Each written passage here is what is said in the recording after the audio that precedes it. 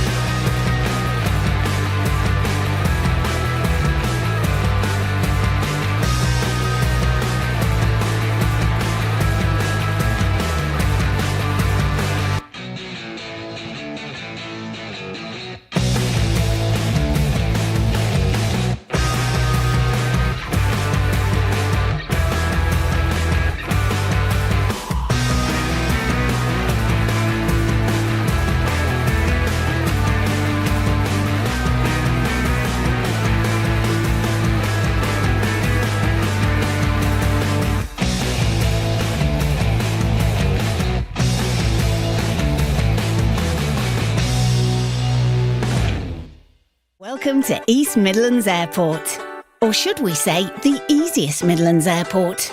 The airport at the heart of the UK, flying to over 70 destinations. The easier airport with faster check-in and security that gives you extra time to relax and get in last-minute shopping. The airport that gets the kids on board before they get bored. East Midlands Airport, the easiest way to get away. To book your next holiday, visit eastmidlandsairport.com.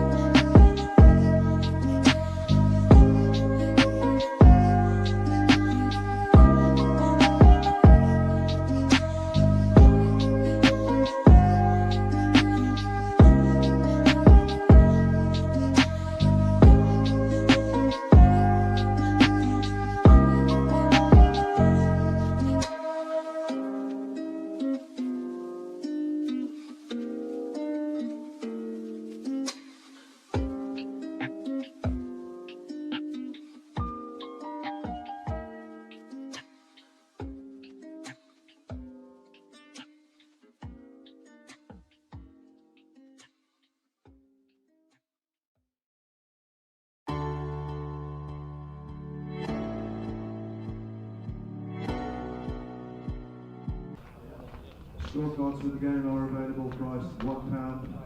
You can get them at the main office at the Curzon Road entrance to the ground. As far as playing conditions are concerned today, it's the same as yesterday. 104 overs planned for the day. Lunch will be taken at 1:10 and tea will be taken at 4 o'clock. Well, good morning to you from Grace Road, BBC Radio Leicester, BBC Essex, and online via the BBC Sport website and app. This is Nick Gledhill here. Adam will be with us a little bit later, and I've got Nikesh Ragani. We are about to start day 3 of this championship match. The first 2 days have been quite odd in the sense that Leicestershire have done well at the start and end of each day, but Essex have dominated for 90% in the middle, and that means that the match situation very much favours Essex at this stage, with Leicestershire 51 without loss. That was the good bit at the end for them yesterday, with Richie Patel. Could he play a major innings here against his old county? 28 from 43, and Sheridan Gums, who's shown great stickability as the new opener. I believe he's on his debut, and he's got 16 from 36, 51 for no wicket there, 163 behind. It is mainly cloudy. There are little bits of blue sky. It's very, very pleasant, around about 18-19 degrees. The umpire's just coming out. Good morning, Nikesh. Good morning. Yes, interesting day set up. Could well be the last day of this championship game. Leicestershire will of course be hoping otherwise, but they still trail by 163 runs into this second innings. As you say though, Nick, good start last night to their second innings. Rishi Patel and Sheridan Gums just on the outfield there, getting ready to make their way onto the outfield as they do now. Essex team as well, following the umpires out there. A little bit of sunshine here early on. We're not expecting too much through the course of the day, but crucially we're not expecting much rain either, so we should get a full day's play if it is required. One bit of news just to say, in case you haven't caught up with it in the last hour, is that Jamie Cox is out. He's out of the game. Jordan Cox. He's gone. I must say Jamie because Jamie Smith is part of the equation here. So Jordan Cox is out of the game and replaced by Michael Pepper. He's effectively been recalled by the England Test squad, and part of the reason is Jamie Smith, a family situation. I believe his partner's expecting. So that could mean that Cox maybe will come into the side instead of Smith and keep wicket. There's still potentially a place for him even if Smith plays, but key news here today is that Jordan Cox, after that double 100, out of the game. He's not going to be able to emulate Dan Lawrence and get a double 100 and 100 to run a ball in the same game.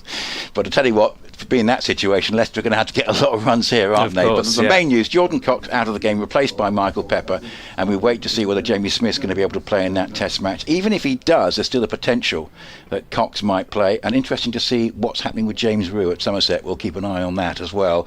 But Rehan Ahmed's still here, we believe. He was in the Test squad. He's still in the squad, and I'll be back with you in a few 4 minutes. wickets in the first innings. Didn't manage to get too many runs, as Nick just goes off and does an update for BBC Essex listeners. See with me, Nikesh Ragani, for the start of day 3 here. It is Rishi Patel on strike, unbeaten on 28.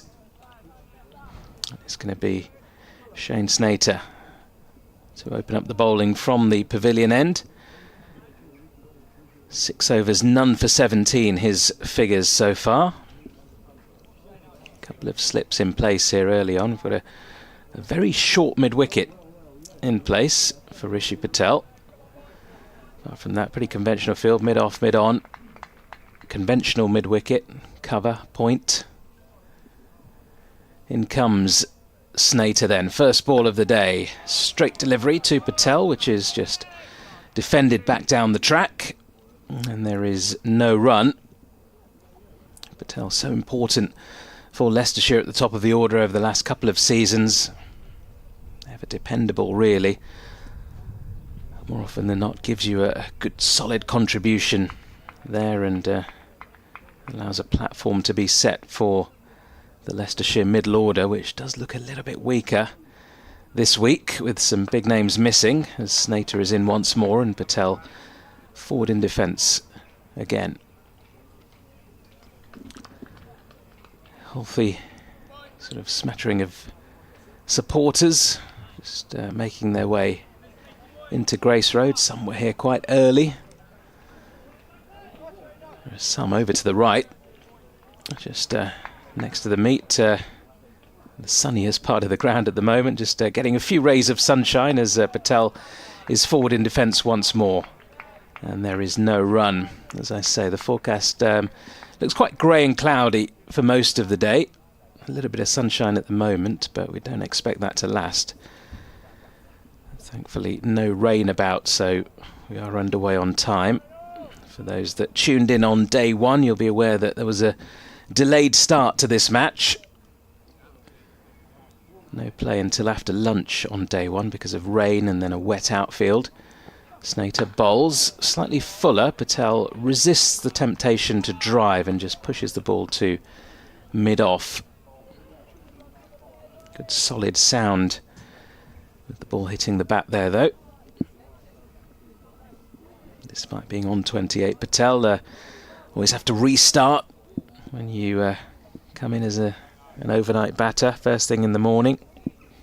He's got a few off the middle of the bat now, so should be feeling a little bit more relaxed.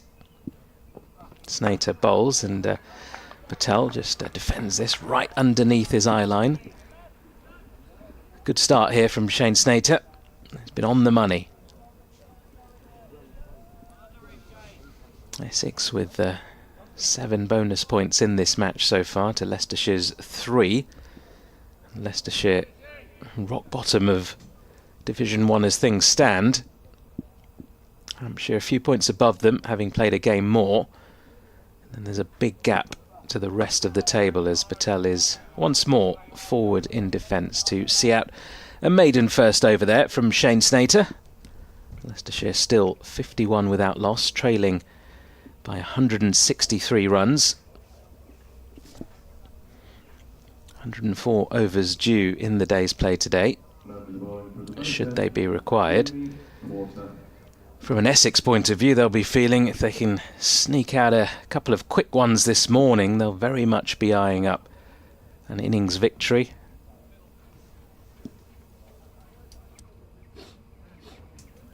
It's going to be Jamie Porter from the Bennett end to get proceedings underway from there. No surprise, really. Essex's most experienced campaigner. Just going through his warm-up routines as Sheridan Gums takes strike for the first time. A couple of slips in place here as well as Porter comes around the wicket, delivers, and well, that's a thickish outside edge. Gums plays it with soft hands, and it's going to be 4 down to deep third. No fielder in that region, and it was slightly finer than I think he was looking to play it, Sheridan Gums, but he played it with nice soft hands. Ball going straight to ground, and a welcome boundary for Leicestershire. A little bit of width on that one from Porter, bit of a loosener. Gums onto 20. Remember, 21 was what he made in the first innings. In comes Porter, and that's down the leg side. And there is no run.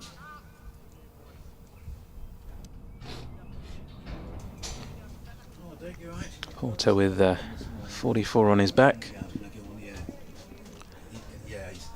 From the Bennett end, which is the end really where we've seen the more variable bounce from.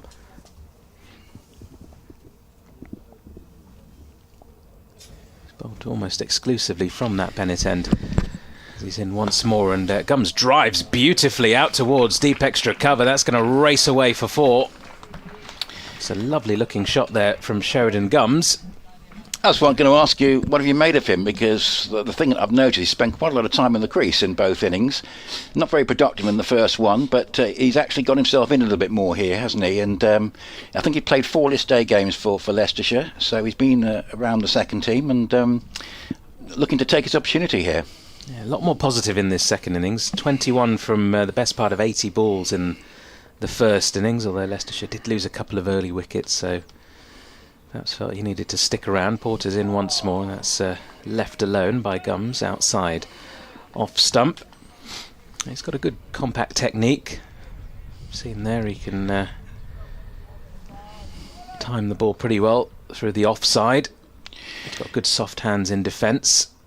So we know Jordan Cox recalled by England and Michael Pepper behind the stumps. We're just looking to see if anybody else has been, because the 3 England squad players playing in this round of championship matches, and I worked out that at least one of them was bound to be playing in the test match. Porter back in, and Gums again defends with soft hands into the offside. No run. And of course, one of those is Rian Ahmed, who I believe is still here. He is. Shoaib Bashir's been playing for Derbyshire, and over at Trent Bridge, James Rue has definitely not been recalled because he's not out. He's batting at the moment, 73 for 3 Somerset, leading Notts by 190. So, Well, do you think they'll need a spinner? Or well, will this is they? the thing. Or will they? Because Bashir Bashir didn't bowl at Lords. But with this setup, they do like to have at least one spinner in the side, as Porter completes the over into Gums. Another defensive shot back down the track. No run. Leicestershire 59 for none. Must be a bit disappointing for James Rue, by the way. He's very like for like, of course, with Jordan Cox, batting keeper or keeper batter, whichever way you want to say. And so he might be a little bit disappointed, looking to prove a point this morning. It's probably fair to say of Rue, but he started the season explosively, and maybe has just tapered off a little bit, whereas Jordan Cox has been on the bench for 2 months and has come back and looked very refreshed. Obviously a nice bright knock in the one T20 game he played, and then of course that double 100, as if he wanted to emulate Dan Lawrence. That's the way it came across. So here is Shane Snater, 59 without loss, and Leicestershire have added 8, and here is Patel taking one away very nicely, actually, off the pads down to the fine leg boundary for 4. So he's gone to 32, 63 without loss, and they started today 163 behind, so they're getting that deficit down around about 150 now, and looking to see if it says exactly what it is anywhere on the scoreboard. But if it doesn't, we'll have to keep an eye on it ourselves. But basically 12 runs added this morning, so 151 is a deficit. And all Leicestershire can do really is bat today, bat into tomorrow, and see where it takes them. As Snater bowls, and that's just played away with an angled bat down towards backward point, and there's no run. But they must have been disappointed with that first innings display, because never really got going, did they? And we know that Leicester are weakened a little bit at the moment, and they rather played like that for me. And I think they want to try and put things right in their second innings if they can. At least will certainly make Essex bat again, and maybe give them an awkward target.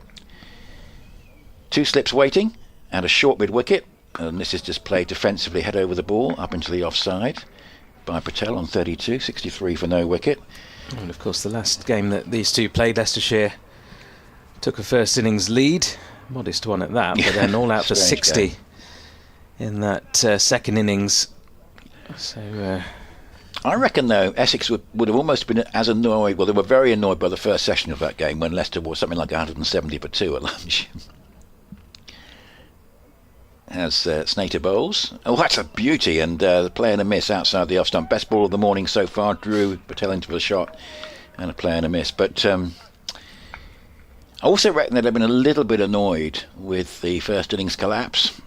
It turned out it's just made the game move on a little bit quicker, but they certainly would have been banking on maximum batting points. And in the end, it needed that last wicket pair to make sure they got the 4 batting points, didn't it? Which could prove to be very useful. 63 for no wicket. Snater again bowls and clipped away off the pads. Nice looking shot out towards mid wicket for a single, just wide of mid wicket, allows them to get through for 1. And 64 for no wicket. So Patel 33, Gums 24, and I think takes the deficit down to an even 150 at the moment. Does indeed, yeah.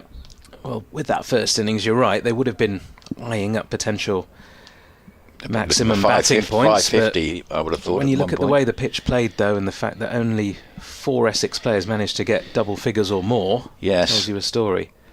As Snater goes round the wicket and Gums plays up towards short mid wicket, and there's no run. I always associate this ground, I haven't been here for a decade, but being quite flat.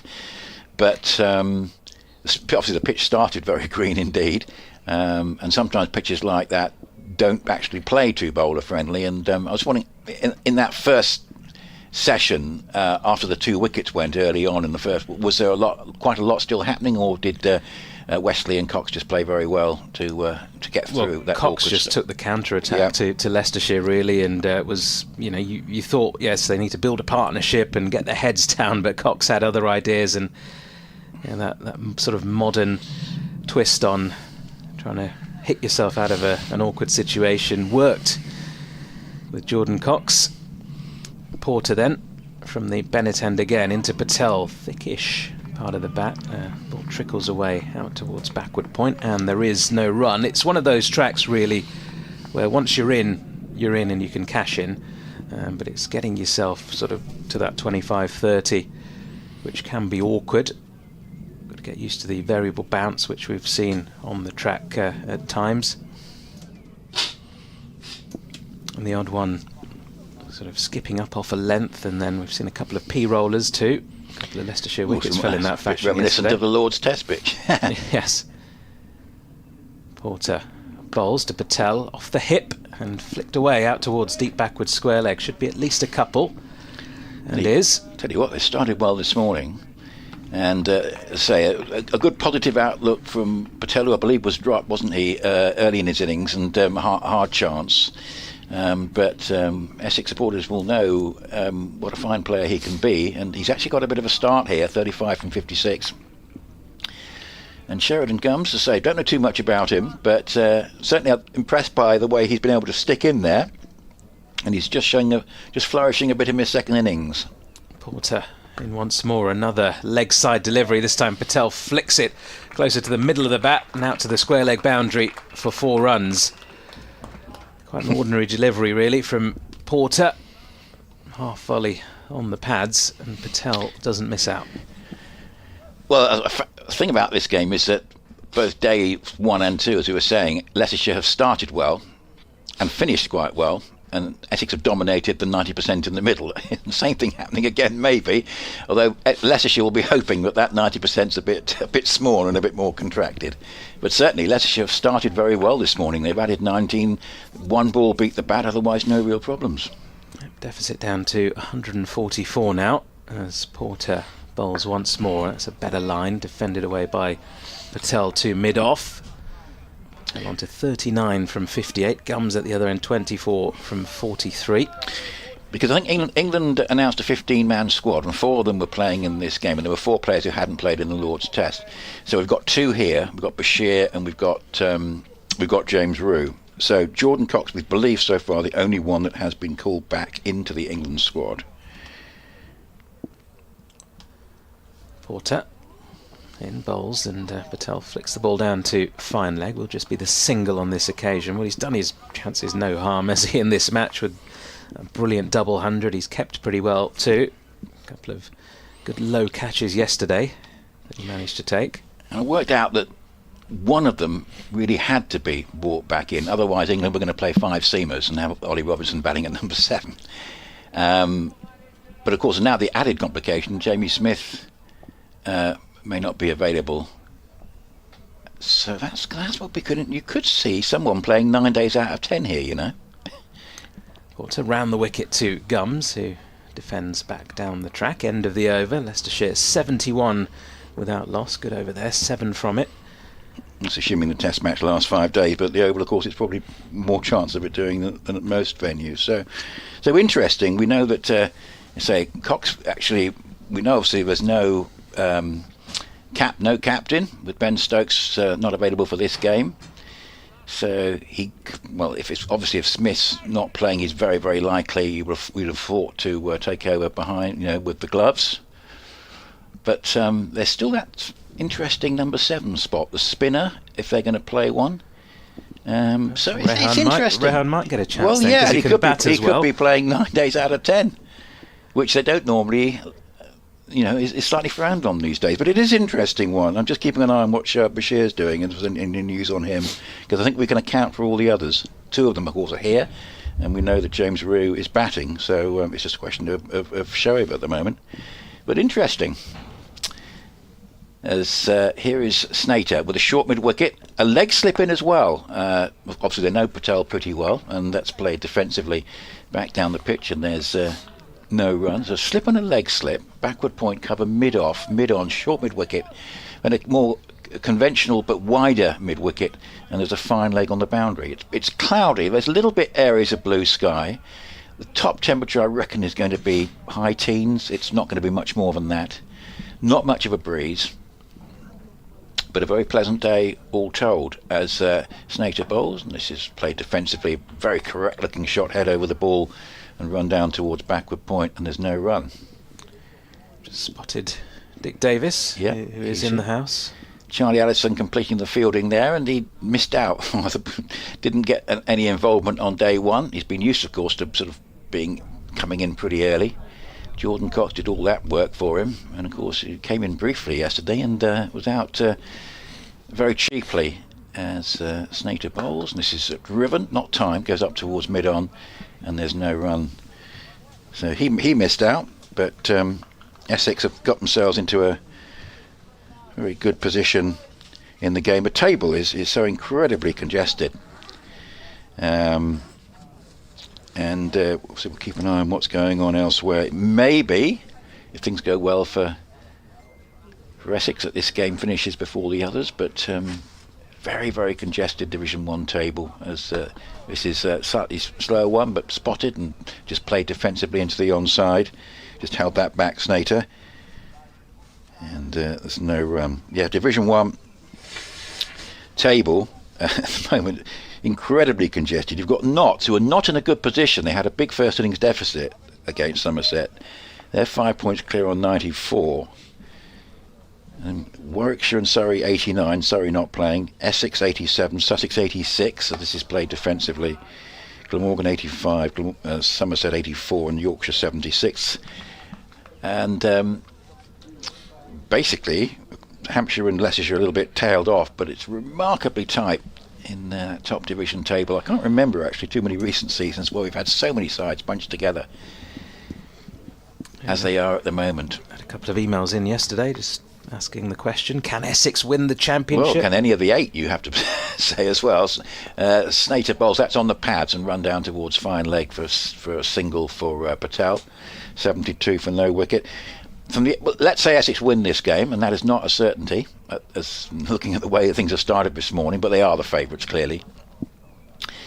They'll have beaten Hampshire and Leicestershire twice, so the obvious question is going to be what's going to happen when they play with tougher teams. Yeah. So there's a little bit still to prove. One thing I would say, though, is that Hampshire have started to improve a little bit themselves. They may struggle if they don't have Sonny Baker, but they're sort of stopping some of the other sides from winning, like Surrey, like Notts. So it might be that will be a help to Essex when they play other teams. But it's so congested. You could make a case for any of those 8. And I think Yorkshire in 8th place are in a pretty strong position in their current game, aren't they? So they could be right up there. It's Jamie Porter, and that's been defended away by Patel into the offside. Yeah, still early days, and it's the table taking shape. I've seen a bit of Nottinghamshire so far this season, and they've looked solid up until now, but as you say, struggling just a bit. Well, there is still this game. issue with Hamid, because he either gets lots of noughts, he gets probably too many. I think he's got a couple of hundreds. He's at Chelmsford next week. Will it be one of those occasions when he gets out for naught? Because if he gets in, he tends to stay in, doesn't he, Hamid? So he is. I thought he was so important to them last year with that success he had leading the side, from the front with his batting. And it's been stop-start for him this year, and I think that's been a little bit of a problem. But others have covered, certainly in the batting, and of course their seam bowling, particularly with Tongue in the side, has been very strong. Here is Porter once more. Short mid-wicket in place now as Patel plays the ball straight to the fielder there, and there's no run. I don't know if Ollie Stone's playing in the current game, but of course they've still got, he was sort of alternating with Tongue, wasn't he, in the side. They've still got Fergus O'Neill. It's still a pretty strong-looking attack with Brad Hutton, Dylan Pennington. It's going to be a fascinating match-up when they come to Chelmsford next week. Patterson White as well, the left-arm spinner, very impressive early on in his career. And of course you've got one of the leading run scorers in Joe Clark. Porter back in, and Patel solid once more. Pretty watchful start here from Leicestershire, but they are cashing in when they get those boundary opportunities. They are. There's been a couple of loose-ish deliveries on the pads. I don't think Essex will be worried at the moment, but this has been a pretty good start. And once they get that, if they can get a deficit down below 100 without losing a wicket, they are starting to move, into not parity, but at least they've got a real foothold in the game. Porter bowls and Patel defends to short mid-wicket. Be interesting, if they can get to 100 or so with this opening partnership without losing a wicket. You've got Rehan Ahmed due in next. He's due some runs and he tends to score pretty quickly. Yeah, it's one of those players that can take the game away from you when you've got a small deficit only. Maybe he'll respond to a need to get to runs, because you feel that runs are part of the equation for him to get into the England actual test side. It's important that he's getting runs. I know he got some wickets with his leg breaks, didn't he, in the A game? Yeah, got 4 wickets here as well. That's a lovely delivery from Porter past the outside edge of Patel, who was pushing forward to one just outside off. Porter yet to take a wicket, or Essex yet to take a wicket in this Leicestershire second innings. It's been a little bit expensive though, Jamie Porter, by his standards. None for 33 off his 6.5. Yes, perhaps he's normally more accurate than that. That's one of the things he prides himself on, being very difficult to get away. Here he is to complete the over.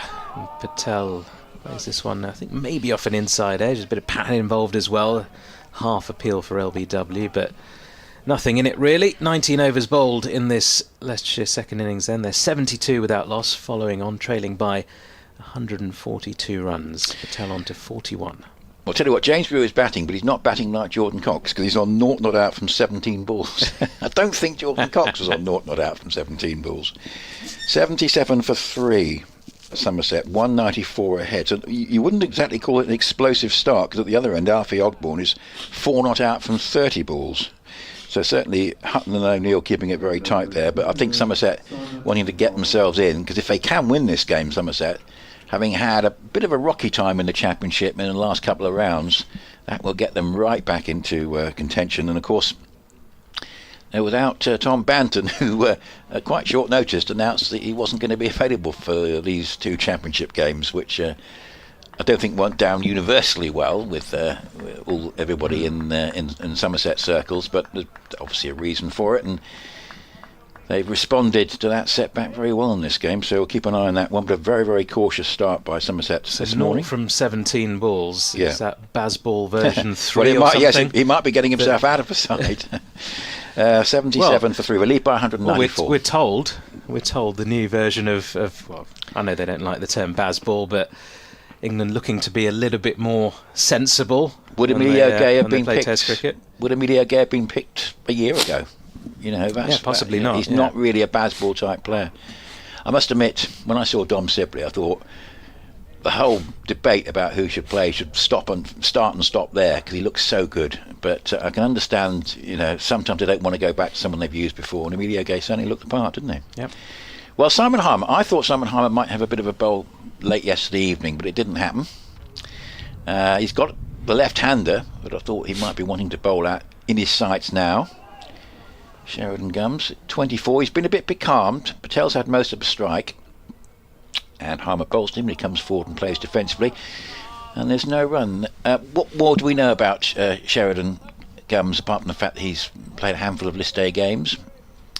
Not a lot, to be honest. I mean, he scored some runs for the seconds in this current season. A couple of 50s. That's played defensively. Goes head over the ball and played up into the offside. I'll grab my came through the Surrey Academy, I believe. Yeah, I think I noted down what his scores were, and he had got a couple. 79 was his top score for the seconds this season. Slip and a short leg. Harmer bowls to him. He gets one on the pads and plays it away towards backward square. And there's no run. 72 for no wicket. 21 added this morning, so the deficit's down to 142. Leicestershire fighting hard. Day 3. Cloudy skies. As Harmer just bowls a slightly flatter one, and it's just played up into the offside. There's a short extra cover in. Completes the fielding.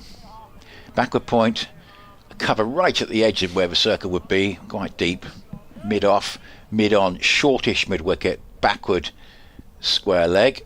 As Harmer bowls and Gums just goes back into his crease, slightly hurried by that one, but plays it defensively up into the offside, and there's no run. Leicestershire have got to find wins from somewhere in this division, but if they can find a way out of this game with a draw, it will be a great fillip for them, as this is played defensively. Head over the ball by Gums, up into the offside, particularly after a disappointment of the Chelmsford game, which they were thoroughly in for the first 2 days, and of course it all fell away with that 60 not out, having taken a first innings lead on day 3. So from a position where it seemed impossible that they could lose the game in day 3, here's one where many people might think they will lose in day 3, and perhaps they can, prove people wrong in that respect by taking the game well into the 4th day. We'll see. 72 without loss. Gums stuck on 24 from 50, and Patel 41 from 71 has done most of the scoring this morning.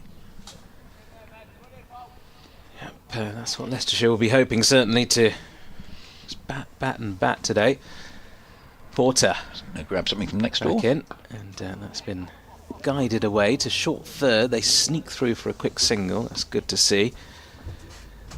Two openers, Gums in particular, got a little bit stuck in the Leicestershire first innings, not rotated the striker as much as they probably should have. It's good to see them looking for those quick singles and just causing a couple of issues for the bowlers with that left-hand, right-hand combination, not allowing the bowlers to settle into any kind of rhythm. And here's Gums back on strike then. Round the wicket comes Porter, and Gums defends into the leg side. We can certainly see he's got a solid defence, Sheridan Gums. We've seen his attacking prowess as well this morning, with particularly that lovely shot through the covers for 4.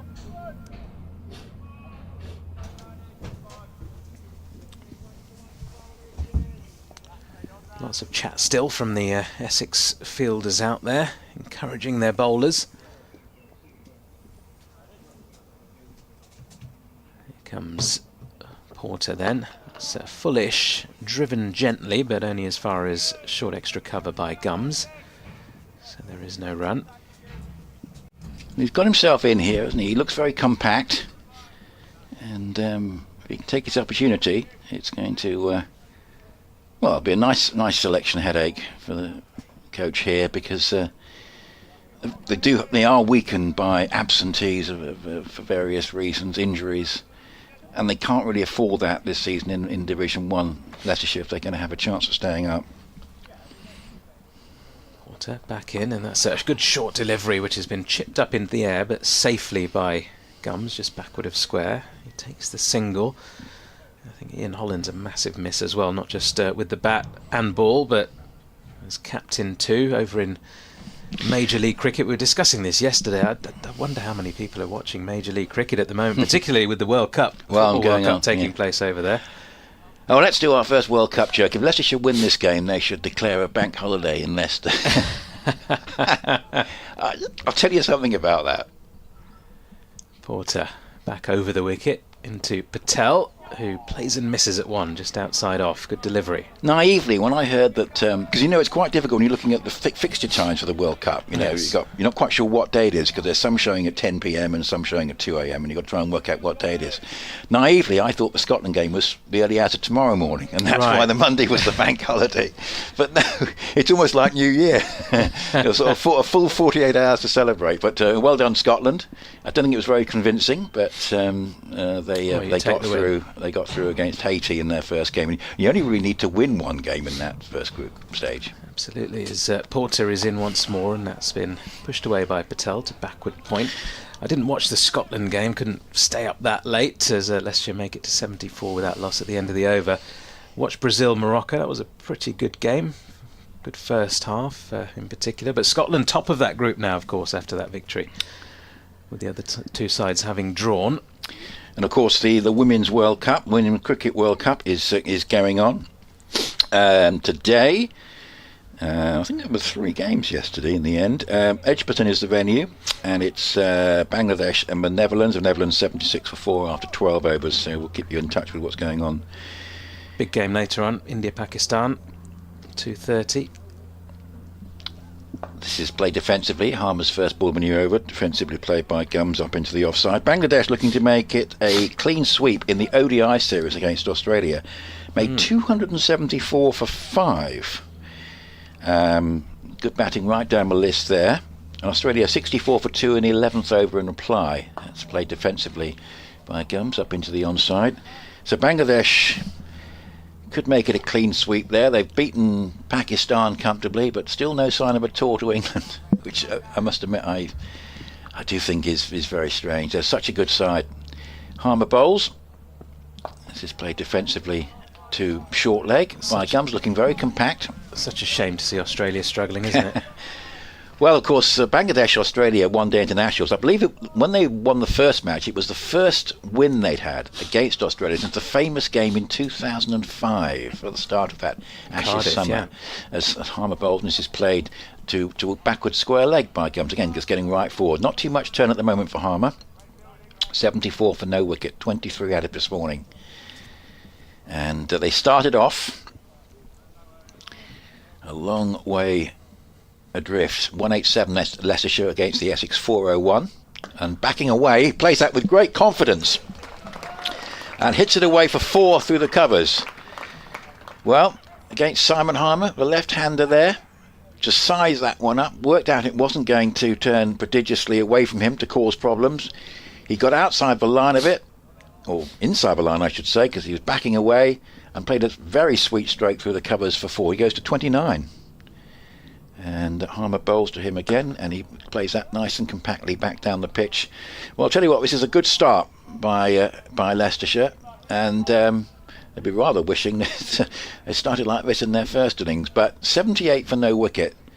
So, say there was this deficit in the first innings of 214, which was reduced to 163 overnight, and has now been further reduced by another 27 after this good start by Leicestershire this morning. Yep, there's 27 runs coming in nice fashion as well, really. You see Simon Harmer finish off his over, and it's going to be Jamie Porter back again.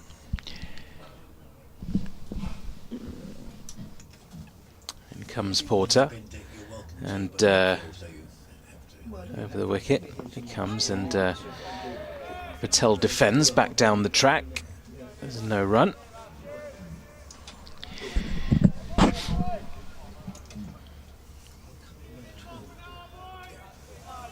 Patel just going and inspecting the pitch, really. Got a little bit of extra bounce on that occasion, did Jamie Porter, but as I say, we have seen 1 or 2 from that end in particular just misbehave a little bit.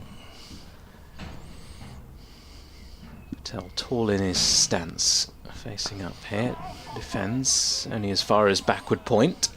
So we have just joined us, Jordan Cox, recalled by the England Test squad, and interesting comments online saying if he played the first 2 days of the game, why can't he play all of it? But that would mean potentially playing 9 days out of 10, because the Test match starts on Wednesday. And actually, as we were saying earlier, Nikesh, I was slightly surprised that any of the squad played in this round of matches, because I think a year ago they would have been kept out of it. Porter back in, and Patel, with a flamboyant shot, lifts it over mid-on and away for 4. Caribbean style, really, with 1 foot off the ground. It's beautiful to see. Well, certainly he's a known quantity, is Rishi Patel, and Essex would have identified him partly because of that reason as one of the dangers in the Leicestershire lineup, albeit a depleted Leicestershire lineup. They've identified Kelly, of course, who came off in the first innings, and Patel, but this is and Rian Ahmed. But this is a reminder of what he did in his Essex career. Porter bowls and pulls back his length just a touch. Patel defends into the leg side. So he came up through the Essex youth system, and played for Essex, but then moved on. And there's always a thought that he was one that got away, because he made quite an impression actually here when he arrived, didn't he? Settled in really quickly and Very consistent at the top of the order for Leicestershire. Porter back in, and it's been guided away only as far as backward point. There's no run. Still got that short mid-wicket in place, just the one slip now for Porter against Patel. So Adam, our BBC Radio Leicester colleague, hopefully is going to be with us after lunch. But Dick Davis, who has been here for the last couple of days, has kindly agreed to come and give us a bit of a spell each in the second hour of the morning session. So we'll have a little bit of a breather. That's Porter. Makes his way in. Patel thinks about having a poke at this one outside off and then just pulls away in time. Dick, just here to watch this morning, I presume, for a couple of hours. Well, it's interesting, this, isn't it? 82 for no wicket. And Leicestershire having their good start to the day for the third. Although it was quite, Jordan Cox made it rather an abbreviated good start on day one. But I tell you what, on day two, they had very much the better of the first hour, didn't they? And they're doing the same here. Absolutely. Gums providing a good second fall, really, to Rishi Patel. A bit more than that, really. 29 from 59 has looked a lot more assured in this innings. As Harmer bowls to him. That's played away up to the onside, and there's no one. Yes, we mentioned 79 not out for Leicester seconds against Notts on the 2nd of June, so that's not far back. I think that was in probably a short form game. 82 for no wicket.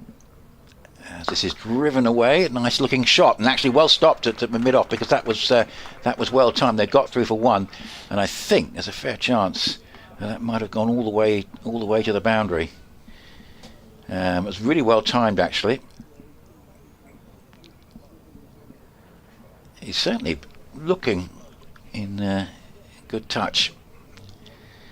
So Gums 30, and now Patel on 46. Certainly 3 runs saved there, I think. A slip and a short leg, as here it's a sweep shot and a well executed one that goes away for 4 to the square leg boundary. So that's 87 for no wicket, and that is a 50 for Rishi Patel. And well done to him, because it's what was needed really for Leicestershire. A bit of a fight back in the match, and it has been delivered. The Leicestershire batting stats are still pretty good for the season.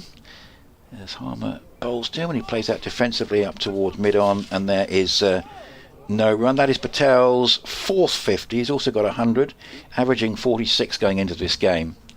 And actually, the Leicestershire batting stats are actually better than the Essex ones going into this match, showing, really summing up the problem for Leicestershire has been taking wickets.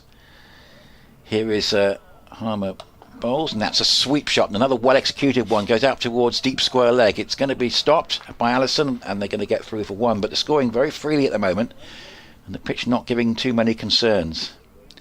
88 for no wicket. They were 163 behind at the start when they were 51 without loss.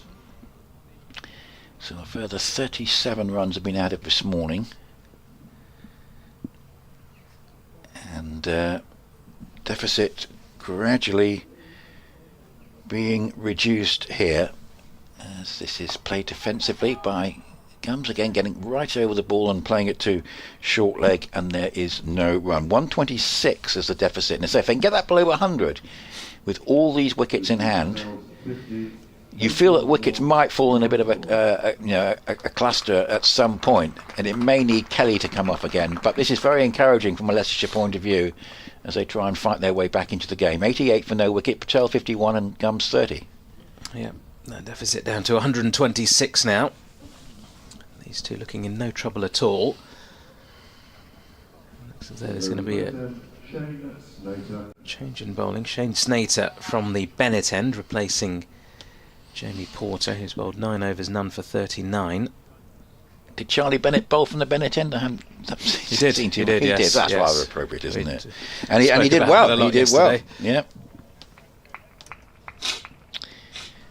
Yes, he's certainly made a good impact in the last month or so in the T20 and now in this match. He's going to be Snater though into Patel, so sticking with the one slip and the short mid-wicket, very similar field to Jamie Porter. In comes Snater, and that's gently driven by Patel into a gap there in the covers for a single. So Shane Snater, 9 overs for 23 at the moment. He got 1 wicket in the first innings, so 20 wickets for the season. And going into this match, he was getting them at less than 20 apiece, and it basically just illustrates the way that the Essex bowling unit has worked as a pack, even without Sam Cook in this game. Shane Snater's support for Porter and Cook has been very, very important, and the fact that he's been taking those wickets at less than 20 apiece has been a really important factor. They've been able to rotate the 3 without any sort of release in pressure, but these two, in the absence of Sam Cook, are just threatening them a little bit. Here is Snater, round the wicket to Gums, who just defends the ball to short mid-wicket, no run. So we'll see Charlie Bennett, who took 3 for 48 in the first innings. He'll have a spell, I'm sure, and maybe a bit of Noah Thane. But Essex just being held up. I was just thinking, was there any case for Essex batting again? Yeah, we did discuss that yesterday, as Snater is in once more. Another defensive shot there from Gums. Only if the pitch was going to deteriorate. That would be the fact. That would be my reasoning. But there's not much sign of that at the moment. No, not at all. And I'm always sort of on the side of just bat again. We've seen these kind of situations far too often, haven't we? Where I was thinking yesterday that if Leicestershire just extended things a little bit longer, that would be a serious consideration. Snater in, and it's been defended into the offside, no run. So let's say the lead had only been about 170 rather than, what was it, 214 in the end, wasn't it? Then you're really starting to get into that territory. Given you've got these 104 over days and still 2 days left in the game, you start to think, do we want to bat for 2 sessions? And then sort of go all guns blazing, 4.5 sessions with a target of around 500. Snater turns, runs in, bowls, and it's well driven, but only as far as the fielder at cover. But I don't think there'd be too many arguments with the decision to enforce the follow-on with a four-man seam attack and 2 spinners. You've got plenty of bowling options there. And the innings wasn't unduly long, was it? That 187, 63 overs. Comes Snater, and it's another good delivery, well defended, back down the pitch, end of the over. Leicestershire 89 without loss. You say that though, but 63 overs, and then you get into a situation like this. Not in hot weather. Yeah, where you get a good partnership building, and all of a sudden, they've batted 25 overs together now, these two. So you had that on, and it's almost like, as a bowling side, the captain is saying to you, really well done for bowling this side out in 63 overs. Off you go again. Yeah. Well, I remember in one of the earlier rounds, I was very surprised by a follow-on decision in the Warwickshire-Notts game, where basically Warwickshire had got a big score, bowled Notts out, but had been in the field for quite some time, and ended up being in the field for 2.5 days. And that felt like an obvious bat again one. This one, I have to say, I wasn't surprised they enforced the follow-on, because they'd been looking at that window before the end of the day to try and get 2 or 3 Leicestershire wickets, knowing that the bowlers could come back refreshed. And look, had that happened, it didn't happen. I might have a different opinion. Yeah, but you actually think there might have been a case for batting again? I think so. Yeah, interesting. Harmer with a slip and a short leg. BBC Radio Leicester, BBC Essex. We're online via the BBC Sport website and app.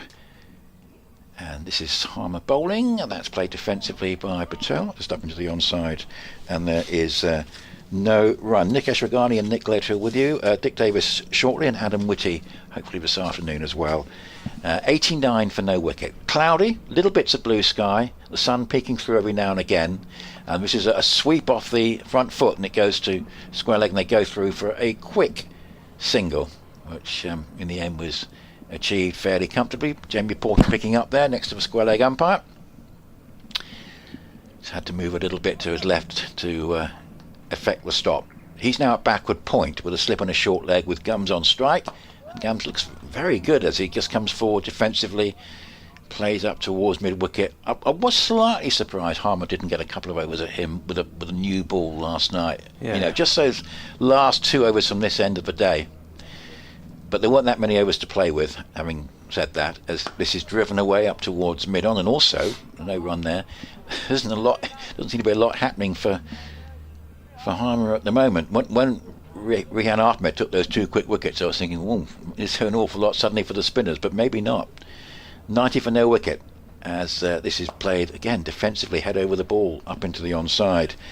Looks very compact, looks as though he's really taking advantage of his opportunity, Sheridan Gums. If he can get a 50, it's going to do him a lot of good here for Leicestershire.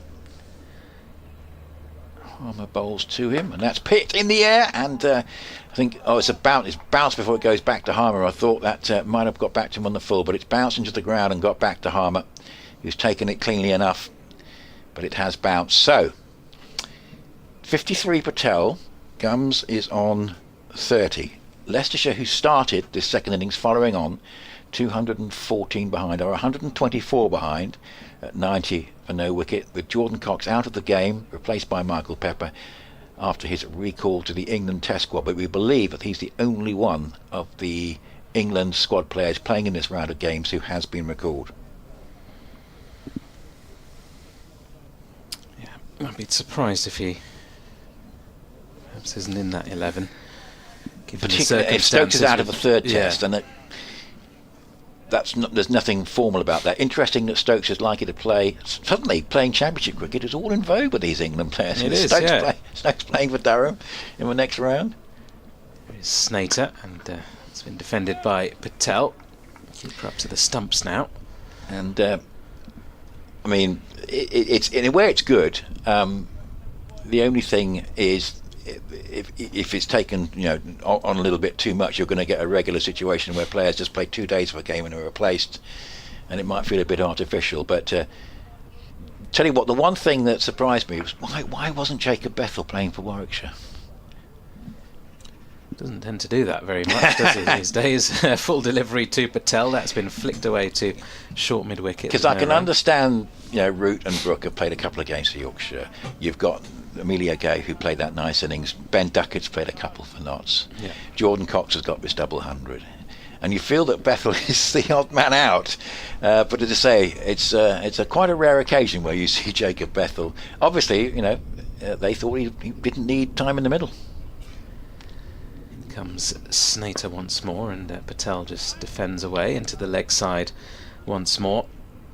And I think sometimes he gets an unfair rap, does Jacob Bethel. No. I mean, look, it's the management they could have that done with it, decides mind these you. types of things, and it's not necessarily his call to I sit out in this particular round of Championship matches. If England wanted him to play, he would have played. I do think last year could have been managed better. He spent too much time on the sidelines, didn't he, last year? I know he got that 100 in Sydney, which is fantastic, but it was odd how little cricket he played.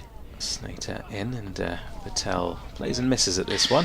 Well, I'll tell you what, they could have done with him, because they're 253 for 9, 216 behind Yorkshire, and the match situation is almost identical to this one on first innings, where side batting first has made 400 plus, side batting second has struggled. 253 for 9, 216 behind. Ed Barnard, almost I would say the ever reliable Ed Barnard, is 73 not out. They're missing Bo Webster. Oh yeah, because he was out for 1. Snater back into Patel. He looks to flick the ball leg side and then just checks his shot to mid-on. No run. You get rid of him for 1, and that's a big thing when you're bowling at Warwickshire. So 73 not out Ed Barnard, but 253 for 9. So interesting to see what Yorkshire do in terms of the follow-on, in a very similar match situation to this one, but a little bit further on in terms of time. Yeah, this match could have been a little bit further on had we not had that delayed start on day one. As Snater completes the over, very full, driven by Patel. It's kind of half stopped by Snater in his follow-through, which prevents the run. 90 without loss, Leicestershire trailing by 124. Well, it's the first time I've been here for about a decade. It's great to be back here, but I do remember that when it rains here, it stays wet. It does, although they've put in some new drainage this year. You can probably see the lines. I'm basically thinking very old-fashioned 10 years ago. Yeah. But it was a case here. You weren't going to get back on scene if you had a lot of rain. And I wasn't surprised you had a delay yesterday. But it could have been worse, couldn't it? The rain that fell on Thursday. And it was actually raining on Friday morning as well. So they did well, I think, to turn things around. Harmer bowls to Gums, and that's a very pleasant looking drive up towards mid-off, and they get through for a single. They set off straight away for the run, and in the end that was well judged. What has changed in 10 years here? The floodlights came in about 10 years ago, didn't they? Yeah, I haven't been here for a decade. It hasn't changed that much since then. No. Harmer floats that one up as it's hit uppishly but safe over the head of Critchley at mid-off and away for 4 to a long-off boundary. Some flamboyance from Rishi Patel. But the crowd who've come in, as usual on a championship day, it's fairly small crowd here, but there'll be some Essex supporters as well. But I tell you what, the Leicestershire supporters will be very pleased to see this. Yeah, we'll have a look at his record for Essex actually when we get a chance at the end of this over. But he was sometimes thought of as one that had got away from an Essex perspective. As Harmer bowls, and this is a sweep shot and very nicely executed. Goes out towards deep square leg, gets another single, so a 4 and a 1. 95 for no wicket. Remember they started 2-14 behind. 96 for no wicket, ticks up. I remember early on in his career, Rishi Patel, he was spoken about as a potential future England prospect. Yeah. And here is Harmer again, bowls. That's just played defensively up into the onside, and there is no run. Moved to Leicestershire in 2020, obviously a very truncated season in 2020, which didn't start till August.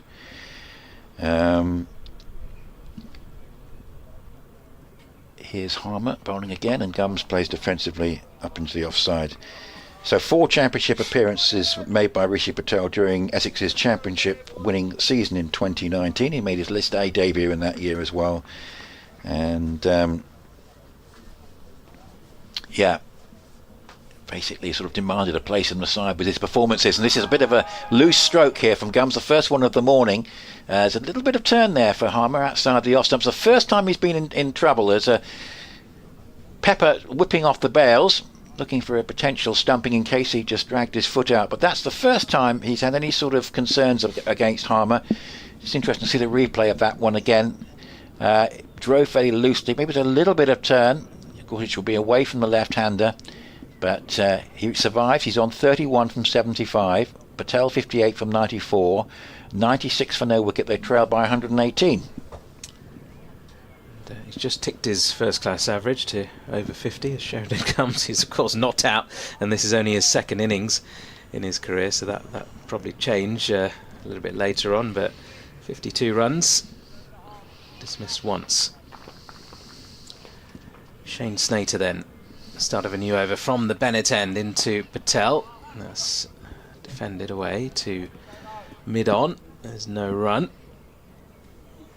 Has got that bit of flamboyance, has Patel, every now and again. Yeah, I mean, obviously we've seen a bit of Rishi Patel in the past, but at the other end, quietly impressed by Gums. You wait for your opportunity, and it might be that he's taking it here. Snater bowls, and Patel plays and misses at this one. The bails are whipped off once again, but he was well within his crease there. 96 for none. Leicestershire. It's quite a bit greyer here. Don't think we've got any threat from the weather today. No. It's meant to be just fair weather high cloud, isn't it? Yeah.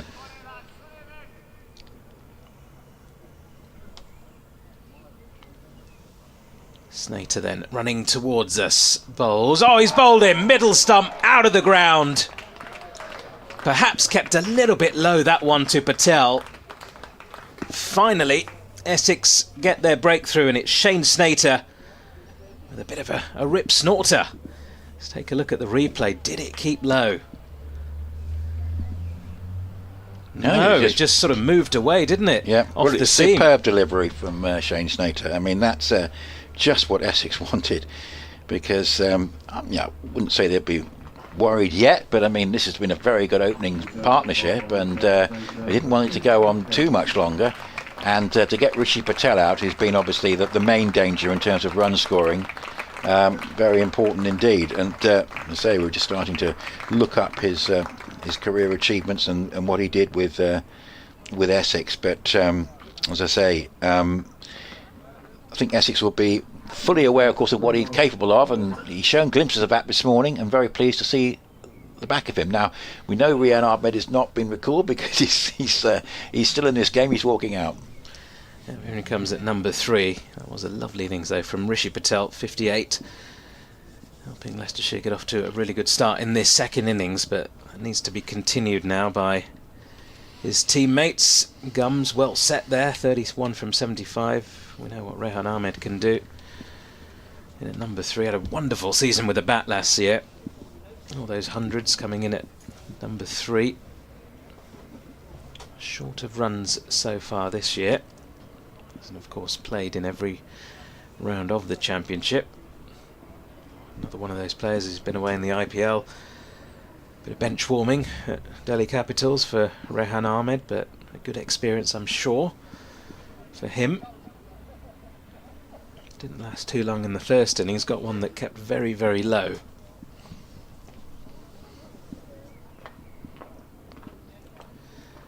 Chance here to try and put some pressure back on Essex after they've taken that wicket. From an Essex point of view, they'll be thinking, let's try and sneak another at least 1 or 2 before lunch. Here is Snater then, bowling to Ahmed for the first time, who gets a full delivery, drives comfortably to mid-on. There's a couple of slips in place for the new batter. Well, that's a breakthrough at Essex. We're very pleased to have seen, because it's been a very good opening partnership, that. And if it had gone on much longer, Leicestershire would have been less than 100 behind with all wickets in hand and really getting back in the game. Oh, that's a good delivery there, which foxes Ahmed. Another seaming delivery which bounced a little bit more than Ahmed would have thought. He goes and does a bit of gardening in that sort of good length spot.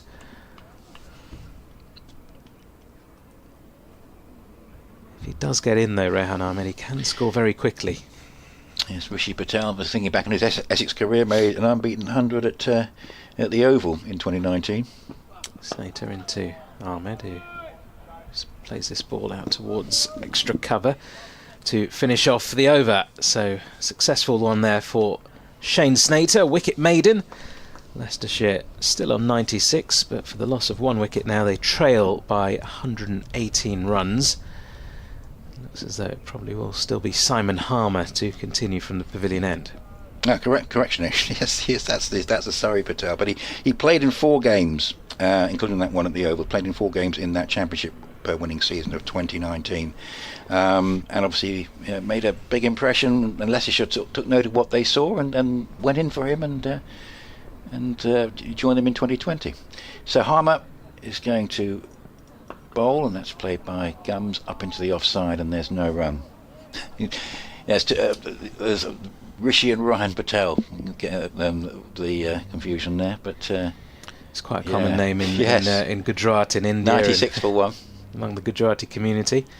Harmer bowls. Oh, that's outside the off stump, and Gums is happy to leave it alone.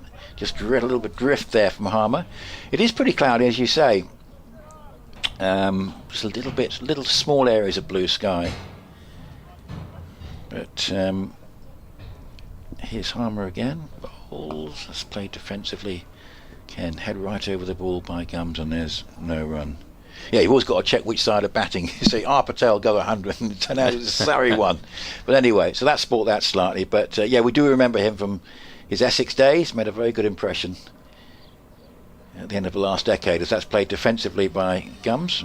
Just had that one problem delivery with Harmer where the bails were whipped off, but looked pretty secure otherwise. That one just played defensively again. He's on 31 from 79, 96 for 1. As Harmer again goes around the wicket and bowls, and that's driven away, goes past mid-on. Nice shot for 4. Nicely timed. Critchley thought he was just got across to that, but couldn't stop it. It was pretty well timed, that. And Dean Elgar's going to go and complete the fielding. Well, too late, of course, because the ball's going into the boundary, but he's going to go and retrieve it. But that's the 100 up. Deficit down to 114. 100 for 1. Gums 35 is probably his best shot of the morning. Yep, lovely shot. Just lent on it, really. All timing from the left-hander. Harmer again, slipping a short leg and a short extra cover. Bowls, and that's driven away up towards mid-off on the bounce, and there's no run. So would you like to take a little bit of a break, Nick Ash? You don't have an update? I've got one at 1 o'clock, so I'll take a break now. Lunch. Yeah, and then so lovely. We'll give you a short break a little bit later. Thank you. So it's Nikesh Ragani and Dick Davis is coming in, which I wasn't expecting to be on with Dick today, but it's a great pleasure.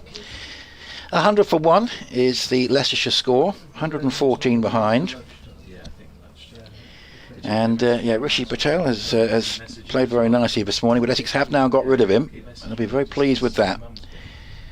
As I say, known quantity from his days coming up through the Essex youth system, and a very attractive stroke maker, and played a few of those strokes this morning. As Snater, who got the wicket, bowls and has played defensively by Rehan Ahmed back down the pitch, and there's no run. So we've had a double 100 from Jordan Cox, who's now back with the England squad. We have got James Rue in that England squad on 5 not out from 48 balls for Somerset this morning, and we have Rehan Ahmed batting at the moment. 100 for 1, and here's Snater bowls. Oh, that one keeps a bit low, and Pepper is sprawling across to his left, and the thought that it might be coming his way, but in fact it's just rolled out into the offside. He's almost taking evasive action there, Michael Pepper, who's back in the game with Jordan Cox's return to the England squad. Hello, Dick. Good morning, Nick. And I thought I'd give you a hand, as sadly Adam can't be here for a while. No, it's very, very nice. You've got the emails working, which I was struggling to do earlier. You can tell me how you did that. Oh yes, I will. Well, yeah, there was a time when you showed me. No, Here's Snater up to the wicket, bowls, and it's played just onto the, I think just basically onto the pad by Ahmed, and Pepper picks up from behind the stumps. 100 for 1. It's almost quite nostalgic. It's several seasons since we've had two Essex commentators on at the same time, or even at the ground at the same time. Certainly in the championship game. Yes. Yeah. Well, yes, that's what I mean. Yeah. So anyway, nice to see you. I know you've been here for the last couple of days. Yes. Leicestershire fought well this morning, haven't they? They have, yes. Here is Snater bowls. That's played by Ahmed up towards mid-off. Follow-on decision, were you sort of 100% behind in forcing it? Because I was talking to Nikesh. He was slightly of the other opinion. No, I was, yes. I mean, I can't remember exactly what the lead was, but it was, it was well over the 150, wasn't it? Well, yes. It was 200, yeah. Yes, yeah. No, if it had been closer, if it had been 160-ish, then, you think a bit. But no, I think that was the right thing to do. So here is Snater again. That's just played compactly by Rehan Ahmed back down the pitch, and there's no run. And say he is in that England squad, but he hasn't been recalled. We've got James Rue ditto, and I presume Sherbashir is still playing for Derbyshire. That's just Jordan Cox who's been brought back at this stage. Your journey okay up this morning? Yeah, nice sunshine. It was actually sunnier down on the Essex-Hertfordshire border than up here. The clouds rolled in. 100 for 1. As this is a forcing shot away into the offside. Charlie Allison stops it well because it was travelling quickly at cover. And Rehan Ahmed stays on 0 from 9 balls, and Gums 35 from 81. 100 for 1, 114 behind. And just that one wicket this morning. It fell just a couple of Shane Snater overs ago, and it was Rishi Patel who, as I said, it was getting me to look up his stats from his Essex career. He played 4 championship matches in 2019, and we were reminded of his dashing stroke play and a very fine 58. Yes, well, it's unlike me to say I told you so, and maybe this doesn't prove anything on its own, although he has had a good time since he's been up here, but I was at best disappointed to see that Essex released him when they did. I thought he showed great potential as Harmer moves in round the wicket to the rather impressively named Sheridan Gums. Yes, and of course the arithmetic is all done for us on the screen. Yes, so the deficit was... because the score is exactly 100 for 1, the deficit was 214. Yeah. So, yes, that was a... Which is, I think, a big enough lead to make the follow on. Yeah, as Harmer moves in, bowls, and Gums just plays solidly, absolutely correctly, with his head right over the ball. Yeah, I'd like the look of him. I mean, he buys his time, Gums, in terms of selecting a shot that he's going to play, but that's no bad thing for an opener. No, not at all, no. As... he just turns that, well, tries to turn it round the corner, and it goes no further than short leg, where, surprisingly, well, it surprised me yesterday, so therefore it surprised me less today. Tom Wesley is there in that position. You don't often see Wesley. I was looking around for him, actually, wondering why he wasn't in his normal place, and that's where he is, yeah. Yeah. As that again is played with immaculate defence. Left-handed batsman, and just, prods it out. I don't know if Leicestershire even have the vaguest idea of that they might be able to score enough to win, but certainly initially they just want to grind out as many runs as possible, but they've got the best part of 2 days to do it. Let's just nudge down to short third man, and Jamie Porter makes little ground to his right and fields it, and it comes into wicketkeeper. It's going to be tough because their strength, I mean, I was just saying earlier that their batting stats for this season are better than Essex's, but it's their bowling that's the problem. Yes, quite. Yes, I mean, I must admit, I think it's Nick Kelly looked very impressive in the first innings. And he was last out, obviously, just having a bit of a swing at Critchley. That's just played defensively back to the bowler. And, as Nick alluded to, I have managed to get the emails working. Well, I mean, that's because I've had 2 days of trying to. Yes, I couldn't do it on the first day. And I think it was Adam that showed me an alternative way of getting in from the way that we're recommended. Anyway, never mind all the history. We're there, and the grumbler says, "Good to hear you both on air together." Shame that Paul Newton can't also be with you. Yes, we wish him well. I've written a column for the cricket paper today on my bucket list, things I still want to do or see in county cricket. Have I got time? Yes, it's only one more sentence. Mine include visiting Scarborough and riding on that buggy that sweeps the rope around a rain delay. Well, we've been to Scarborough a few times. It's definitely worth the long trip. So here's Snater with a short mid-wicket and a short cover, and there's an appeal here as attempt by Gums to work the ball away into the onside. It was a stifled shout, and no interest from the umpire. But interesting field placings here with those two men in attacking positions in front of the wicket plus a slip. Yes, I understand the famous Scarborough ground is going through a bit of a facelift at the moment. Well, a necessary one. Yeah, they're playing there in this round, aren't they? Yes, I believe so. Part of the ground is not open to the public because it's being rebuilt or dangerous or something. 101 for 1, and this is a attempted pull shot here by Gums, but doesn't make any contact with it, and the ball, in the end, goes on to the bails, I think, off Pepper's gloves.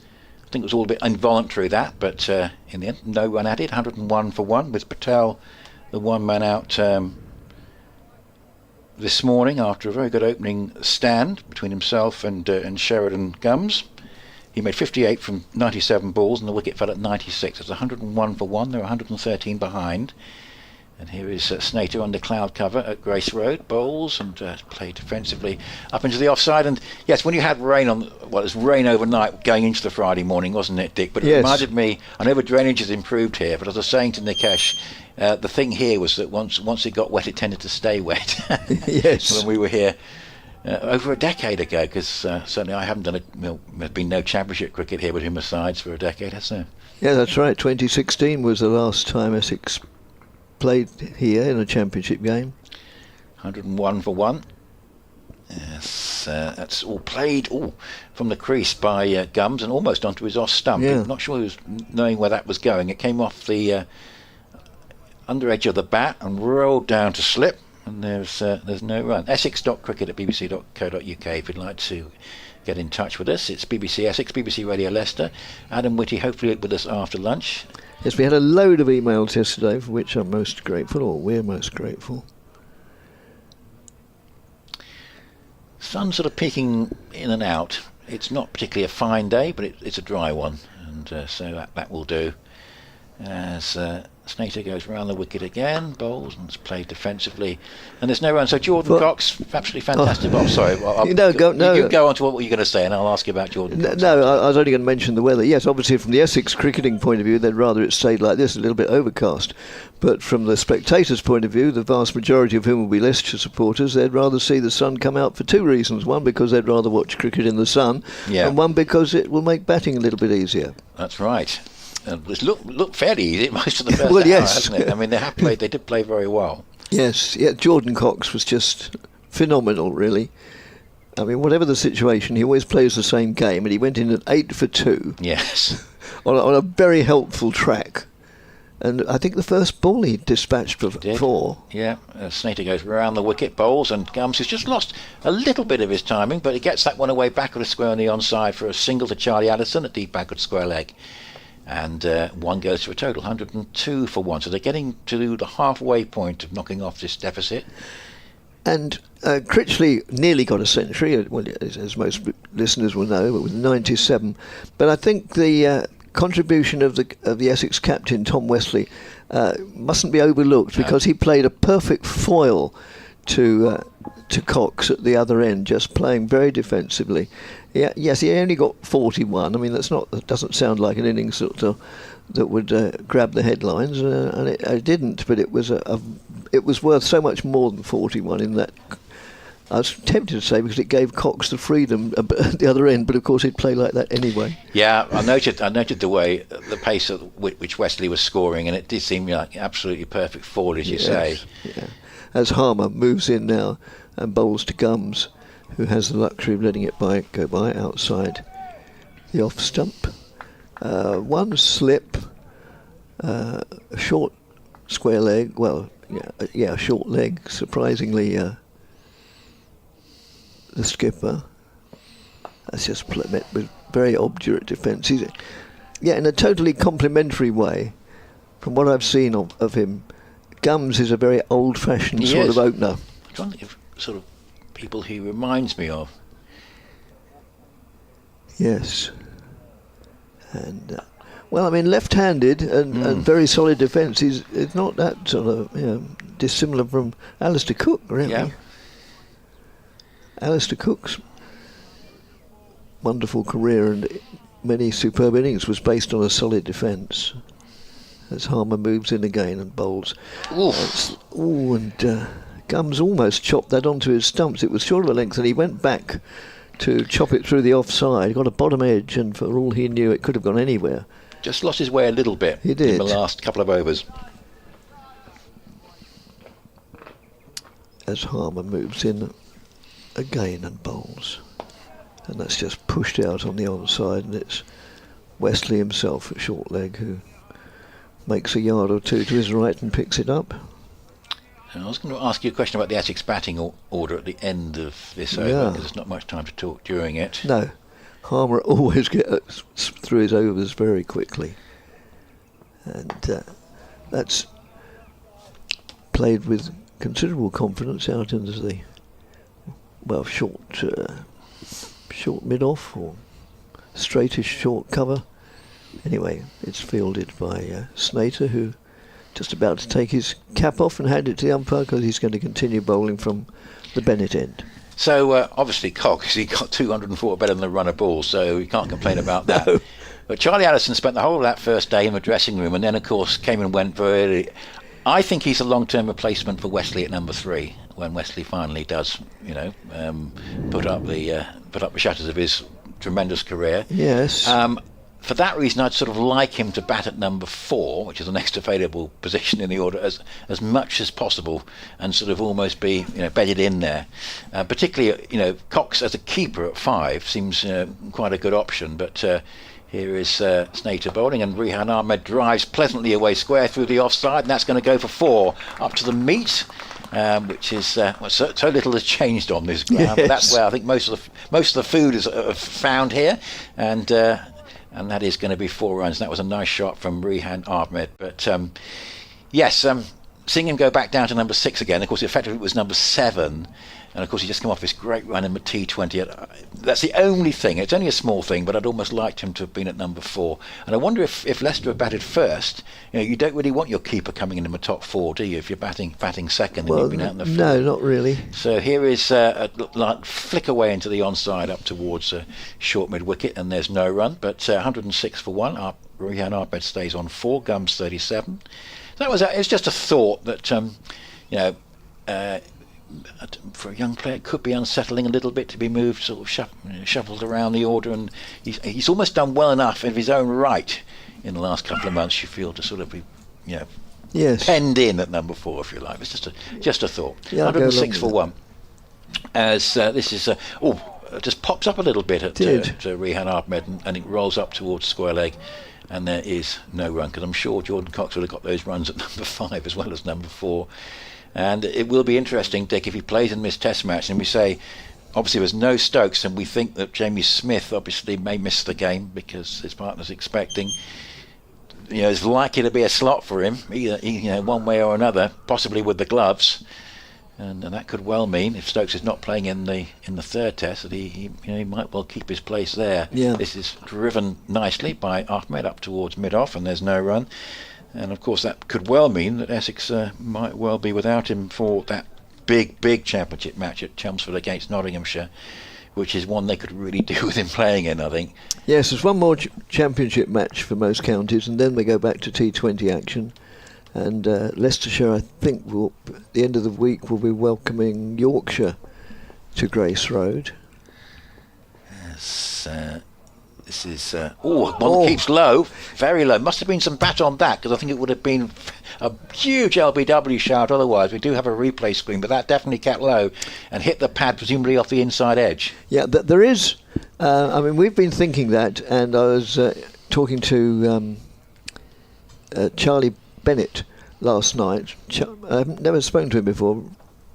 Charming fella. Yeah. And I said, it seems to us, in our lofted perch in the commentary box, that there's a bit of a patch outside the right-hander's off stump, and he says, yes, there is. That's what we've been aiming at. Yes. And this is bowled by Snater and played up towards mid-off, and appropriately he was bowling from the Bennett end and finding that, looking for that little bit of assistance from that end, as Snater was bowling from that end as well.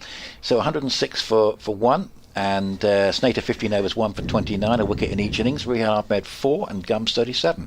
And Cox was out to a brute of a delivery, which did indeed rear quite alarmingly, bowling from the Bennett end to this end, which was only fractionally short. Fractionally short of a length outside the off stump, and reared alarmingly and inconvenienced Cox, and he was given out, caught behind. Drink of water for Dick. We'll sort him out. 106 for 1. That's better. Good. So Gums 37 and Rehan Ahmed 4. Slip and a short leg. And here's Harmer again. Bowls. And this is played up towards a short cover. And there's no run. So I think we've still got Tom Wesley in there at short leg, because when you can't find him in his normal position, that's the least likely place you can expect him to be. Harmer moves in again and bowls, and that's just played out in the covers. But thanks for describing. Yeah, that. I thought I'd just let you have a drink of a sip of water. Yeah, quite. And so the score moves on to 107 for 1, still halfway, still 107 in arrears as well. But of course, that's only the first task. Then they've got to sort of go from being in the red to being in the black. As Harmer over the wicket to the right-handed Rehan, who is a very impressive young man, both with bat or ball in hand. Interestingly, at Scarborough, Yorkshire took a first innings lead of 206 against Warwickshire, but have not enforced the follow-on. Oh, right, and we're on Sports Extra, and welcome listeners very, very much. The situation is that Essex have taken one of Leicestershire's wickets this morning, but they still trail by 107 at 107 for 1 as Harmer moves in and bowls, and that's just worked out on the onside. Just backward of square. So, yes, the man out was Rishi Patel, former of Essex Parish, who was out for 58, bowled by Snater, probably played on inside edge, something like that, as Harmer moves in again. And that's the end of Harmer's over. My name's Dick Davis, and somewhat nostalgically I'm commentating with my colleague of many, many years, more than either of us would admit, Nick Gledhill. Yeah, and nice to be with you, Dick. And just mentioning, Yorkshire have not enforced the follow-on, having taken a lead of 206, or a similar match situation to this one. But Warwickshire did bat for 94 overs in that first innings, which is rather more than Leicestershire did, and therein lies the difference, I think. So we'll keep an eye on that one. But 107 for 1, halfway towards knocking off this deficit, aren't they? Because it's 107 behind, 107 for 1. We saw a very good opening partnership for 96. Leicestershire fighting back this morning. I don't think they did themselves justice with the bat yesterday. They are rather weakened in this game. But the newcomer, Sheridan Gums, has done very well, and he is a left-hander, a compact left-hander, and plays that one off his hip down towards deep backward square leg for a single. First ball of the new Snater over. It's his 16th. He's taken the wicket of this morning, and he's got 1 for 30, and it's 108 for 1. Can Leicestershire get ahead in the game and set Essex some sort of a target tomorrow? It's still could have quite a lot to go this game. It looked at one point, about an hour from the close yesterday, as though we might be packing up round about now, but Leicestershire have really fought hard in this second innings as Snater gets a one that keeps very low. It's an appeal for LBW. Gosh, I wonder if that one had an inside edge, because there is this spot from the Bennett end for the seam bowler, the ball keeping low off a spot, and Snater still thinks that must have been very close. Yes. He's got his left hand on his chin, and it's been there for 10 seconds. He finally releases it, but we'll get a chance to see the replay. It must have been pretty close to the right-handed Rehan Ahmed. Looked a pretty good shout, that. I don't think there's any inside edge. I think Snater's view was that was going to make an acquaintance with leg stump, probably yes. About 2/3 of the way up, but it must have been a very close call. No sign of an inside edge there. There did appear to be a gap between bat and ball. 108 for 1. Short mid-wicket in, and 2 slips, the first one deeper, and here Arbed plays a lovely shot off the back foot. It's not quite as well timed as I thought, but it's aesthetically very pleasing, because he just waited on that and has just tucked it away for a couple of runs down towards third man, and the score goes to 110 for 1. And we've been mentioning that there are these 4 players who are in the England squad who've been playing in this round of championship matches, one of whom no longer is, Jordan Cox, replaced by Michael Pepper. But Rehan Ahmed still with Leicestershire. He goes into a third day in this match, which Cox of course hasn't done, and I wonder if he can make a score, just to remind everyone of his batting prowess. 6 not out he is at the moment.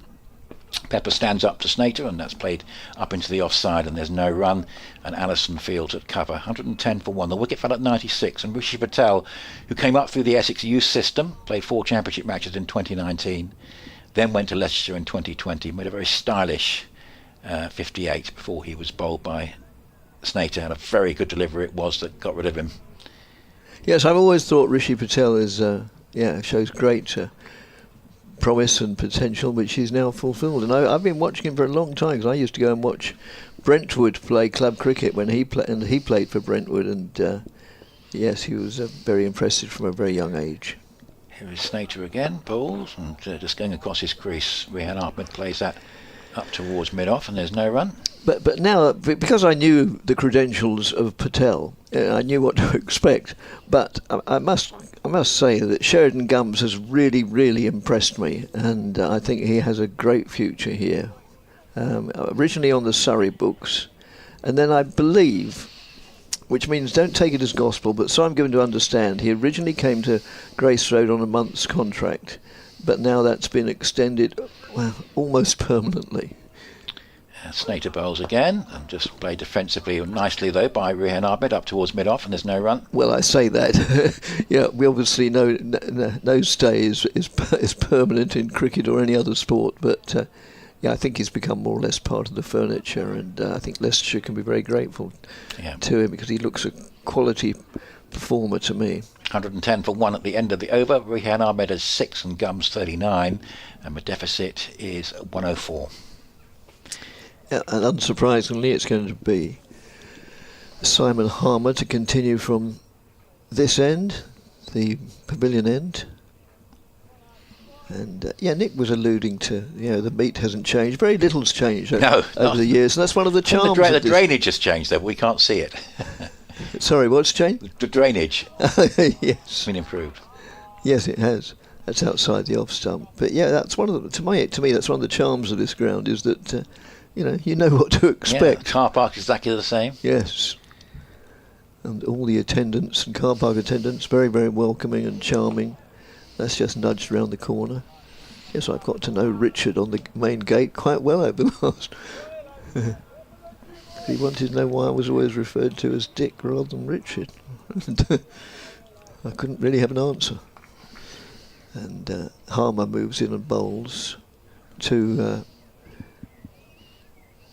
Gums, left-handed Gums, who plays that very pleasantly. It's only going to pick up a single, but he got his foot to the ball, more or less played it still beneath his eye line, just pushed out to Critchley at deepish mid-on, deep enough certainly to accommodate the taking of a single quite comfortably, and brings Rehan down to the business end, and he faces up to Harmer. Very similar stature, these two. Perhaps Rehan is a little bit shorter, but the fact that one is right-handed and one is left-handed makes it an awful lot easier from the commentator's point of view. It's the right-handed Rehan now facing up to Harmer. And that's swung away, and one bounce and then fielded at deep mid-wicket by, I think that's Jamie Porter out there in front of the array of green bucket seats, where there's 3 dozen people there, something like that. The score moves on to 112 for 1, still a deficit of 102 as Harmer moves in round the wicket to the left-handed Gums, who again plays that spot on, for want of a better phrase, with the ball right beneath his eye line. And they say watch the ball come onto the bat, which is a pretty obvious thing to do, but it's not always that easy. But Gums does seem to do it. I think there's often the temptation, and I can remember when we sometimes used to commentate with Nasser Hussain, the great Nasser Hussain. He pointed this out. He says that everybody says, watch the ball onto the bat, and more often than not, you don't. You watch it until it's about a yard away, and then you just, assume the last yard or maybe a couple of feet. But if you watch, yes, you've got very, very good eyesight. Yes, but you need to watch it right onto the bat, and that's another thing that Gums seems to do. Yeah, he's done well. I think he's done himself a power of good in this game. He's obviously been fighting to get into the side. Bit of name dropping there, wasn't it? Unlike me. 112 for 1, 102 behind, and here is Snater from the Bennett end, and that's played defensively. Had quite a lot of bowling this morning, Snater, and that's played defensively by Rehan Ahmed back down the pitch, and there's no run. A couple of seam bowlers we haven't seen yet, with Simon Harmer operating from one end. 112 for 1, 102 behind. So Jordan Cox called back into the England squad, and I was thinking, Dick, the 4 England players playing in this round of championship matches, he's the only one that we understand has been recalled to the squad. And that is deflected away down towards fine leg for a single. I worked it out that one of them, surely in Stokes' absence has to play. One of those four has to play in the Test match. It's probably going to be Cox now. Regardless of whether Jamie Smith's playing or not, because otherwise they're going to go in with five seamers because of the potential spin bowling options. In Ahmed and Bashir are playing in this championship round, but they haven't been recalled. So it's quite refreshing to see England players allowed to play championship cricket a week before the Test match starts, because I'm thinking that probably wouldn't have happened a year or so ago. 113 for one. Snater bowls again, and Gums just tucks that away down towards square leg, and there's no run. 113 for one, the deficit 101. It's almost as if they're banned from playing championship cricket, but sometimes you very rarely saw players in the England squad turning out for the counties. But it certainly almost took me by surprise, Cox playing in this game, having been called up. And maybe it's just a thought, well, better off giving him a couple of days in the middle before the Test match starts. Yes. Here is Snater again, bowls, and that's a pull shot, slightly loose. It wasn't timed. Porter's eyes lit up at mid-on, thinking there might be a catch here, but it bounced to his left and one in front of him, and they've got through for a single. Just an indication that Gums has slightly lost his way with his timing, but he's still there. He's on 41. Rehan Ahmed is on 8, and now the deficit is an even 100. 114 for 1. Leicestershire have done well on this third morning. But that was definitely a full shot. He didn't have it under control, and for all he knew, it could have gone anywhere, including, as you say, straight to Jamie Porter. Here is Snater again, bowled, and just played defensively, pushed up by Ahmed up towards mid-on, and there's no run. It's been very nice to be on with you again, Dick. Hopefully we might be able to do it later on in the season. Yes. One way or another. I'll pop in at Chelmsford maybe for. Right. Are you going to stay on later. now? I think Nick Ash is going to be coming back. If you're happy Instead to of stay whom? on for a little, instead of me, as long as you're happy to stay on. Yeah, of course I am. Yes. Good to see you, and splendid to commentate with you again. Yeah, it's been great fun. Almost a tear in my eye. We're not quite Gooch and Bapara, but it's been great fun. It's 114 for 1. That was wonderful. So that's a delivery which is just a bouncer and goes over the head of Rehan Ahmed. Right, 114 for 1. Rehan Ahmed 8, Gums 41. The deficit is 100. A few more words from Dick, and nice to be on with you again, Dick. And then it's going to be Nikesh Regani. Thanks, Nick, very, very much indeed. Thanks, Trevor, for your email. It's very, very interesting and most enjoyable and most flattering, and thank you very much. I think I shall sometime, not immediately, not today, because I'm leaving soon after lunch and making my way home, but sometime in the next few days I may well reply to you privately on that one. But thanks. Please be aware that I've most certainly read it, most certainly appreciate it, and most certainly will reply to it, as that's just played out quietly on the offside, and Pepper comes round from behind the sticks and picks it up. And good morning, Nikesh. Good morning, good afternoon, I guess now. Technically afternoon, yes. That's played back to the bowler. Trust your stay in Oadby has been pleasurable. It's most enjoyable, most enjoyable. Yes, your home town or home suburb. Is it consider it a place in its own right? It's a town, yes. Yeah, it's very pleasant. That's short of a length on the offside, but carved out into the offside. Yeah. Yes, I found another place to eat within Oadby. Didn't have to drive too far, just down the A6, is it? That's right. Yeah. Mm. In the town centre, was it? No, the other way, going out of town. Oh, okay. That's just short of a length, swung away. And fielded very well by Porter on that boundary, and a good throw as well. Yeah, in a little place called Great Glen. Yeah, nice little village, Great Glen. Sorry? Nice little village, yes, that. Yeah, 116 for 1, 98 in arrears. As Harmer moves in again, round the wicket to the left-handed Gums, who's playing with, considerable more confidence. Well, I don't think he lacked confidence, but considerable more aggression, and that was driven straight back past past Harmer for 4 runs. It's another lovely shot. He's played a few nice drives this morning. Yes. Through the offside. Not a big man by any means, but yeah, gets to the. Very good at getting to the pitch of the ball. This time he doesn't need to. He goes on the back foot and prods it out into the offside, and the score at the end of Harmer's 11th over, during which he's conceded 31 runs. The score's 102 for 1. Still trail by 94 runs. Rehan Ahmed off to a watchful start at the other end. 9 from 32. A little bit uncharacteristic of Rehan early on in an innings, but showing maturity, knowing the situation, and just realising that time at the crease is going to be so valuable. So much time left in the match, of course, and Leicestershire would dearly love to bat out this entire day. Just give Essex something to think about.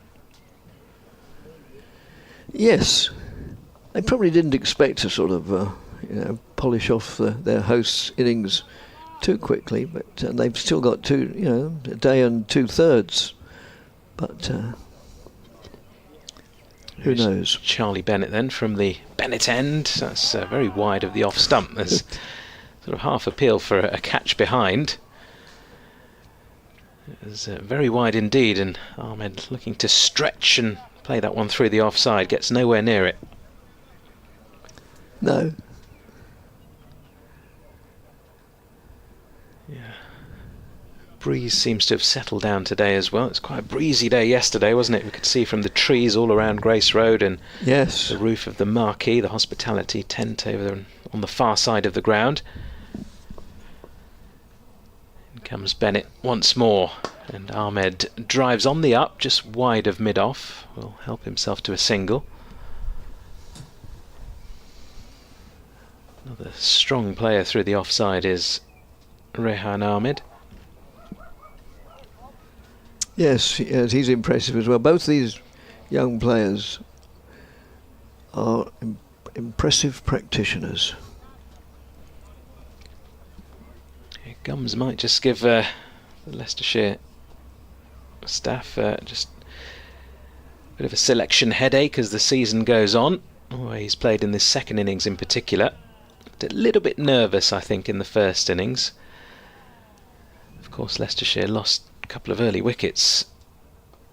And, he was looking to just occupy the crease, but was quite stuck, wasn't really looking to score and rotate the strike and things like that. He's been a lot more assured in this second innings. Bennett comes round the wicket here to Gums, who looks to work the ball down to fine leg, but doesn't get anything on it. It goes past leg stump. There's no run. Pepper did well there to dive away to his right to stop that going through.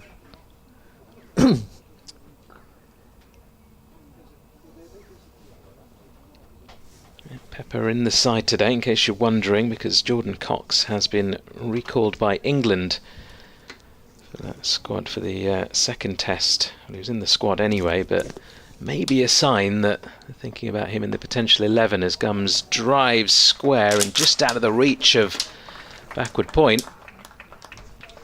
Will help himself to at least a couple. In fact, they're going back through for 3. That's really good running.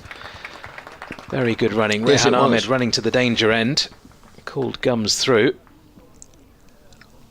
And all that from a slight misfield. Deficit now 90 runs.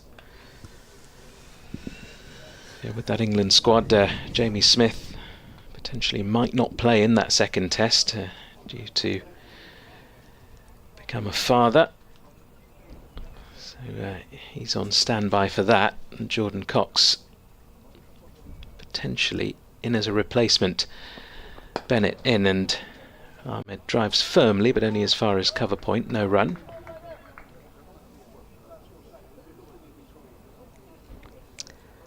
He's done all he can with the bat, Jordan Cox. Certainly kept well, I thought, yesterday. Yeah, he did. Yes, he couldn't have stamped his credentials much more firmly, could he, than with a double 100 in very quick, in less than quicker than a run of ball. Crikey. Here comes Bennett once more, and slightly shorter. Ahmed guides the ball nicely down towards deep third, and that's going to race away for 4 over towards the meet. Just a little bit of width offered, and Ahmed using the pace on that delivery. End of the over. Leicestershire on to 128 for 1. Still 76 overs remaining in the day's play, so if Leicestershire do manage to bat out the day, I think that with a deficit of 86 runs, could be 150 odd ahead, maybe a few more. Long way to go, of course, and Essex will have other ideas. They'll be looking to sneak 1 or 2 out before lunch here as Harmer comes in again. From the pavilion end, round the wicket, bowls to Gums, who goes solidly forward. Gums on 49, and a very diligent but impressive 49 it's been, of 115 deliveries. Been in no hurry. That's just prodded out in the offside, but yeah, it's not an opener's job, is not to score quick runs. Well, that's not his. No, it's just wear down the opposition, and he's done that really well. That's just worked away on the onside. I don't think I was out here. I don't think I'd arrived here when any announcement was made. I got here more or less on the stroke of 11. Is it normal hours today, or are they still making up for some of the time they lost on the first day? 104. So lunch is a bit overs, late. So lunch is what, 1:10 I believe lunch will be 1:10 again. Yeah, fair enough. That's outside the off stump and moving further away. And well, if it's like yesterday, that means it's tea at 4. It also means that if it goes the distance, it'll be a pretty late evening. That's just worked out to mid-on. Yeah, I can't remember exactly the time yesterday, but I know by the time I got over to the car park and started to make my way down to the restaurant where I booked a table, that's the end of the over, 128 for 1. It was about 7:45, I think. Admittedly, I had to hang around a long time for an interview, which can be frustrating, but at least the weather was reasonably warm and certainly dry. So you didn't stay up last night to watch Scotland in action at the World Cup? No, I didn't. 2 a.m. start? No, I was... no, I felt absolutely... what's a nice word for it? Exhausted. So, no. By the time we got back to our hotel, I did turn the telly on and then inevitably fell asleep in front of it.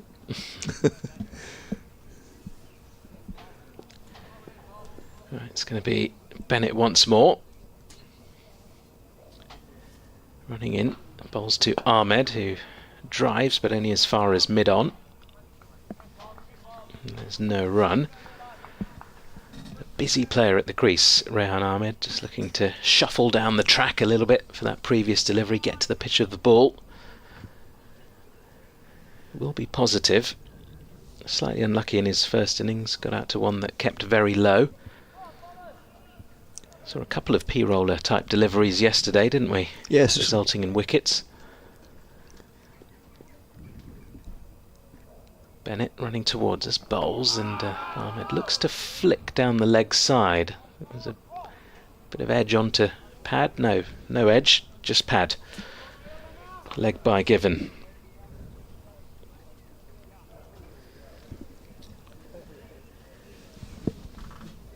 I heard you and Nick talking about this ground, and not much has changed over the last decade. A few things have changed though, not necessarily cosmetic things, but the food here used to be one of the best on the circuit, but if not the, yes. Yeah. We no longer get the pleasures. Get some nice sandwiches though over in the press box at lunchtime. Short delivery into Gums, who pulls straight to short mid-wicket, and there is no run. But yeah, the car park, the indoor school, all pretty much the same. As I understand it, which is another way of saying don't treat it as gospel, and it might only be word of mouth. As I understand it, the reason we don't have the sort of lunch we used to have is not so much cost, but security, because we used to have it at one end of a large room.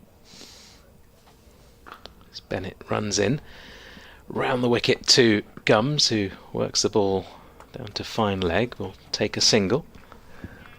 We used to have it at one end of a very large room on a table with the umpires, the scorers, maybe a couple of Well, other... not necessarily on the same table, but we're in the same vicinity on tables From what I next to remember, them, at the other end of the same room were the players, whereas now apparently, we're not allowed to dine in the same room as the tables, because it's same room as the players. It's considered a security risk or corruption risk or something. I don't understand these things, and it might not be true, so don't hold me to it. Bennett in, and Ahmed drives square, but only as far as point, and there is no run. I mean, the caterers have sort of changed, flipped and flopped over the last decade as well. Yeah, when you're talking about 10 years ago or in that vicinity, I remember the Indian touring team came here in 2014 and I was commentating on that match. The food was absolutely outstanding. It was a full spread, and I was looking over at the players actually who were preparing for a test series as Bennett is in and it's been defended by Ahmed. End of the over, Leicestershire 130 for 1. And I think it's fair to say that a lot of the players who were involved in that test series for India weren't exactly on a sportsperson's diet for those 3 or 4 days. Enjoying the delights that were on offer. It was an Indian caterer, so there was lots of sort of heavy Indian food, lots of sort of sugary drinks being drunk as well. It's not what you'd get these days, certainly. No. Thank you, Malcolm, for your email. I referred to a place called Great Den, just outside, a few miles to the south of Leicester and Oadby, where we were dining last night. My wife's with me on this trip. And apparently, he says, you may not be aware that Engelbert Humperdinck has a home in Great Glen. He does. Wow. Just round the corner from where I live. That's just played with defence. Is he able to be seen there, or does he just sort of have a home but doesn't really use it? I'm not quite sure. No. I'm not quite sure. There's usually somebody in it. I mean, you can't get very close to this home. It's got a massive garden, a big driveway, a private gate. And Rottweilers, yes. As the Harmer moves in and bowls. And I'm surprised you're familiar with who Engelbert Humperdinck is. I've taken you as being far too young. Please Release Me, Let Me Go was his greatest hit. Some classic tunes, Dick, though. Yes. Have stood the test of time. They have. And he's bowled him. And Gums, on the brink of a half century, out for 49, went on the back foot. It'd be interesting to see the replay of that. But yeah, and quite deservedly, Rehan gives him a pat on the back as he goes. And just having a look at the replay. And oh yes, there again it kept a bit low because it hit the stumps 2/3 at the most up. And yes, it went below the bat. Admittedly, the bat was a little bit angled, but. So Gums out for a very good 49. It's strange when I find when I've been doing this job over the years. Sometimes a player of whom you've never heard makes an innings or a bowling spell, and they don't just necessarily have to be double centuries or 8-wicket hauls, but they just something about them, they catch your eye, and Sheridan Gums is one of those. Bashir, the spinner at Somerset, was another one that I thought, in his debut he played for Somerset against Essex. He's not at Somerset now, I don't think. Isn't he at No, he's at Derbyshire? Derbyshire now, yeah. And I thought, I mean, he didn't have a startling debut. I don't think he got a stack of wickets, but Was that the match that he sort of was bowling to Alistair Cook, and there was an over where he got Cook hopping around a little bit and playing and missing at a couple? Yeah, I think it was. And that's literally, you know, the clips that go up on social media from the championship with often our voices commentating on them. Yes, that's right. Ben Stokes came across that clip of the over to Alistair Cook and basically selected him off the back of that. Oh, right. Another memory I have of that day, really, as much as that match, is which demonstrates how generous of spirit Simon Harmer was. Because impressive as Bashir was, obviously it was his debut, so he was very inexperienced. And yet at the end of the day, Harmer could be seen leaning against a wall in front of the pavilion with Bashir for a good half hour, 40 minutes, just sort of talking him through it, handing on a bit of his experience. So it says a lot for both of those players. And it says a lot for Harmer that he's just taken yet another wicket in his illustrious career. And it's Hill who comes to the Lewis Hill. Lewis Hill, thank you. I was just going to ask you, yeah. Right-handed batsman. So both the immediate combatants are right-hand combatants, that is, are right-handed. Given a bit more air and just nudged out on the onside to mid-on, no addition to the score. So, yeah, you've got me thinking now, Malcolm. I've got a feeling I'm going to let's just nudge down to third man, which won't go all the way to the boundary, goes for 2. I've got a feeling as we drive back towards Essex this afternoon, I'm going to be annoying my wife singing, "Please release me, let me go," in the car. She'll say, "Please shut up," or words to that effect. 2 runs scored, and Leicestershire 132 for 2, still trailed by 82, and Essex will be pleased to have taken 2 wickets this morning. There's still another 18 minutes, something like that. If they take another one, they'll be, it'll probably be considered Essex's morning, particularly since they have so many runs to play with at the moment. Well, honours even, possibly. A lot now depends on Rehan. Kelly, the New Zealand overseas player, was very impressive in the first innings. Here comes Bennett then, once more into Ahmed, who works the ball out to deep backward square leg, help himself to another single. The Leicestershire middle order needs to fire, really. They're missing a few of their regular players, but Nick Kelly looked very good in the first innings. He did, didn't he? Yes. Lewis Hill and Rehan Ahmed due a few runs. They're at the crease at the moment. The likes of Joey Everson and Ben Cox, they could dearly do with some contributions down there. Essex, though, will hope that 1 brings 2. Here comes Bennett again. It's a good short delivery, well played by Hill, just nudges it down to square leg, takes the single.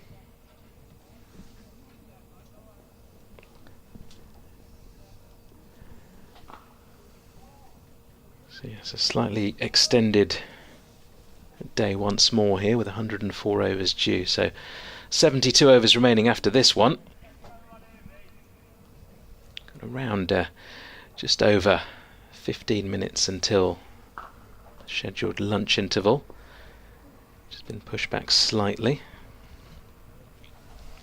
Here comes Bennett. That's short, and that's been hammered away by Ahmed out towards the deep mid-wicket boundary for 4.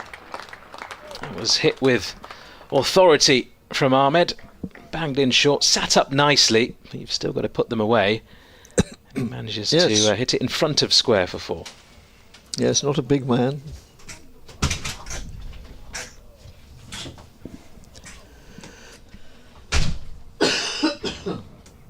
Certainly packs a punch though, Rehan Ahmed, when he gets going.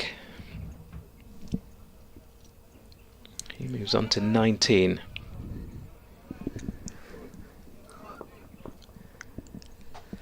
Bennett hasn't looked all that threatening so far in this innings. Runs in, bowls, and that's another short delivery. It's way down the leg side, and Ahmed not interested in it. Leaves it alone. No. I've also just reread your emails, Malcolm, and he says he can't be at the Essex match, and I now realise the reasons why. So he says, I wish you well, and hope you are back for the Yorkshire match, which presumably starts on Friday. Bennett bowls and Ahmed defends into the leg side. You can see what the tactic is really. There's 3 men back on that hook shot or pull shot. There's a fine leg, deep square leg, deep mid wicket, who are not quite on the boundary. It's a long boundary over there to our left, and sort of 10 or 15 yards in from the boundary, looking for that catch.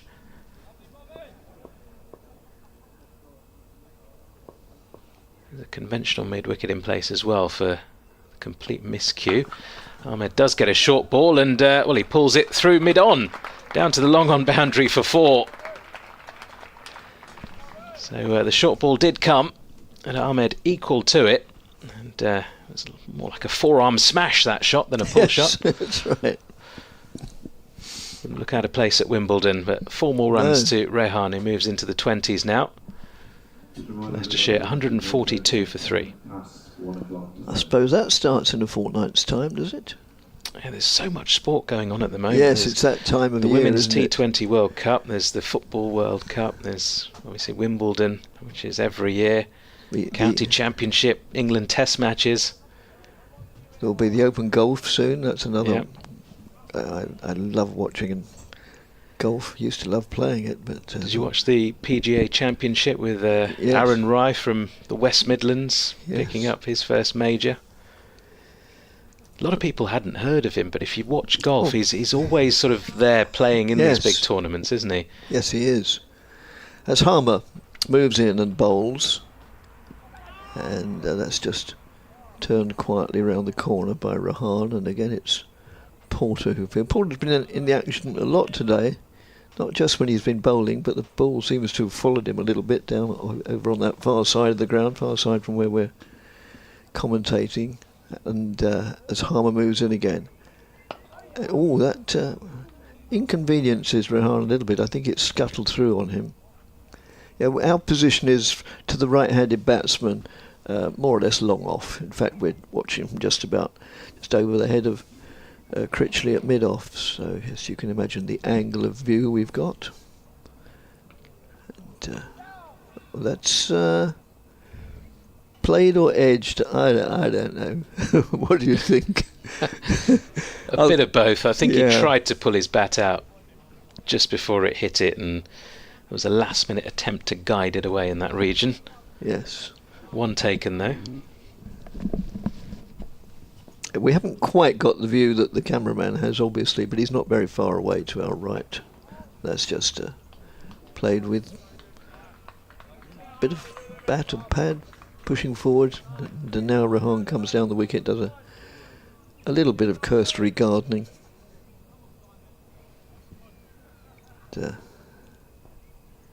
Touches each of his pads, he seems to, as one of his mannerisms. A loud appeal for LBW is given. Yeah, attempting at one sweep too many, and I don't think the umpire had too many problems giving that one at all. He certainly didn't need to take his time. And Essex will be delighted having taken their 3rd wicket, just a matter of 11 minutes before lunch, just having a look at the replay. Yeah, I don't think even the meanest of umpires couldn't, or the most generous of umpires couldn't find a good reason not to give that. Even Dickie Bird, God rest his soul, would have probably put his finger up for that. Yes, I think so. So Rehan is out for 23, and the hosts are 143 for 3, still trailing by 71 runs. And understandably, Rehan looks disappointed as he trudges somewhat disconsolately off the pitch. And, Yeah. So, I mean, Harmer, he has been getting a bit of stick this morning, and he has been, in recent years. But he's a wily performer, and he knows his stuff, and more often than not, he'll get his man in the end. And now, here, coming to the wicket now, the Leicestershire hero of the first innings. Is it Nick Kelly? Nick Kelly, yes. Nick Kelly, yes, a New Zealander. New Zealander, born in Australia, actually, born in Melbourne. Oh, was he? But he's been playing in New Zealand and Australia, New Zealand player. Yes, I mean, we're inclined to think here, because it's thousands of miles away, that they're sort of next to each other, like sort of the Isle of Wight and Southampton. But it's there's a fair distance. Not that I've ever been to the Antipodes, but there's a fair distance between New Zealand and Australia. It's not just a sort of an hour's ferry trip. Left-handed batsman just takes his guard from the umpire. So, two relatively new batsmen to the crease. Hill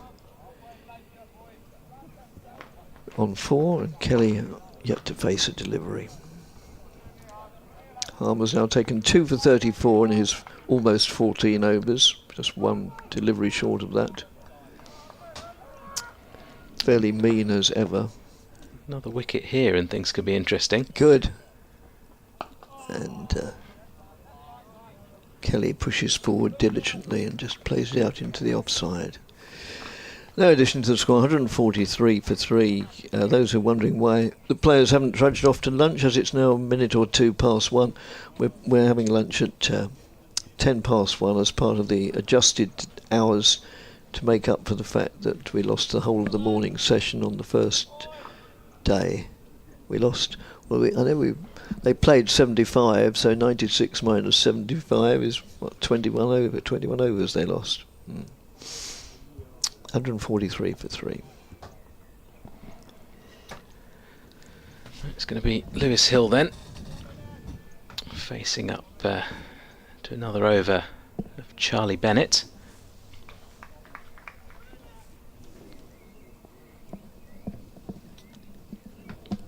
Slip in place, gully as well. In comes Bennett, and Hill defends into the offside, no run.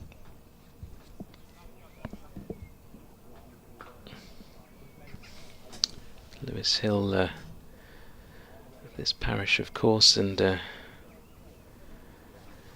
Fox's player for a very, very long time. 35 years old. 109th first-class match for him. Hasn't been pulling up any trees, though, really, with his runs recently across, I guess, competitions. He's been in the seconds a little bit recently. Playing some T20 matches there as he leaves alone the next delivery outside the off stump. His last couple of championship games, though, here against Notts, 14 and 15. Made 42 against Glamorgan over in Cardiff. Before that, 63 at the Oval, when pretty much everyone got runs at the Oval in that absolute run fest. Well, yes. A couple of zeros against Sussex. Started the season well, though, with a couple of half-centuries as well. That's left alone outside the off-stump. So he has got 3 half-centuries this season, one against Gloucestershire in the first... well, in fact, no, I'm going back to 2025 there. So, no, he started the season, against Sussex, and that was 2 ducks. And he's got the 150 against Surrey, 63 it was, 42 against Glamorgan, 14 and 15 against Notts, and then he's been in the seconds a little bit of late.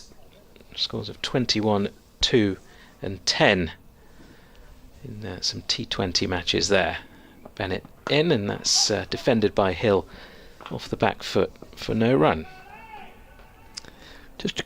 Just an opportunity to get through one more email we've received before lunch from Matt in Braintree, a little town in Essex I know well, enjoying the coverage. Pleased to see that Jordan Cox looks like he'll be playing the Test match. I'll be at the Oval on Thursday, so hoping to get the opportunity to see him bat in parenthesis and score another double century. Well, yes. Bennett goes full, slightly wide of the off stump, and Hill, not interested, leaves it well alone. Finally, this is from the Essex perspective even, and we're very well aware that there's plenty of Leicestershire supporters listening as well. But a quick question, are you surprised that Essex haven't replaced Mulder with another overseas player, noting the team is playing well and it gives Thane an opportunity? I'd like to see the squad strengthened. I think we'll miss him in the T20. Probably will, but maybe there's just nobody available. There's no point in going and getting an overseas player if... Bennett in, and Hill has a little flirt with that delivery. Pulls his bat away, but I think it's gone past the outside edge before that happened. So good work from Bennett. Maiden over, 143 for 3 still Leicestershire, trailing by 71 runs. Mulder, of course, previously of Leicestershire as well.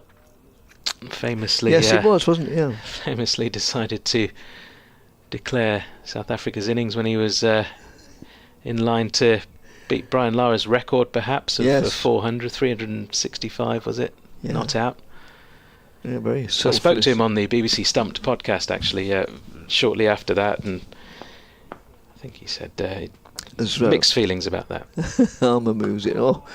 Yorker length ball, but Kelly is up to it and just digs it out. And his reasoning was he just had so much respect for the likes of Brian Lara. He didn't class himself in that same category and decided to not go for it. Well, it's very charitable. Very. If it was me, public. Yeah. I'd want to be right up there above Brian Lara if possible. If it was me, I'd know I was dreaming. As Harmer moves in round the wicket, allows the ball to go by outside the off stump. So yeah, just quickly come back to Matt's comment. Yeah, we don't know that Essex didn't try and find a replacement and couldn't find one that's suitable. And as I say, at any version of the game, there's no point in spending good money on an overseas player if you've got players just as good on your doorstep. But Essex may well have tried. We don't know, and we probably never will. It's given more air, and again played with studied defence by Kelly. The time on the scoreboard says 13:07, so they probably will have another over. There's only 2 deliveries of this over remaining. You can't imagine on the circumstances that they'll be trying to pepper the boundary with either. Indeed, that one has just prodded back and hardly has the legs on it to get back to the bowler. There's 143 for 3. Still a deficit of 71. Harmer gives it a bit more air, and again Kelly has the luxury of letting it go through. And yeah, the clock still says 13:07, so we undoubtedly will have one more over before lunch. And unsurprisingly, it's still going to be the very impressive young man by the name of Charlie Bennett, and bowling from the Bennett end.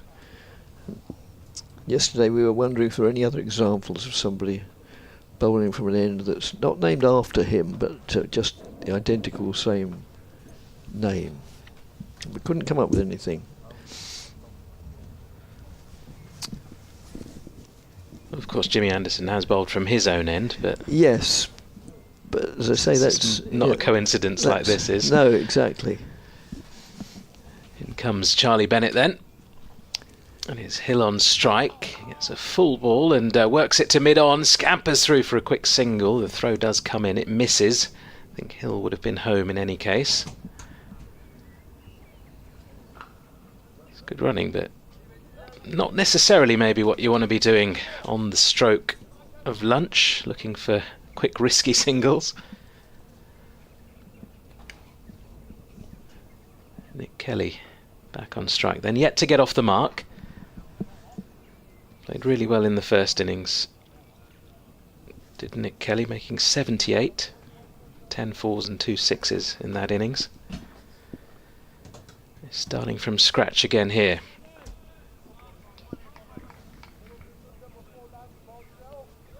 Two slips in place. There's some of the Essex players there saying number 4's round the corner, lads. If they do get a 4th, that really would put the cat amongst the pigeons here. Certainly would. Bennett in, and that's down the leg side. That's a really, really good take. No runs, could have quite easily been 4 byes. Yes, and nobody really thought any less of Pepper at keeping, because it was a spectacular piece of acrobatics to stop it going through.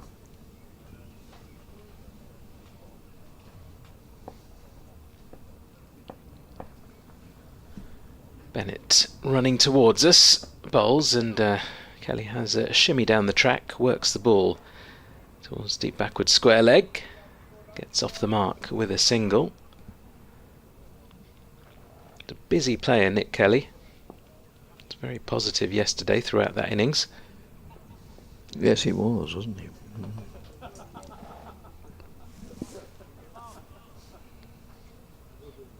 The pitch today looking even more friendly for the batters. A nice sort of light brown colour to it. It's very green on day one. Bennett bowls to Hill, forward in defence. Have seen that variable bounce though, so if Leicestershire can be clever about this and whittle away this deficit of 69, maybe try and get another 200 if possible for Essex to chase down. You never know, it could be an interesting final day of this game.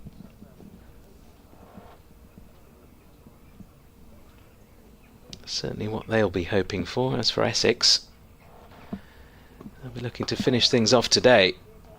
Hill defends the next ball off his hip to short mid-wicket. 145 for 3. 68 overs remain in the day's play after this, and this is going to be the last over before lunch. 1 ball remaining in it.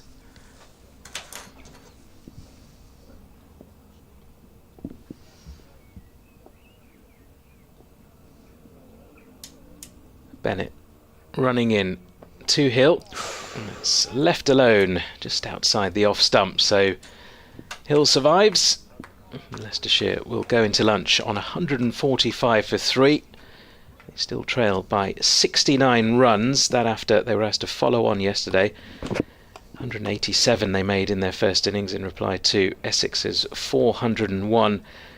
This morning it was Rishi Patel and Sheridan Gums who continued with things after being 51 without loss overnight. They took the score to 96 before Patel was the first man out. Gums played well for his 49 and fell with the score on 130. Rehan Ahmed made 23. Patel top scoring them with 58 from 97 balls. Lewis Hill and Nick Kelly will resume after lunch. Simon Harmer, the key wicket taker in this innings so far for Essex, 2 for 34 from his 15 overs. A wicket also for Shane Snater. And we're going to take a short break here with Leicestershire still trailing by 69 runs, and we'll join you again after lunch.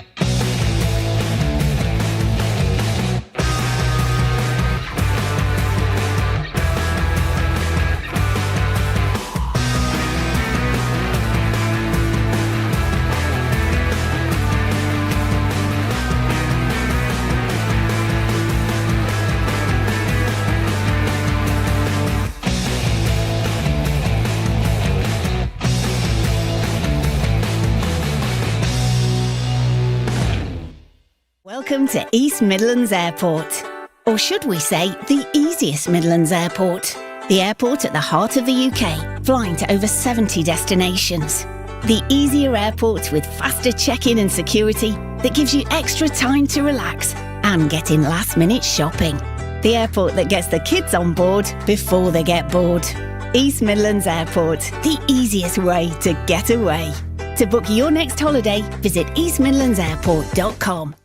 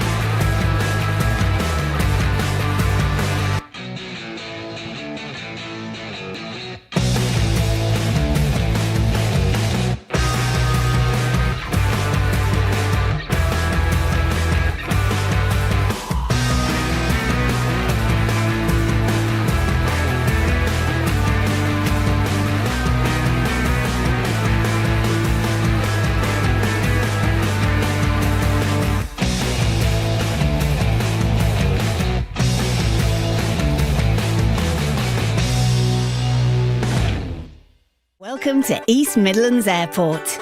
Or should we say, the easiest Midlands Airport. The airport at the heart of the UK, flying to over 70 destinations. The easier airport with faster check-in and security that gives you extra time to relax and get in last-minute shopping. The airport that gets the kids on board before they get bored. East Midlands Airport.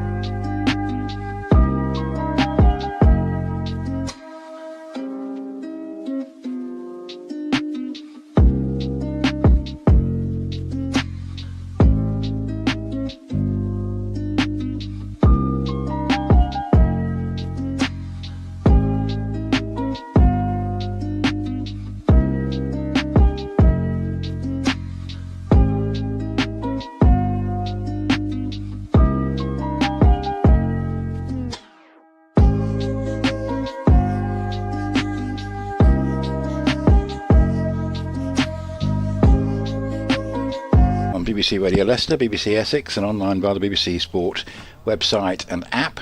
This is Nick Letter with Nikesh Ragani, and hopefully we're joined by Adam Whitty also this afternoon for coverage of the third afternoon of this championship match between Leicestershire and Essex. An even morning session. Essex began it needing to take the 10 remaining Leicestershire wickets, preferably without them getting more than 214 and making Essex bad again. Well, they've got 3 of them, but it was a good session for Leicestershire in relation to many of those that had gone before in the match. Good opening partnership of 96, which we saw with Patel and Gums, and that was separated when there was a very good delivery from Simon Harmer. It really was. That got rid of Rishi Patel. He was going on well on 58, and one that just left him late and knocked out his off stump. And then Sheridan Gums was unfortunate, falling one short of a 50 on first class debut when he got one from Harmer that he got out of position to. It kept low. I think he was trying to force it away into the offside, and he was comprehensively bowled. And then Rehan Ahmed, well, he just sort of flattered to deceive a little bit, played some nice shots, but he was out for 23, close to lunch. LBW on the sweep, very much adjacent, and that was a second wicket in the session for Simon Harmer. The Essex players going into a huddle And two very key batters for Leicestershire in Nick Kelly and Lewis Hill walking out to the middle. It remains cloudy. The skyline hasn't changed at all since we started. There's little bits of blue sky appear every now and again, and therefore the sun will briefly sneak through. Temperatures sort of very much neither one thing nor the other, really, probably high teens. And 69 is a deficit. And Nikesh is back with us. Hello. Yeah, good afternoon, everybody. And Leicestershire then making a fist of things this morning. 94 runs added for the loss of 3 wickets in that first session. Maybe they would have liked the wicket column to be 1 or 2 less, but certainly a more positive effort from Leicestershire in this second innings. They'll need their middle order to kick on now. They've got 2 relatively new batters at the crease in Nick Kelly and Lewis Hill. Hill on 5, Kelly on 1. Really was that opening partnership which got Leicestershire back in this match somewhat. Still a long way to go, of course, and contribution from Rehan Ahmed at number 3. It's now a chance for Essex to try and sneak 1 or 2 quick ones after lunch with these 2 new batters here, and it's going to be Simon Harmer to get things underway from the pavilion end. And he comes to Kelly, who's forward in defence. Kelly, of course, making 78 in that Leicestershire first innings, the real shining light as they were all out for just 187. Looked very positive, looked to attack the spinners particularly. So it'll be interesting to see how he approaches Harmer here. Big wicket in place, short leg, yeah, absolutely. And that's left alone outside the off stump. He didn't really have anyone to stay with him in the first innings. Can these 2 build a partnership? But it probably needs to be these 2. Obviously it was Cox and Green to come, but this is a very important partnership for Leicestershire. Harmer continues round the wicket. That's full on the pads, and that's whipped away for 4 out towards deep square leg. No need to run for that. Slightly loose delivery from Harmer post lunch. Kelly helps himself to his first boundary. Leicestershire onto 149 for 3. Partnership's really the key for Leicestershire here. These 2 need to put on something. There's Joey Everson to come, of course. Cox, Green. Scriven can hold a bat. There's not much from number 10 and 11 you wouldn't expect as Kelly whips the ball to mid-on and there is no run. We'll let you know what's going on elsewhere. Lunchtime and just after positions, and some international cricket as well. Harmer in, and that one skids along the ground a little bit, but Kelly blocks it out. Women's World Cup. Bangladesh have beaten the Netherlands by 6 wickets in that one at Edgbaston. So they're up and running. In comes Harmer once more, and Kelly is forward in defence to complete the over. 149 for 3. No surprise that Bangladesh won that match, but it was quite tight. Went down to the last over in the end. And that's the more difficult group of the 2, because this competition very much reminded me of the very first Men's World Cup in 1975, when it was deliberately set up so that England would get through the group. And there's a terrific John Arlott video online, which he did for the BBC, which you can find about that particular competition. And he very definitely said this has been set up so that England will qualify. And of course England are in the easier group of the 2, Bangladesh and the Netherlands in the tougher group alongside Australia and South Africa and India, which does seem a very tough group indeed. Talking of Bangladesh men, this is going to be quite tight. 274 for 5 in the 3rd one-day international against Australia, who are 222 for 5 with 9 overs and 1 ball to go, so they need 53, and Cooper Connolly is 120 not out. So here is Jamie Porter coming from the Bennett end. It's outside the off stump and no shot offered by Hill, so that would reduce the deficit to 2-1 if Australia can win that. And there's also, I think overnight our time, a one-day international between the West Indies and Sri Lanka, which Sri Lanka won by 37 runs. So quite a lot of international cricket going on at all hours at the moment. That one was a day-night match in Kingston, Jamaica, hence the slightly odd timings. T20 game. That's a play and a miss. That's a good delivery from Porter, right on line. Just making the batter think about playing, and he was not far away from getting an edge to that. Just right in the question mark area from the right-hander's point of view, and he played and missed at it. Hill on 5, Kelly on 5. It was a long way from it in the end. It was Hill. Such was the swing on that delivery. You feel Porter's got to put his hand up here and get in amongst the wickets for Essex. Looked ineffective earlier on. 149 for 3. Porter bowls. That's squeezed away down towards short third. Yeah, more short third than backward point. A very square backward point. 2 slips in. So that short wide third, a cover mid-off, mid-on, short mid-wicket, and then a more conventional, well, almost forward square leg, sort of 5 or 6 yards in front of the square leg umpire, and there'll be a fine leg just down out of our sight. Nice to walk around the perimeter of the ground, first time here for a decade. All looks still very similar to how it did last time, which is quite nice in a way, as that's played up into the offside, quick single just wide of mid-off, and they get through for 1 nice and comfortably. Most of the Essex players in sweaters today. Not many showing the numbers, but it's I suspect sweater weather will only apply for the next few days, and then we will be back into much warmer conditions, which generally forecast to be the case probably from about Wednesday onwards, without quite hitting the heights of late May. So Porter in his 10th over, none for 40. Going to bowl to Kelly, who stood alone really in that first innings. 64 is a deficit. Ideally Leicestershire want these two to be together, I think, Nikesh, when that deficit is wiped off. A big ask, but that might be the target. 2 slips waiting, the first a lot deeper than the second. That's played defensively up into the offside, and there's no run. So it's sort of bit of a stagger here with Pepper, who's now in the game in place of Cox, standing up to the stumps, and then the 2 slips quite deep, second in front of first, and that short mid wicket and 5 overs saving 1. Here is Porter again, bowled, good forcing shot by Kelly for 2. It's going up for about 2/3 of the way to the extra cover boundary, and they just jog back for the second run. Nice stroke. Takes him along to 7, 152 for 3, and the deficit 62.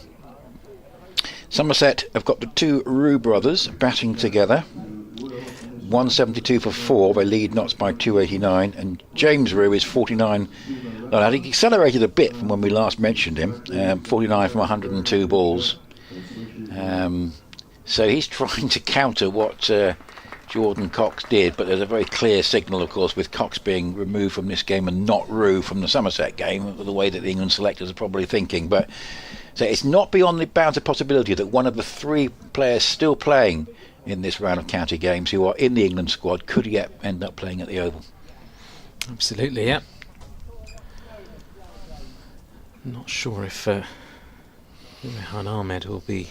No, probably not. Have done enough to force his way into that side, and also I guess they want somebody who can bat as well and is in the runs as Harmer continues and is forward in defence. It's been short of runs recently. Rehan Ahmed took 4 wickets in the Essex innings though.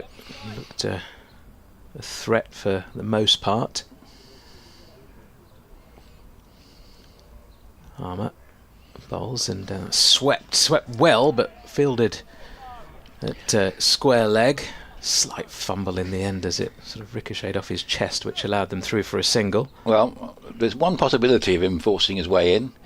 Leicester set Essex up about 130, 140 and win, with Ahmed taking 7 or 8 wickets. That might be it. Pitch hasn't offered too much to the spinners, but Harmer accurate as ever, although he over pitches there, and that's a lovely shot. It's gone all the way for 6 in front of the sight screen just beneath us. Kelly with not really advancing down the track too quickly, but Just a couple of small steps, getting right to the pitch of the ball and smashing it over the bowler's head. A lovely sight. Harmer won't mind too much, though. He'll enjoy the batters coming at him, you feel, as he floats up the next delivery, and that's been driven, slightly mistimed, but only as far as mid-off, no run.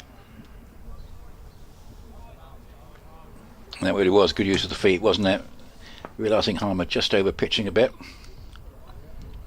Harmer again floats one up, and that's been driven. He's launched into that shot. He's smashed it to mid-off.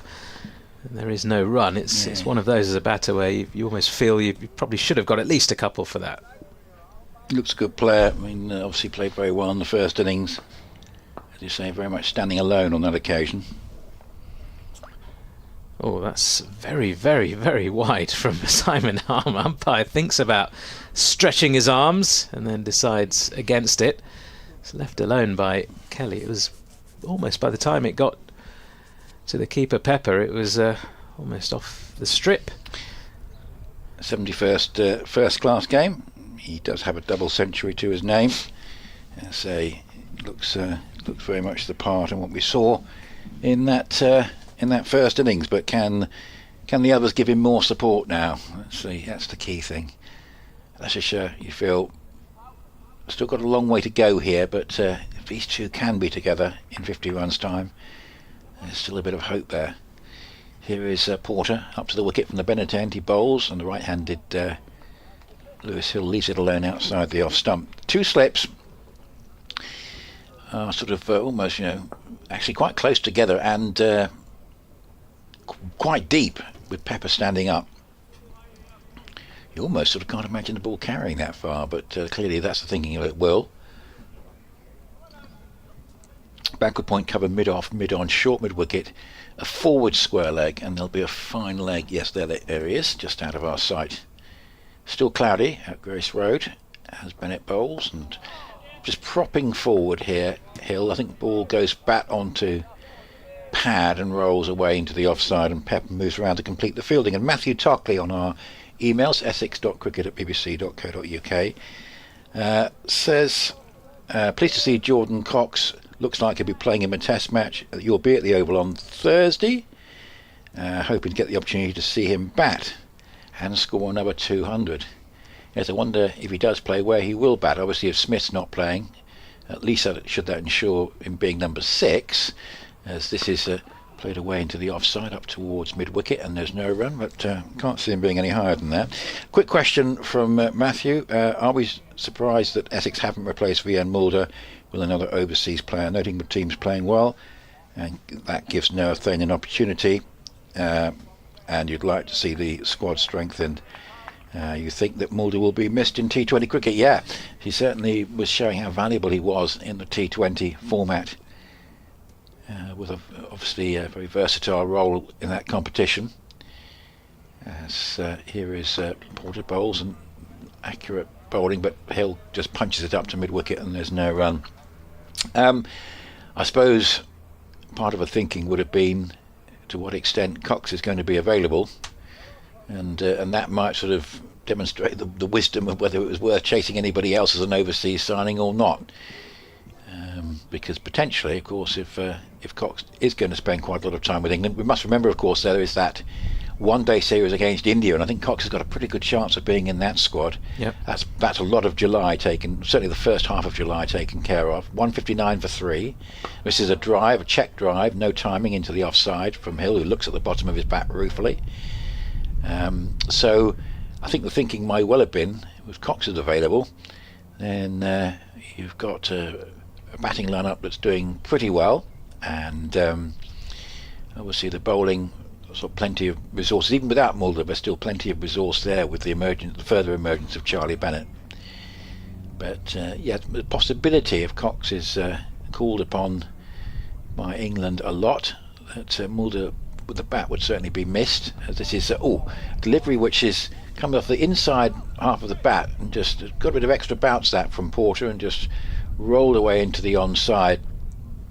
One thing, of course, Cox and Mulder is not like for like, in that Essex lose the four-seamer option that Mulder provided, and that obviously affects what they need to do in terms of balance of a side, and it's why Nerthane, particularly away from home, is likely to get a place in the side.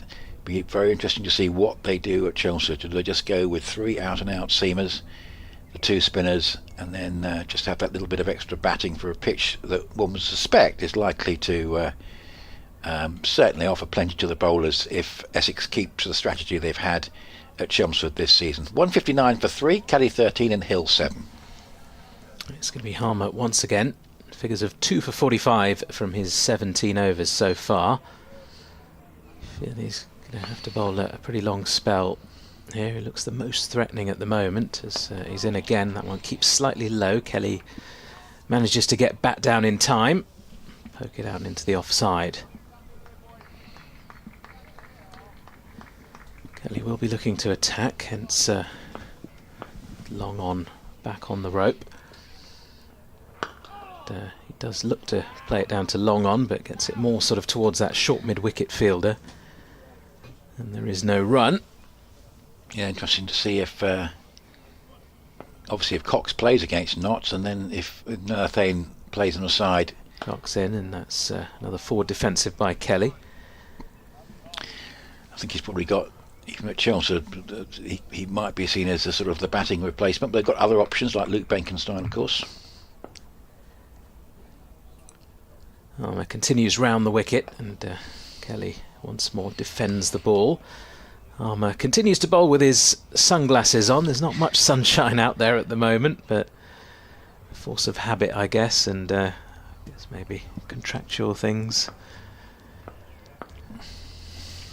Trademark of his over the years, though, Harmer, as he flights one in a bit quicker, and Kelly defends. Harmer down on his knees, almost thinking that that was close to sneaking through the defence of Kelly. James Brewer has gone for an even 50 at Trent Bridge. Somerset 291 ahead at 174 for 5. Harmer bowls, and so another defensive shot, this time into the leg side by Kelly. So end of the over, 159 for 3, still Leicestershire.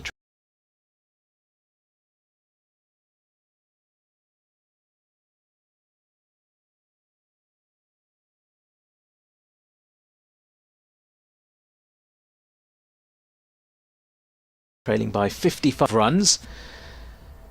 You can see what Harmer was trying in that over. He's bowling a little bit quicker, a little bit flatter. Trying to 4 and 6 early on in his innings. Looking to be the aggressor in this partnership. So it's going to be Hill. Pepper standing up to the stumps, 2 slips in place.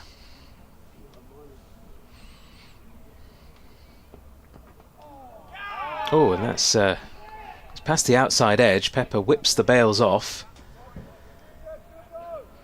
Good bit of keeping, good bit of bowling. Let's take another look at this. He's found some swing in this spell. That one just going straight on, really. A bit of extra bounce, maybe.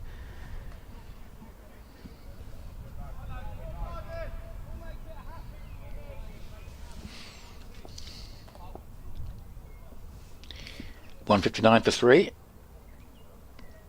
And here is Porter up to the wicket, bowls. Let's just play defensively up into the offside, just having a look and see what else is going on. I see that Yorkshire batting again, 63 for 2, 269 ahead of Warwickshire, and William Luxton. Now he's just in his 13th first class game. He got his maiden 100, I think it's 167 in the first innings, and he's 46 not out in the second, so he's got 3/4 of the run, so it looks like Yorkshire might have found one there. Having a very good game. 159 for 3. Porter bowls. That's played away up to the forward square leg. Just crisply driven along the ground by Lewis Hill. Not quite found his timing yet in the innings. But key thing here, very important, you feel, that they don't lose early wickets after lunch, having lost those 2 to Harmer in the period just up to the interval. And ideally they want these 2 together when that deficit is wiped off. as this is again just played defensively up into the offside. We're talking about the Essex side structure and saying that at Chelmsford they can get away with 3 seamers. This is a good example of why you need possibly an extra option. It could be potentially in the field for quite a long time here. And this is like a typical away ground where there's not a lot on offer for the seamers, a little bit for the spinners maybe, but you're always better off having that 4th seamer option, which Essex have got here, although he hasn't bowled too much, Noah Thane. Don't think we've seen him in this innings yet.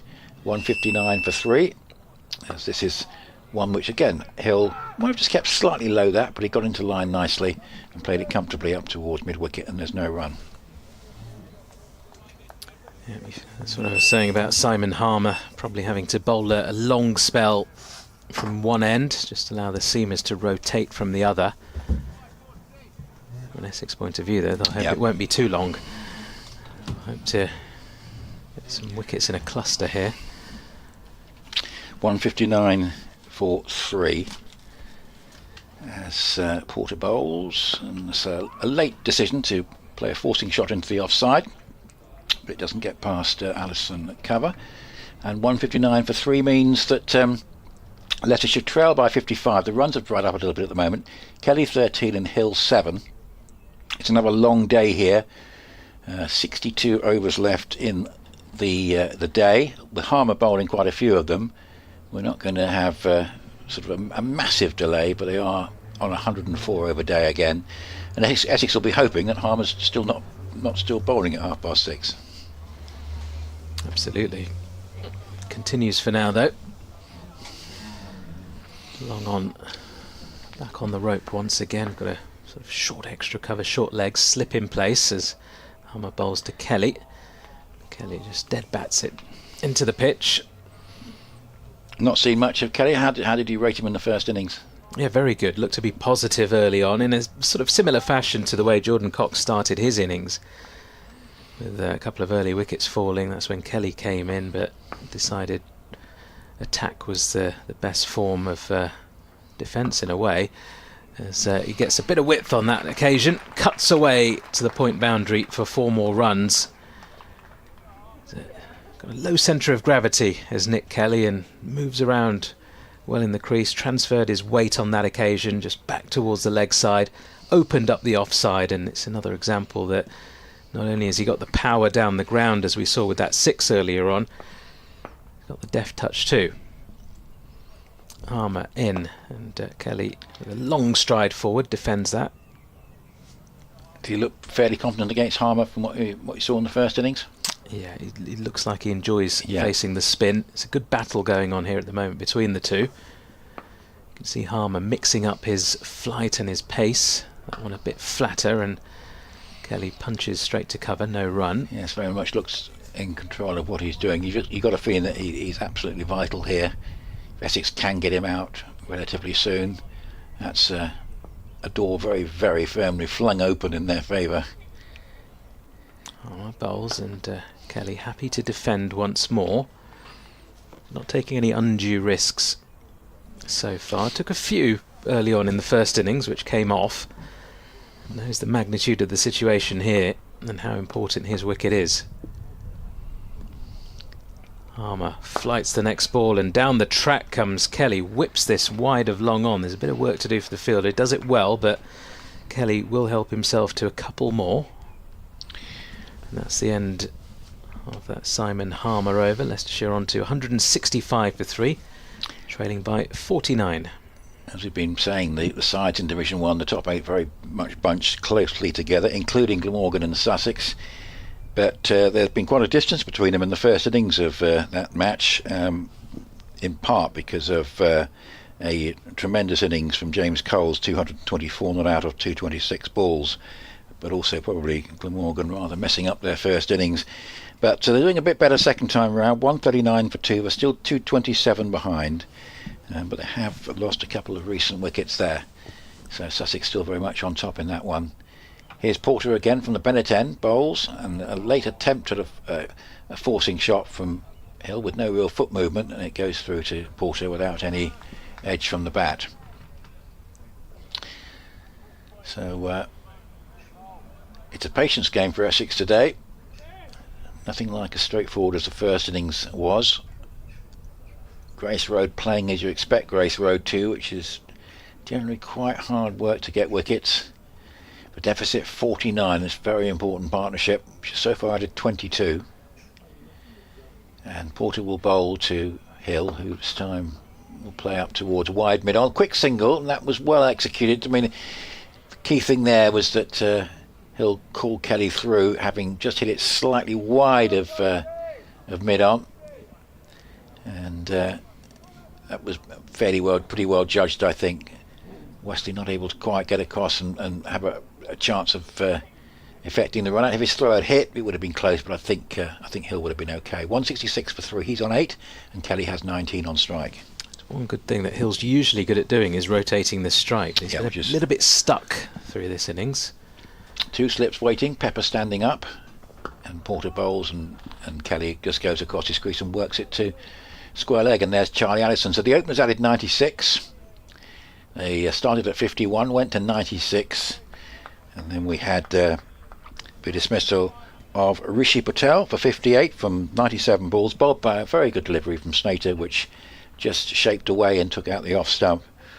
And Sheridan Gums, who played really well, compact left-hander on championship debut, played 4 one-day cup games for Surrey in 2022. As this is just taking the pad here of Kelly. He's going across his crease, might have been shaping down the leg side, but Porter was interested. It wasn't a full-blown appeal, just cut off slightly, but just taking a bit of a risk going across his crease, but natural angle of delivery with the ball being delivered from around the wicket would have been taking it down the leg side. Yes, Gums out one short of his maiden half century, out for 49. Bowled by Harmer, a ball that probably kept a bit low. He's trying to look to force it into the offside, but he just got out of position. As this next delivery, Kelly plays nicely, coming forward to meet it and punching it up to mid-off, and there's no run. And Rehan Ahmed, well, like James Rue, he's not quite made the headline grabbing innings in the way that Cox has. He only got 23, played quite nicely while he was there, 4 boundaries, and then going on the sweep to Harmer, a misjudgment, and he was pretty much bang in front. That was the 3rd wicket to go at 143. It's now 166 for 3. There's always another appeal for LBW here. That's close and it's given out, and that's the end of Kelly. That's a huge moment in the game, and it is Jamie Porter who has done it. Now the ball might have kept a bit low, as it has done from the Bennett end, but he played round it. Looks like I think it hit him on the back pad. Big appeal went up, and that's the end of Kelly and Essex. No, that's a very big breakthrough. Leicestershire trail by 48. They're 166 for 4. Yeah, huge wicket, and I said Jamie Porter needs to put his hand up here and get amongst the wickets. He's bowled a brilliant spell here, and that was just angled in, hits him on the back leg, plumb in front of Midland leg. Not a long way for the ball to travel, maybe kept a touch low, but he was just done for a bit of extra zip and pace on that occasion. It was Nick Kelly. He's on his way back for 19, and Leicestershire now in a spot of bother. You feel still 48, that deficit, and they've got Joey Evison coming to the crease, but they've lost their main contributor from that first innings, Nick Kelly, who was looking fairly comfortable out there through the course of this second innings as well, but got a good one from Porter. Now the pressure really is on. Hill has looked stuck really, 8 from 37, unable to rotate the strike and find those scoring opportunities. Evison didn't look too great in that first innings either. And you can just sense by the body language of the Essex players that they sense an opening. Yeah, that's a very, very big wicket. Obviously breaking the opening partnership was important. There would be a little bit of anxiety towards the end of that, but they broke the partnership, and now they've taken 3 more wickets, and 166 for 4. Essex firmly in the box seat, with Leicester just 48 behind, but it's still a deficit. It's a better for them than it was at the start of the innings, but still 48 behind with just 6 wickets left. Leaves them with a lot to do.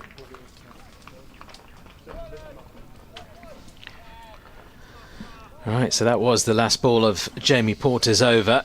So new batter Everson at the non-striker's end as Harmer continues this spell. 19 overs, 2 for 51 his figures. Here he is over the wicket to Lewis Hill, who backs away and punches into a gap there in front of cover. Helps himself to a single, so brings Joey Everson on strike for the first time in this innings. Another right-hander, so a chance for Harmer just to really get into his rhythm now with 2 right-handers out there.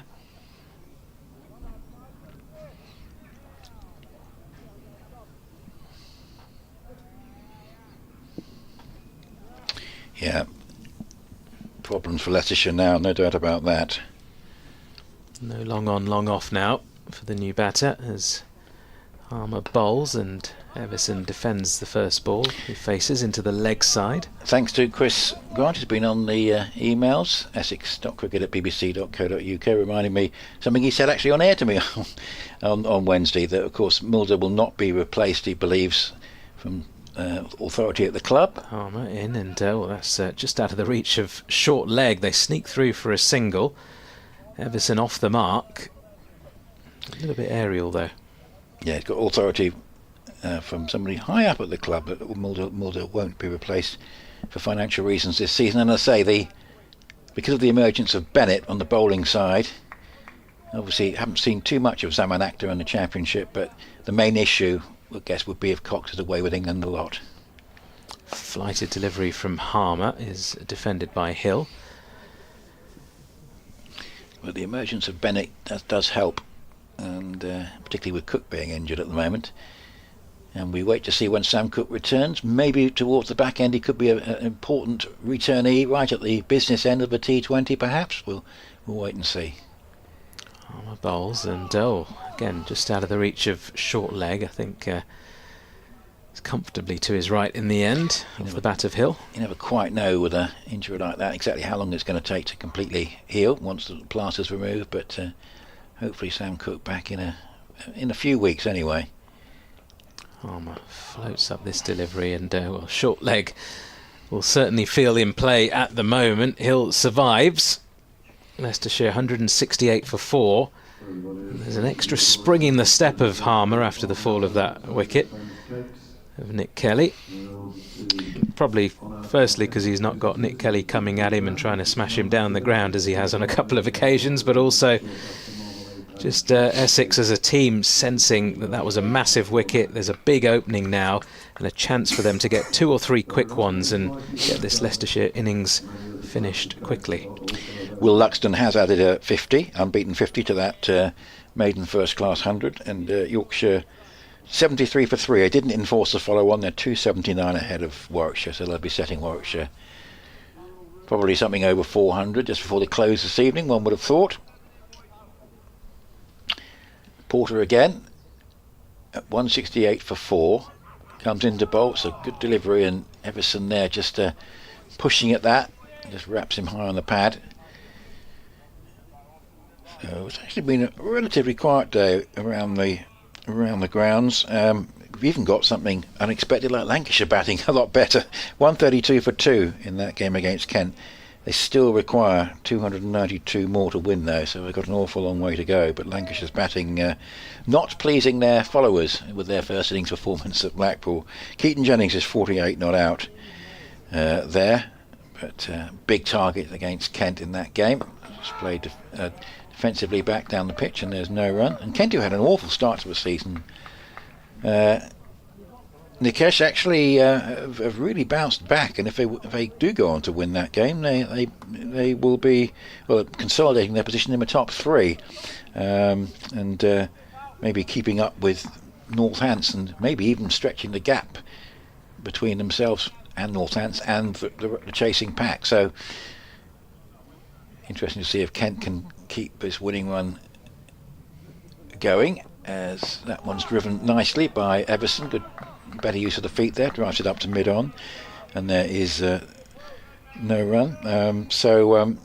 Yeah, in that one Kent made 332 all out in their second innings after skittling Lancashire for 87, and now Lancashire 132 for 2, still needing a further 292 to win that, which is pretty unlikely, but at least batting a bit better this time. Everson, the short-term loanee from Kent, is on strike and gets a delivery which just bounces a bit, and Pepper takes it nicely, standing up to the stumps. And Northants in just above Kent in second place are going well. They've made Gloucestershire follow on. Gloucestershire doing a bit better second time around, 81 for 1, still 116 behind. Rather sadly for Gloucestershire, they're completely cut off at the bottom of the table. All the other sides are actually in contention for promotion, probably with Durham. So they're very closely packed, as are most of the teams in Division 1. Here's Porter bowling, and that's squeezed away rather awkwardly by Everson. I think he got a little bit of bat on that, but not much. He's looking at the bottom of the bat where it hit, and it's just run down into the slip cordon, but that wasn't very convincing. 168 for 4. No, not at all. Just looking at the over rate as well on the electronic scoreboard, +7 at the moment. Yeah, which is nice when you've got a long day. That'll be down to Harmer. That's an extra half an hour taken off. 168 for 4, as that's played on the bounce up to mid-wicket. No run here for Everson, but the scoring has very much slowed down here. Still 46 behind, and it's who can play the innings that Kelly played in the first innings now from what's left for Leicestershire. 46 behind, Hill 9, but he hasn't really found any timing in 41 balls. Everson 1, 168 for 4, and just the one other score. Middlesex are 114 for 4 against Worcestershire in their second innings. That one's going on at New Road, and Middlesex lead by 188, so a quite close fought game, that one, between two sides who are still in contention very much for one of those promotion places.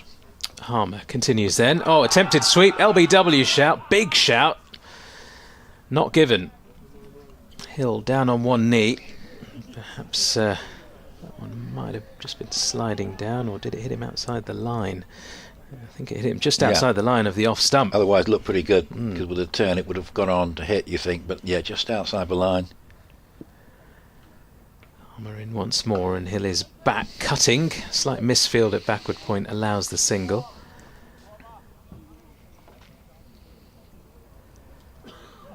Hill into double figures now, but it's looked far from convincing so far in this stay at the crease. I was going to say short stay at the crease, but he's been out there for 43 balls, so he's well set, or should be well set. Harmer in, and Everson back, defending one that keeps a little bit low. Yes, they've lost the momentum that they had, certainly through Patel, briefly through Ahmed before lunch, and then Nick Kelly. Not really able to provide much in that way at the moment. Harmer in. Oh, massive shot attempted, and he's got a lot of this as Joey Everson smashes it for 6 over towards Cow Corner. And even almost as if they sensed that was the case and they had to throw something back at the Essex bowlers. It was a calculated bit of aggression from Everson and a pretty good strike. Yeah, right on cue. Was in the slot, but yes, they couldn't really just carry on as they were, really, because there was going to be a breakthrough at some point, so they need to try and counter. Harmer back in, and Everson this time back defending. It's a nice sound off the bat, wasn't it, from Joey Everson? A clatter as the ball hit some of the advertising hoardings over towards the meet on our right. Harmer bowls, and that's played on the bounce to short leg, no run. End of the over. Leicestershire on to 175 for 4. That deficit now 39 runs. I guess when you're in a situation like this, you've got to break down those targets into sort of very small, manageable targets. Maybe how do we get it into the 20s now? Another 10 runs from here. Let's look to build that. Have a rethink, another 10 runs, and just break it down, and before you know it, that deficit will be gone. They've got to look to keep scoring here. Lewis Hill, as I say, has found it very difficult to rotate the strike. Porter continues. Haven't seen too much of Bennett today, and I don't think we've seen Thane at all as he's up to the wicket and bowls, and that one just keeps a bit low, and Hill just gets into line and plays it back down the pitch. That's his 44th delivery, and he remains on 10. So yeah, it's going to be very interesting to see what England do, because thinking through the permutations, if Jamie Smith doesn't play, there's still a possibility that one of their 3 members of their squad who are still playing in this round of championship matches might be required to turn up at the Oval and play on Wednesday. But we shall see. 175 for 4. This is on the pads and just played away down towards fine leg. Comfortable single, and takes the score up to 176 for 4. Hill 11, Everson on strike with 7.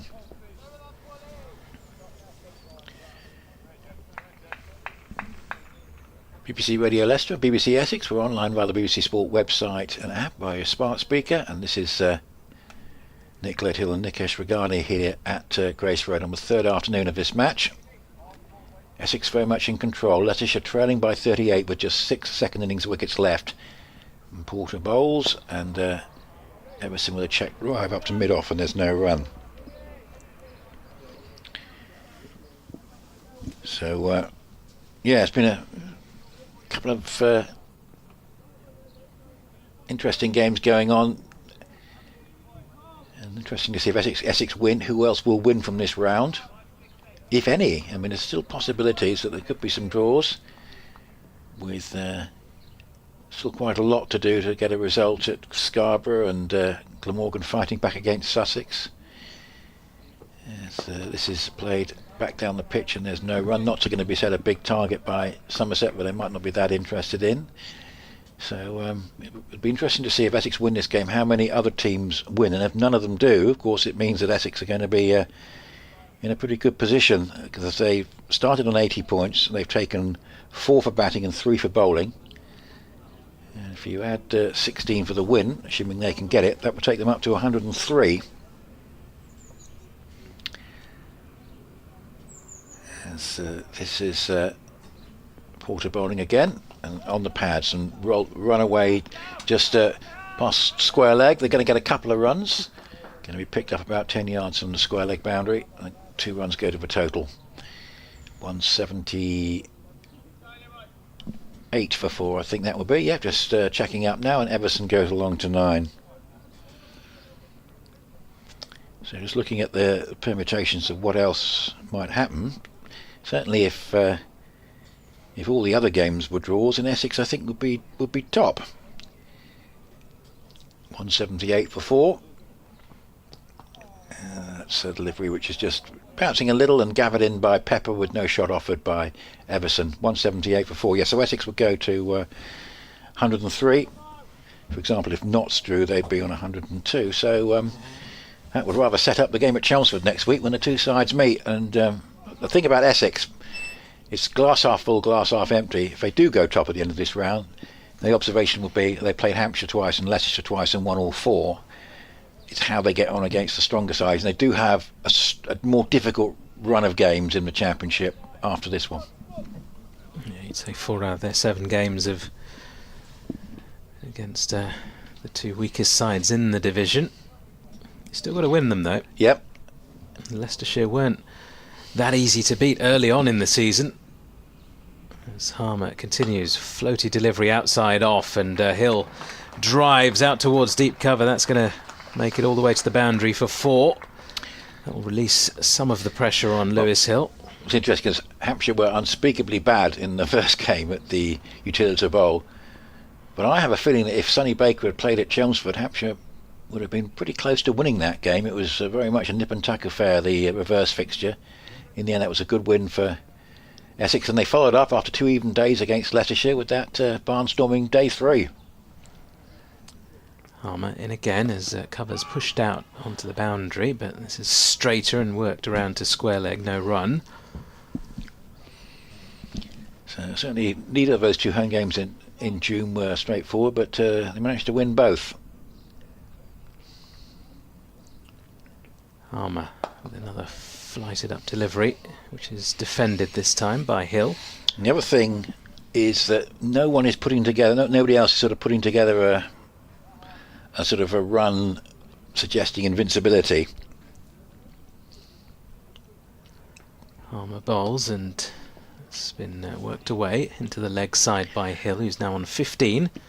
If you like, everyone beating each other is one way of putting it. And Surrey not quite got that ruthlessness that they had in their 3 championship winning years for me.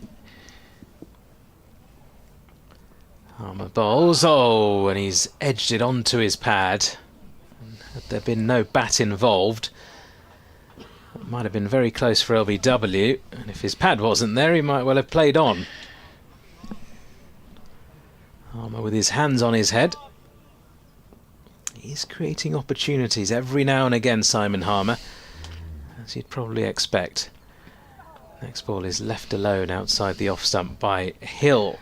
End of the over, Leicestershire onto 182 for 4, trailing by 32 runs. Here's a good finish. Bangladesh 274 for 5.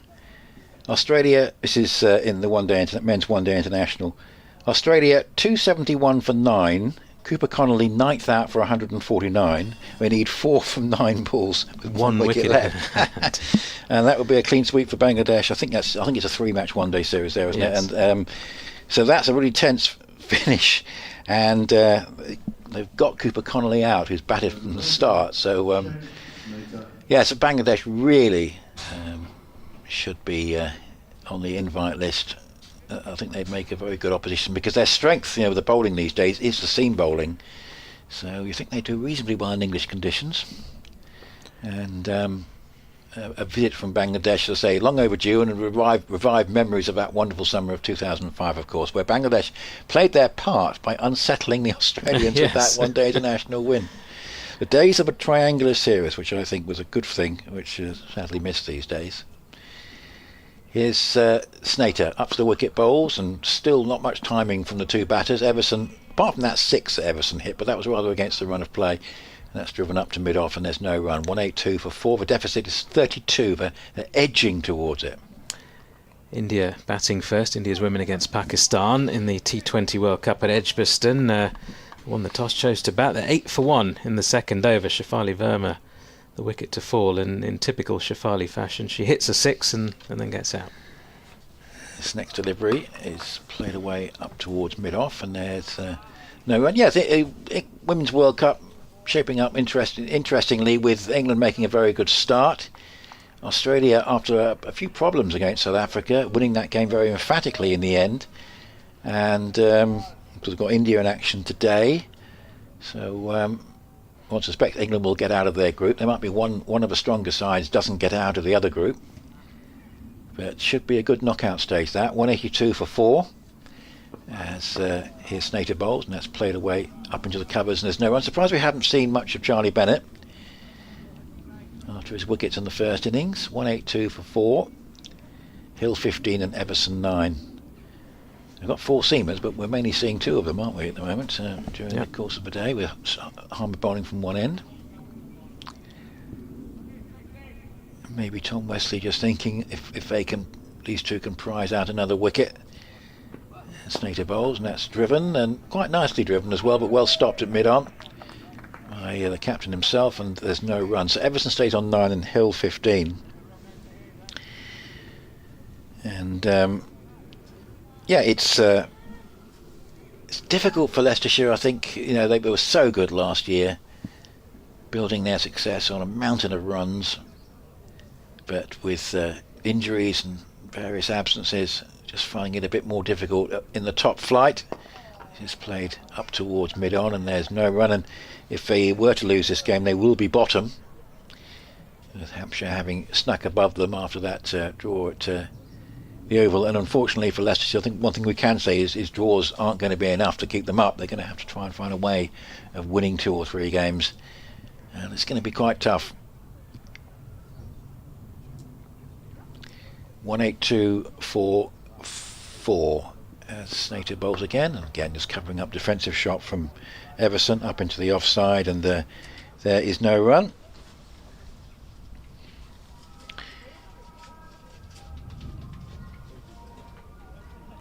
Australia's last wicket pair need 3 in the final over. And we'll see what happens in that one. 182 for 4 here. Everson 9 and Hill 15. And that big wicket of Nick Kelly when the score was on 166. LBW to Jamie Porter. Should prove to be a pivotal moment. But Leicestershire fighting hard, scrapping for every run, and they've need another 32 to make Essex bat again. They do indeed. They'll feel confident of at least getting that. Not in the best batting form though, this sort of lower middle order that's playing in this particular game. Harmer continues and Hill is forward in defence. I love those finishes when you've got sort of number 10 and 11 at the crease in the Australia-Bangladesh match, and you're always at risk of maybe a run out or something like that. As Hill is back and cutting, there's a slight misfield at backward point, doesn't cost Essex a run. John in Vienna is asking about any insight into why Elgar's not standing at first slip, which is certainly true, and Wesley has been at short leg. Is Elgar carrying a hand or finger injury? That is often the reason, obviously, when someone moves away from that close catching position. Harmer bowls and Hill chips it in the air. It's taken by short leg. I don't think there was any bat involved. There was an appeal for LBW as well by Harmer. Everything turned down in the end and Hill survives. Let's have a look at the replay here. It's a good delivery, yeah, turning too much, hitting him a bit high, sort of on the thigh pad, and no bat involved. Harmer with a similar delivery, which Hill defends off the back foot. And John mentions that he's seen when Elgar's played some shots, he's taken one hand off the bat. Well, we're probably going to see Dean Elgar bat today. See what happens when he does. Harmer floats one up and another one off the pad of Hill, thuds into the offside, no run. Didn't bat for very long in the first innings. As for Wesley, he's had multiple finger injuries, of course, including this season, and I was saying with the best will in the world, his reactions won't be quite as good as they were when he was younger. And you think Allison and Thane are better candidates for short leg and have occupied that position. Harmer in and Hill sneaks a single to short mid-wicket. A quick single, but there's a run-out chance and a massive appeal from Essex as Everson was scampering to make his ground. The umpire says, well, it's good enough for him. Everson survives. Yeah, and Australia in that tight one-day international won by 1 wicket with Adam Zampa, formerly of Essex, I think, getting the winning runs, but so they've cut the deficit back to 2-1. But very, very tight game. Just underlining how competitive Bangladesh are at the moment, and so it'd be interesting to see them getting a chance to prove themselves away from the subcontinent and see what they can do. But Australia have got over the line in that one. So 183 for 4 here. Cloud has just broken up a little bit, not much, but still got sort of clumps of slightly darker cloud. There's no rain threat and some lighter patches as well. And it's going to be the start of a new over. Snater bowling, and that one gets some lift and goes away out towards and just beyond second slip. And they go through for 1. Just wait to see what the umpire signals on that one. Nothing, so that's a run to the bat.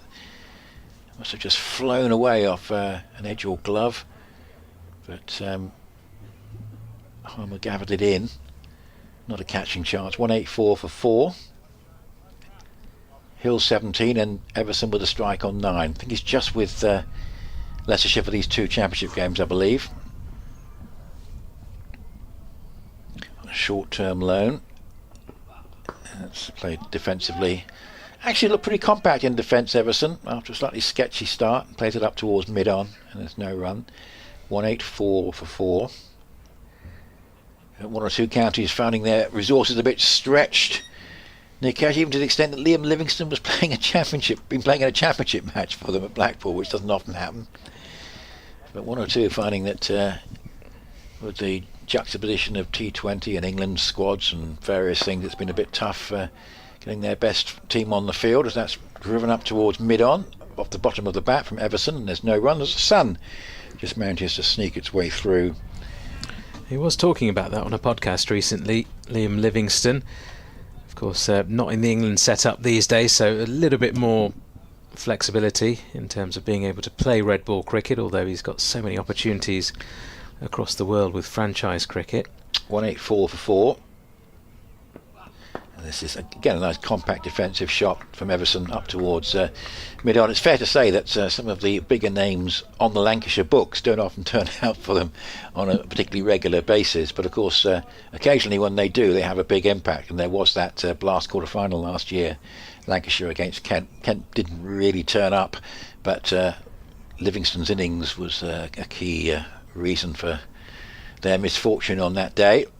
184 for 4. Oh, that's a good one. Kept low, LBW. He's on his back, Everson. He's given out LBW to Snater. It did keep low, to be fair to him. He didn't have much chance with that.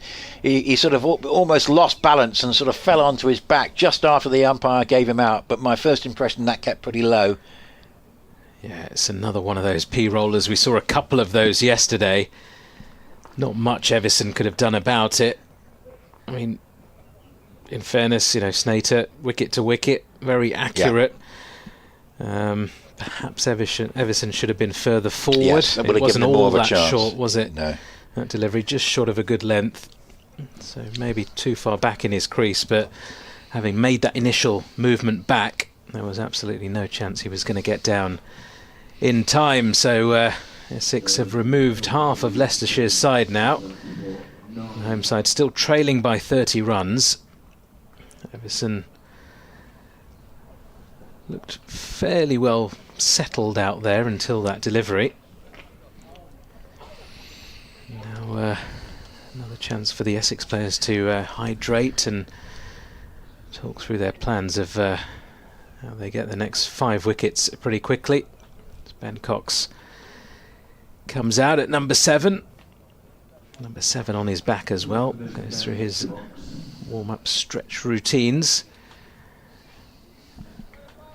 Yep, and just taking wickets on a regular basis this afternoon after that opening stand of 96.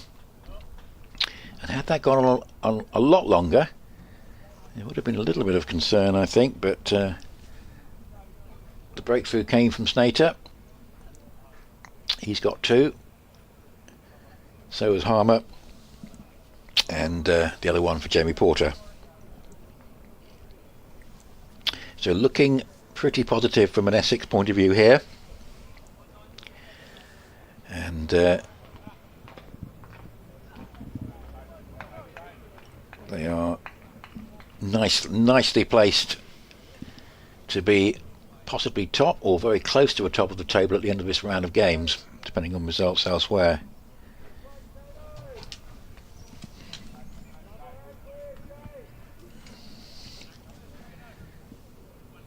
So it's going to be Cox, experienced player, and what can he do here? He's facing up to Snater, and that one just plays defensively back down the pitch. We should just reiterate, for the bowlers from the Bennett end, the seamers from the Bennett end, there is a spot where if the bowlers hit it, the ball is keeping low, and that has accounted for 1 or 2 of the dismissals today. 184 for 5, Hill 17, and Cox no score. Snater 2 for 35 in 19. It's been very accurate, Snater, on the whole. As we see some sunshine once again at Grace Road for the first time, really, in this afternoon session. Not that that's prevented Simon Harmer from keeping his sunglasses on throughout this spell. He's going to be bowling his 24th over now of the innings. 2 for 65 are his figures. It's Lewis Hill on strike. Still got the slip and short leg in place. In comes Harmer, and Hill is forward defending. From an Essex point of view as well, it's not just, I guess, the quality of Harmer. It's the aura of somebody like that, an international player who's done so well in Test cricket of late.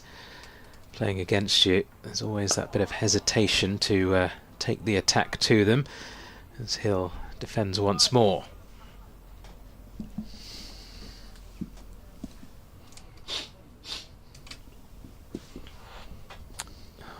with 11 on his back, running away from us. Turns bowls, and Hill defends once more. When we mentioned the Division 1 table, the one thing that hadn't been updated was the first innings points from Warwickshire's innings. So Warwickshire got 1 batting point and Yorkshire 3 bowling. So, as I say, it is very, very tight. 15 points between the top 8 at this moment. Harmer still on that tight line, wicket to wicket. It's whipped away by Hill, though, for a single towards mid-wicket.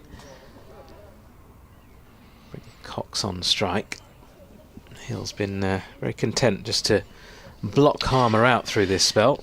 So if Essex win, they'll be top unless Nottinghamshire or Warwickshire win, and both of those sides have got a lot to do if they are to win their respective games. They're both behind in their games at the moment. Not possibly have more chance, but both are unlikely to win. Harmer into Cox for the first time. Here's forward defending. It's been a terrific month really for Essex, Nikesh. I mean, started off with 2 defeats in the T20. Looked like it might go the way last year, but I think they lost the first 6. Harmer flights up the next ball, but Cox not interested. Blocks out the over, just the 1 from it.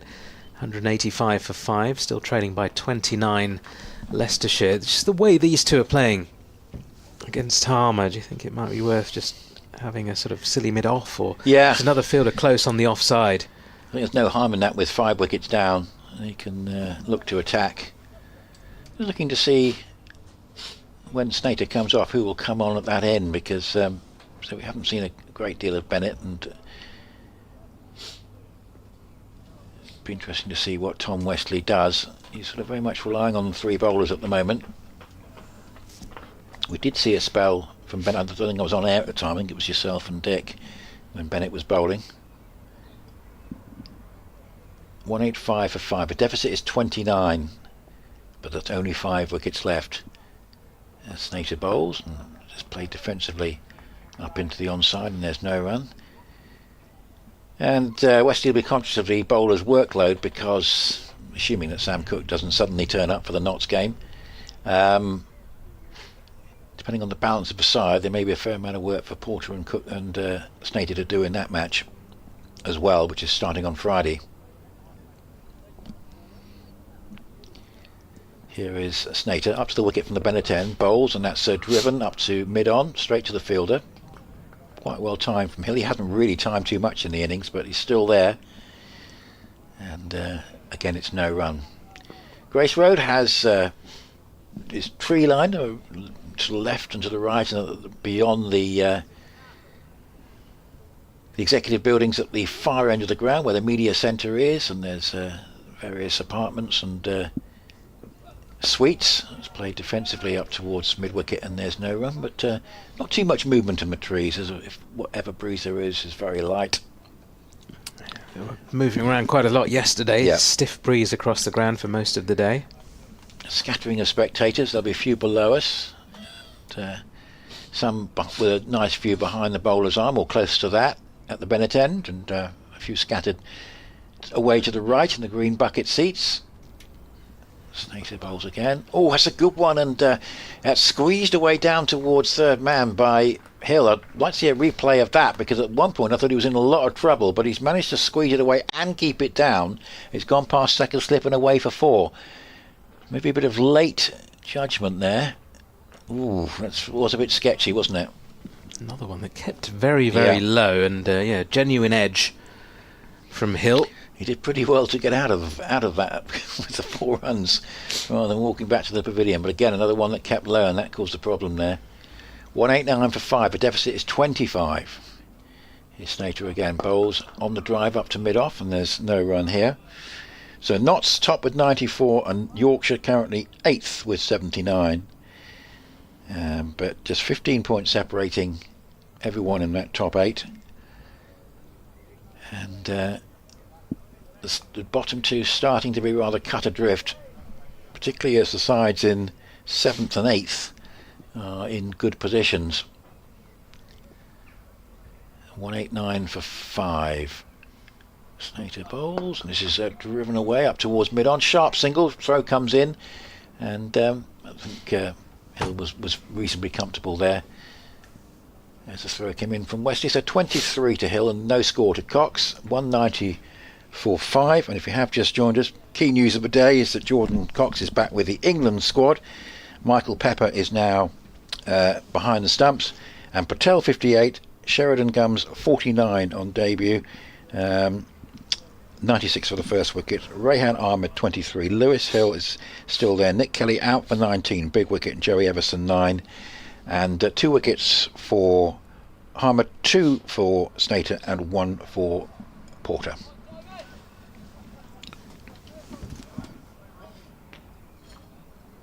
So it's going to be Harmer once again. To Hill, who's unbeaten on 23 and is back defending to another delivery that kept slightly low.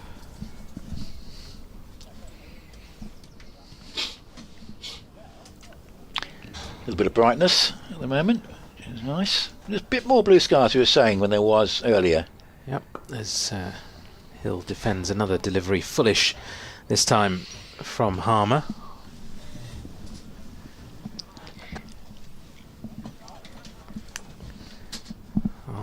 With still just that slip and short leg in place. I think he could do with one just towards short extra cover or silly mid-off, something like that. Hill's back and defending again to mid-on this time. Adam Whitty from BBC Radio Leicester is joining us for the first time today in a few minutes.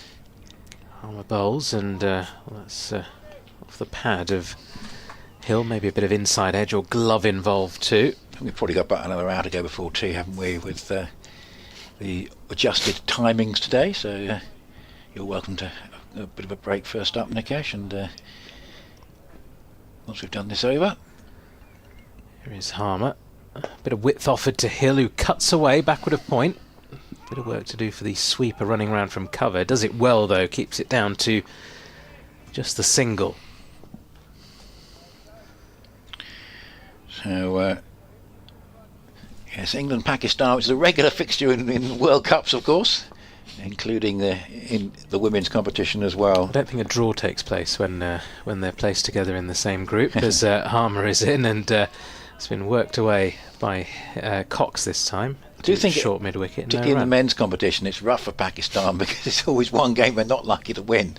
Well, it's even more so in the women's competition. You could argue that the gap is even bigger there, I guess, because India's women's side have come on so much in recent times. Well, thanks very much, Nikesh. Look forward to seeing you in about half an hour's time. See you shortly. Just coming up to 3 o'clock on this third afternoon of this championship match. I know it's a Sunday. I've forgotten what day of the week it was, but I remember it's a Sunday because there was nothing on the roads this morning, which was very nice when we were driving up.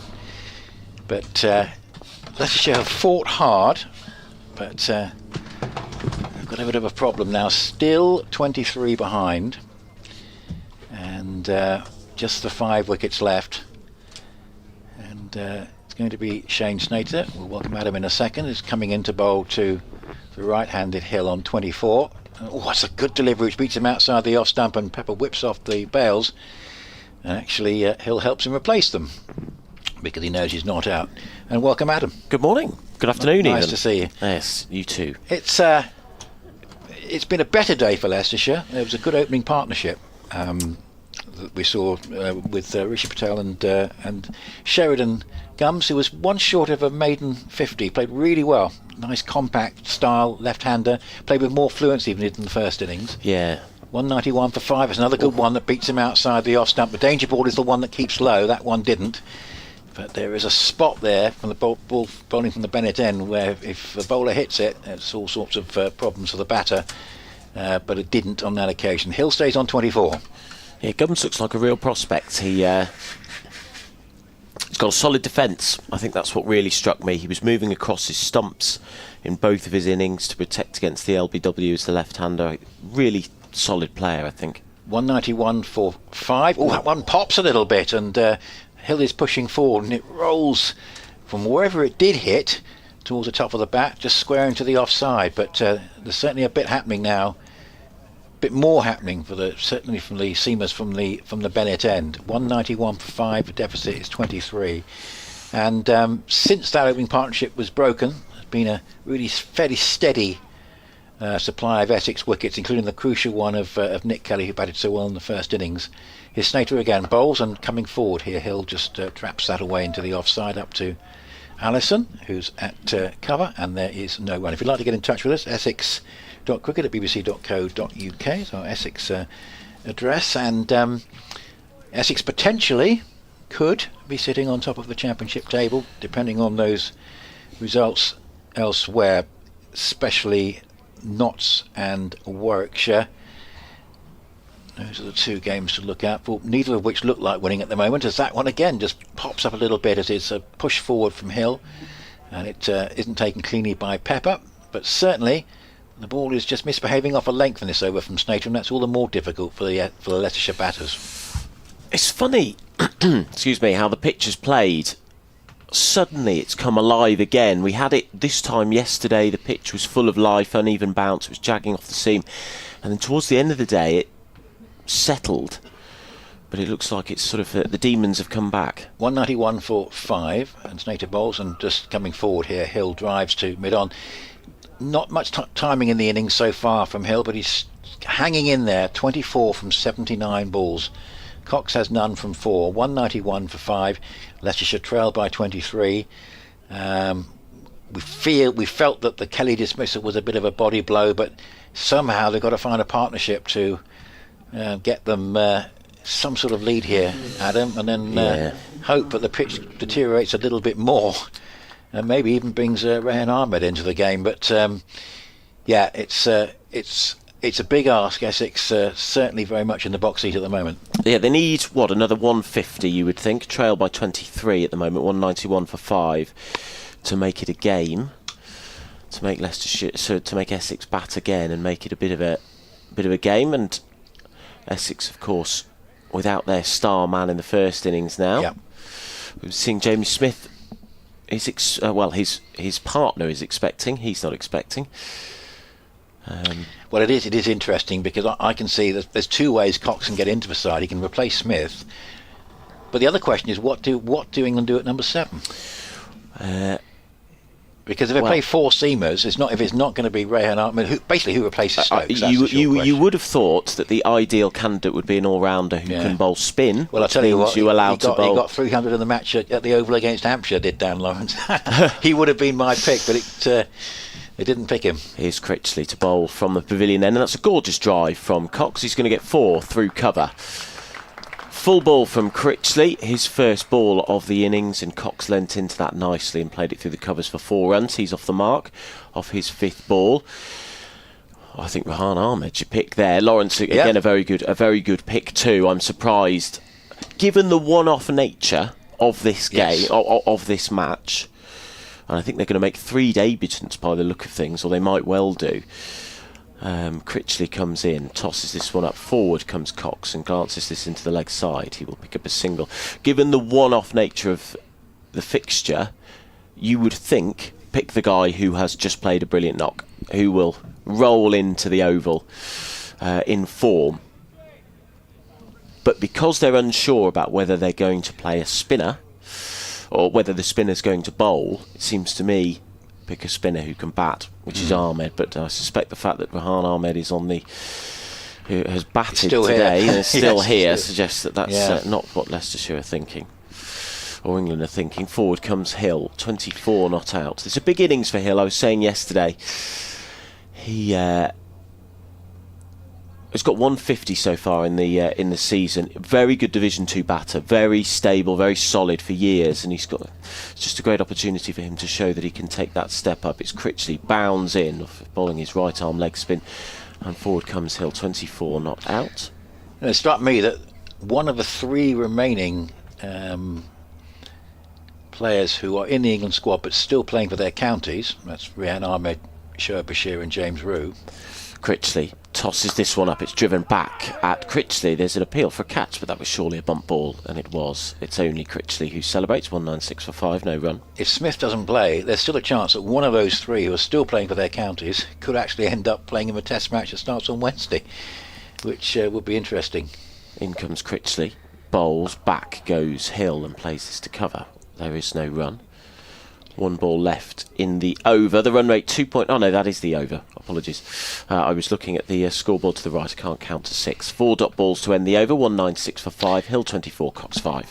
One game we haven't mentioned today, and in fact, Bashir is waiting to bat in a pretty hopeless position because Derbyshire following on against Durham at 221 for 7. They're still 38 behind, so you can only see a Durham win, which will further consolidate their position at the top of Division 2. And I think one thing that is quite likely, particularly if Durham win that game, we can say that they're on their way back to the top 5. They rather went down by accident last year. They just fell away and fell apart dramatically at the end. It is going to be Simon Harmer switching ends, so I'm slightly surprised we haven't seen more of the other seamers today. It's been mainly Porter and Snater. They have bowled very well. They bowled very well yesterday. They were the most consistent. Absolutely. I guess that's a good reason. But they will have a lot of work to do perhaps at Chelmsford as well, as this is pushed up into the offside. Quick single here for Cox, nicely judged. Playing it away into the offside. And Harmer and 2 or 3 fielders chasing that, and none of them can stop it being a single. So 197 for 5. We're expecting tea at 4 o'clock. It's just on 8 minutes past 3 now. Remains cloudy. That little bit of blue sky we had is largely gone. This is just played defensively from the crease and on the bounce to short leg, and there's no run. 197 for 5.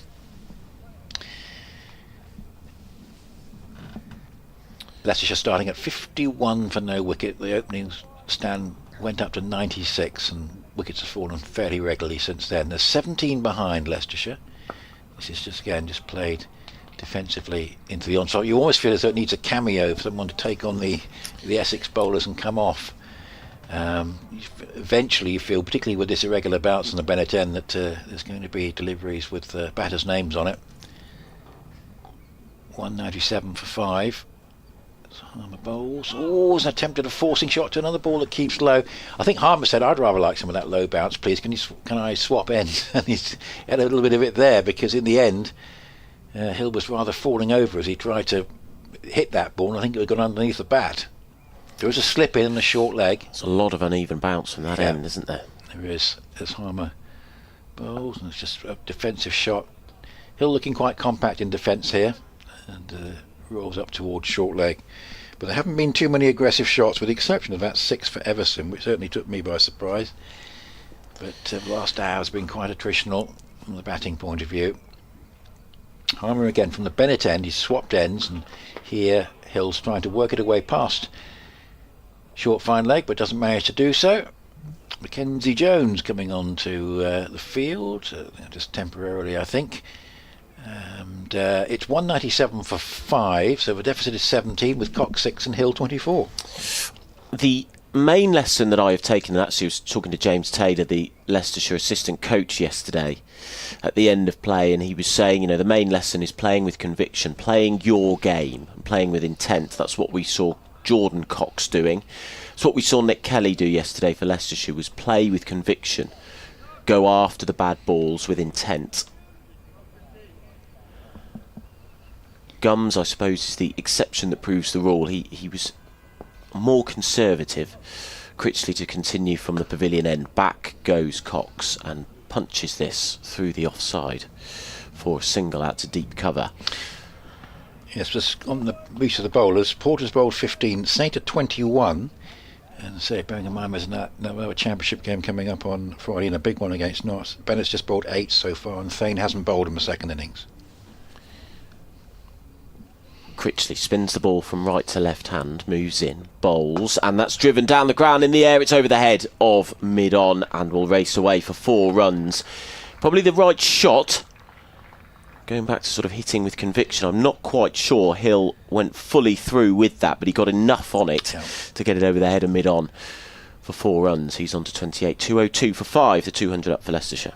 Well, Critchley's definitely had his moments with the ball this season, but they might view him as someone that is a bigger target to attack. He moves in, away from us, tosses it up on the half volley. Hill drives to mid-on, and in taking on the fielder, forces him to spill the ball. Yeah, Porter on that occasion basically thought he'd had it, was going to throw up the stumps, and the ball wasn't quite there. But those singles to mid-off and mid-on are often or can be the death of batsmen. I've seen Lewis Hill get out quite a few times playing that shot, but he does like to take on the arm. Cox waits, Critchley bowls, forward comes Cox. Ben Cox, that is. We've had a few funny little things in this game so far. We've had both the wicket keepers with the same surname, and we've also had yesterday, we're having quite a lot of fun with the fact that Bennett was bowling from the Bennett yes, end. of course, we mentioned that this morning, yeah. And I think he'd probably be quite happy to bowl from the Bennett end. Yeah, down the hill, Critchley bowling, forward comes Cox, no run.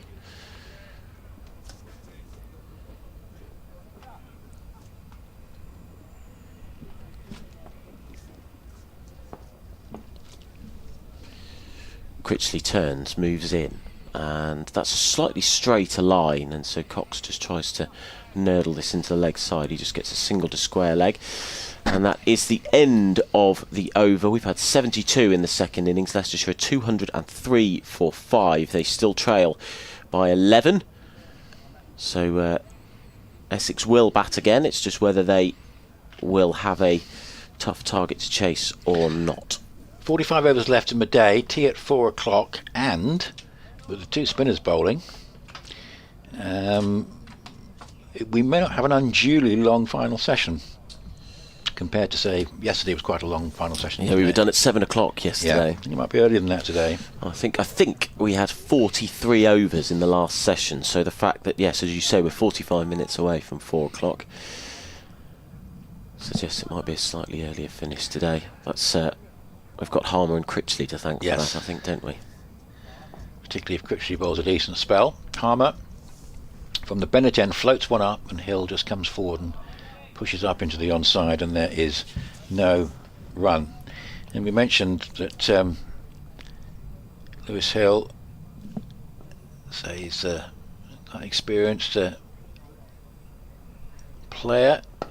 Plays the club drive here. Nice shot, actually. Just waited for it and hit it along the ground for a single up towards deep cover, and collects that 1 run. But Leicestershire missing 1 or 2 in this game. Eskenazi, Tattersall, Wetherald, of course. 204 for 5. And Cox now on strike, and again pushes it into the offside for another single. This takes the deficit down now below double figures, so one objective for Leicestershire is about to be achieved. They're only 9 behind. They could do with Kelly still being there, but he's not, so they have to make the best of what they can. 9 behind at 205 for 5. Harmer bowls again to Hill, and Hill again plays into the offside, but 2 straight this time, straight to mid-off, and no chance to get that run into that little gap that they've been finding in the course of this over. 205 for 5. He's trying to speed things up a bit, Hill. I think he feels he's probably seen enough. Yeah. And this time, he gets one that pops a little bit, but typical bowling from this Bennett end. Even with Harmer's pace, that one popped a little bit off the surface, and it ran down onto the onside. Pop it on a length and it's going to spit, isn't it? Yeah. There's a ball with someone's name on it coming. Here's Harmer again, bowls and driven away past mid-wicket for at least 1. There won't be 2, I don't think, because deep square's going to get round to that and cut off the second run. So just the 1. Harmer's over completed. A relatively expensive one for him, with a few singles being taken off it. But he's bowled 27 overs, 2 for 71. And Hill 31 and Cox 8, 206 for 5, and Leicestershire are 8 runs behind with 5 wickets left. I said yesterday on commentary, at about this time yesterday, I wandered over to the press room and someone just looked at me and went, Monday off. And I thought I probably would have Monday off, but I don't think I'm going to now. I was thinking it might not be much to see today at one point, about an hour from the end yesterday, but the openers steadied the ship a little bit. It was a good little partnership bat at the end of yesterday. We were saying that Leicestershire have done well at the start of all 3 days, and they've actually done well at the end of the 2 previous days. Just been a bit in the middle that's been the problem. Critchley to start a new over from the pavilion end. That's a quicker, flatter delivery to start off with. Bowling right arm over the wicket. Back goes Hill and gets a single to mid-off, who is half of the way back to the boundary. They're offering the single down the ground. It's Cox, right-handed, who waits. As Critchley comes in, bowls. That's slower this time and tossed up.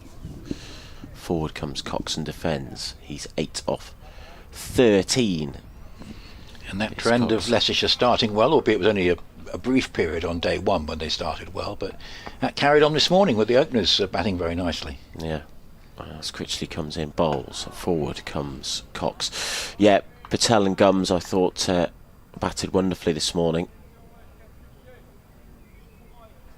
Slightly different attitude. Gums is a much slower, more conservative batter. Patel likes to get after the bowling.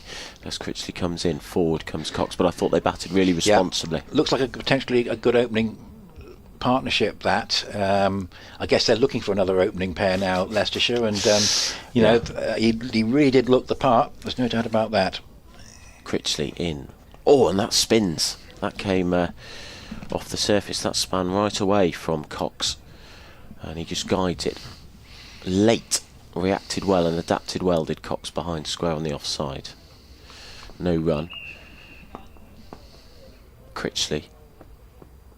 Driven by Cox out to deep cover. Well, it's Patel's 4th opening partner this season. Yeah. And some of that can't be helped. There's injuries. Ian Holland's gone away to America to play T20 cricket. Yes. So basically, had to get 2 batsmen in on short-term contracts for this game. So, I mean, if you put that Weatherall context was injured in the into it, reverse fixture, wasn't he? he was. If I remember. Yeah. I mean, he's gone home now. Kelly's replaced him as the overseas player, and then they've got Ajaz Patel as the overseas bowler. They've decided not to use him today, or this game rather. Go with. By the way, Shoaib Bashir is now batting in that game for Derbyshire. Can he make a late claim to stay in the Test side with a match-saving half-century, I wonder? Anyway, Harbour bowls, and that's gone past a backward point and goes away for a single. Just a slice drive off the back foot from Cox. Gets a single. The deficit goes down to 5. It's 209 for 5. Cox to 10, and Hill is on strike with 32. So I've not seen much of Bennett today. A brief spell before lunch and nothing of Thane. Slip and a short leg as Harbour bowls. And just covering up here. It's pushed into the offside by Hill. Certainly a bit more proactive now in terms of just trying to rotate the strike. There's another 1 there. Unless you have to do this, they've got to try and get into positive territory, and every run counts double, and you never quite know. 210 for 5. They're 4 behind. And now this is played slightly awkwardly by Cox, reaching forward and running out towards mid-wicket, and there's no run.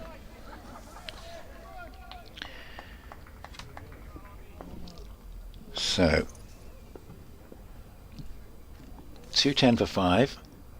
Harbour bowls again. That's a little bit of low bounce there, dealt with pretty well by Cox. Zipped off the surface Yeah. too, didn't it? Spread through. He just needs to dollop it on a length, doesn't he? And it's just gonna do something. 210 for 5. Let's just play again into that little gap on the offside, and they scamper through for a single. And 1 more goes for a total. So Leicestershire now just 3 behind at 211 for 5. Been a good effort today. It's been the most even day of the match.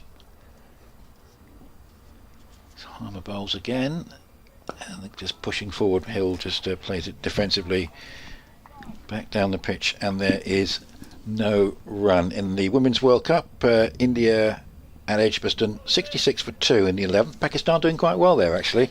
66 for 2 in the 11th over. And a reminder earlier that Australia won by 1 wicket against Bangladesh to reduce the deficit to 2-1 in that series, but Bangladesh have won the series there. And here it's 211 for 5 with Leicestershire 3 behind, Cox 11 and Hill 33. BBC Radio Leicester, BBC Essex, and also on the Leicestershire stream on YouTube. If you want to watch the game along with our commentary. Critchley's going to continue. 3 overs for 13, his figures. Essex zipping through the overs in this afternoon session. And this, I suggest, will be the over that we'll see Leicestershire catch up with Essex, having been asked to follow on. Critchley is in, and that in fact is the shot that will bring it up, I think. Nope, it stopped on the boundary. Beautiful back foot punch by Cox, zooming towards the boundary, but it's well stopped by deep cover, sliding along the turf to pick the ball up. And so 213 for 5, they trail by 1. Cox in good batting form, averaging 55 going into this game with 102 50s. Critchley in, tosses it up outside off stump, left well alone by Cox. He got a career best at the Oval. Even though Leicestershire and Essex experiencing different fortunes this season, Leicestershire's batting stats collectively are still rather the better of the two. Critchley in, bowls, back goes Cox and clips this into the leg side. He'll pick up a single to mid-wicket. The score's level. So Essex will bat again. There's a few, dare I say it, ironic cheers at that point. Leicestershire have batted very, very well, though, you have to say. It's interesting. I wonder what Alfonso Thomas and James Taylor will think about this, the head coach and assistant coach, respectively, as Hill defends a straight delivery from Critchley. Your team shows guts and character, fortitude and endeavour, but they had perhaps lost the game before they showed it fully, as Hill doesn't move his feet a huge amount to a straight ball and just drives it to short cover. Well, the difference on first innings was an individual knock, wasn't it? 204 out of a 214. But they haven't quite been able to replicate that.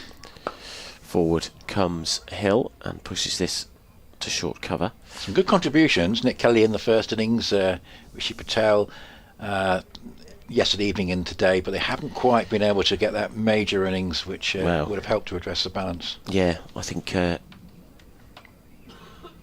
Essex, without Cox and Critchley, 100 for 8, aren't they? Yeah.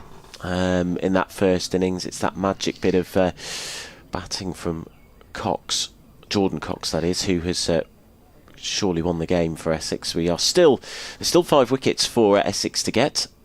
Cox and Hill very good batters, but it's an uphill target. I think it starts to become interesting with the scores level now, 214 for 5. Once you get to 130, something like that? It's making Essex work hard. So Essex might end up top of the table after this, so they won't mind if they have to work hard to get there. It's Harmer bowls, and that one just turns a little bit and skids away outside the off stump, and well taken by Pepper. There's a slip and a short leg. There's a backwards square leg, a shortish mid wicket, a mid on, a mid off, and there's a backward point quite fine, and a deep square cover on the boundary as that's played defensively into the onside. And away to our left we have a deep square cover in front of the smaller of the two scoreboards. Way to our left, one area of the ground that simply has not changed at all, which is probably true of most of it actually since I first came here. 214 for 5. It's played defensively into the off. So I was just saying, Adam, this is the first time I've been here for a decade, regularly visiting the ground up till then.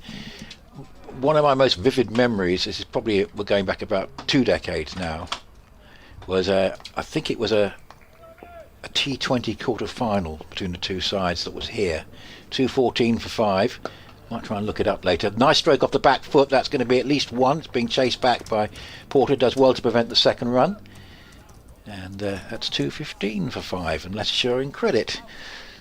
Yes, I remember actually driving, not from Essex, but driving down where I'd been at, I think it was Old Trafford the previous day, and getting here about 5 hours early and watching the ground slowly fill up. So it was absolutely bursting at the seams with lots and lots of people in.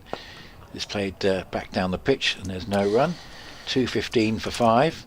And memory of the game, Ronnie O'Reilly hitting the ball straight up into the air. I think the first ball of the match, or virtually. I'll look the game up later on, but the ground was absolutely packed. At a terrific occasion. 2:15 for 5, and that's just played into the offside. And one of the more recent games that the two sides had here, Ravi Bopara got a double 100 here in a one-day game, which was pretty memorable. Leicestershire actually fought very well in reply, but a very high-scoring match. So there've been some good tussles in all formats here.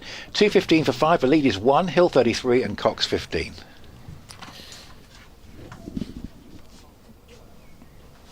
So Leicestershire lead by 1. 40 overs remaining in the day. Hill 33 will face. Critchley's going to continue, is he? Yes. Bowling right arm leg spin over the wicket. Umpire's got a very fetching rimmed sun hat as Critchley comes in, bowls. Forward comes Cox, getting his bat in front of his pad. Playing it back to the bowler. There is no run. 2-1-5 for 5 the score. Cox 15 not out. As Critchley comes in now, tosses this one up. There's an inside edge on that. Very thick inside edge, which dribbles down the ground, and it's fielded by mid-on. They decide against the single. There might well have been one there, but they decide against it. Yeah, you go back to those T20 quarterfinals. I think the last one here would have been 2011 as Critchley comes in driven and it beats the infield. There's a short cover there and it goes out to that mid-off fielder who I mentioned in the previous over is halfway back, giving the single. I found it. 2004. Leicestershire won by 14 runs. And Essex actually batted second, trying to get 181, and Ronnie O'Reilly hit his first ball straight up into the air without first ball opening the batting. Hill waits, defends, as Critchley tilts his head to the sky. Thought he nearly sneaked through there, right in front of his stumps. It was a full straight delivery. Was that their first title? 2004, I think it was. As Critchley comes in, back goes Hill.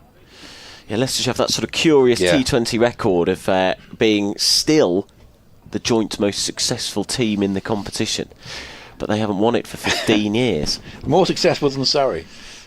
So Critchley comes in, tosses this up, and it's driven back to Critchley by Hill. That's the end of the over. 2-1-6 for 5. Just the one run off it, a single to Cox. So Leicestershire lead by 2, with Essex still to bat. Yes, they're joint with Hampshire and Somerset on 3 titles. Definitely Hampshire have got 3. And I mean, look at that side. Hodge, Maddy, Stevens, Gibson, Nixon, Sadler, Snape, Dakin, Cleary, Henderson, Dagnall. You're going to have to do pretty well to get past them. And Essex not quite up to it on that day, but I say, fantastic build up to that match. The ground's absolutely packed. It was more or less this time of year, a bit later actually, probably July time, but 22 years ago, and memorable quarter-final between the two sides here. But yeah, so the sides haven't met each other much in the last decade, renewing acquaintances with back-to-back championship matches. And Harmer will bowl from the Bennett end, and this is played defensively by Cox back down the pitch, and there is no run. So 2-16 for 5. The lead is 2. Need a few more than that. It's a start anyway. Leicestershire have fought hard today. It's certainly their best day of the game. And Harmer bowls and it's played defensively back down the pitch. There's no run. It's more reminiscent of the first 2 days of the game at Chelmsford, which were pretty evenly fought. And there wasn't much to choose between the two sides at the end of day 2 at Chelmsford. This has been a bit more reminiscent of that. Hard fought cricket. 2-16 for 5. Harmer floats one up, and that's just played nicely by Cox off the back foot, just up towards mid-wicket. And there is no run. The issue for Leicestershire, and this has been an issue all season for them, and that Essex game is a perfect example of it, the one at Chelmsford that you referenced. We'll come to this in a second. Yeah. Harmer bowls, and this time Cox watchfully pushes up into the offside. There's no run there. Harmer scampers through to complete the fielding to save any of the one savers having to do it. 2-16 for 5. He's one terrible session. Yeah. Which loses the game for them. It was, 60 all out. Essex did bowl well, 216 for 5, and this is clubbed away back down the ground without timing. Also, the atmospherics weren't exactly in Leicestershire's favour, really clouded over and quite sort of oppressive conditions, and ideal for the swing and seam. 216 for 5. Harmer bowls and just pushing forward. That goes up into the offside, and there's no run. Ladies from Trentbridge, Somerset 243 for 6 with Thomas Rue 74 not out. James Rue made 50. They're 361 ahead of Notts, so expect a declaration midway through the final session if they're not bowled out. Right, we're going to bring back Nikesh to join you, Adam, for the last half hour before tea. Wonderful. Thank you. High white cloud, nice warm day in the centre of Leicester for day 3 of this county championship match. I suspect we're going to go to day 4 tomorrow. As Critchley will continue from the pavilion end. Nikesh. Critchley to bowl his 6th over of the day. They've gone for 17 the previous 5. Critchley is in. Bowls. Forward comes Hill and defends. He's 33 not out. Faced over 100 balls for that. Much better from Leicestershire today, Nikesh. Yeah, there were many who felt game wouldn't perhaps even go this long into the day. Critchley bowls. Forward comes Hill and drives back at Critchley, who fumbles it somewhat, deflects it to short cover, but there's no run. I would probably count myself as one of them, Nikesh. I didn't think we'd be here. Certainly at 6 o'clock yesterday when Leicestershire were asked to bat again. Back goes Hill to a good length ball from Critchley, and Hill will come back for 2. He'll move on to 35. The score will move on to 218 for 5. It's been a very gritty sort of innings from Lewis Hill, very scratchy early on, wasn't really able to rotate the strike, but he's been out there for a long time now and things looking a little bit easier for him. Critchley in, bowls. Forward comes Hill. He's there's no run. He's a sort of very busy batsman, lots of movement, and when it's not quite going for him like it wasn't at the start of the innings, it looks fidgety. Whereas when it's good, he's sort of Joe Root-esque in that sort of busyness as Critchley bowls. Back goes Hill and defends. Short leg fields, no run. So 2 off the over. 37 remain after this in the day. Critchley moves away from us. Bowls. That's a back foot drive from Hill. And it's a shy at the stumps as they scamper through for a quick single. And we've got drinks on the field. As the drinks carriers come out. So while we do that... Not a scheduled hydration break like they've got over in... at the World Cup. At the World Cup. It looks absolutely scorching out there. I was watching Qatar against Switzerland last night, and... you weren't there, were you?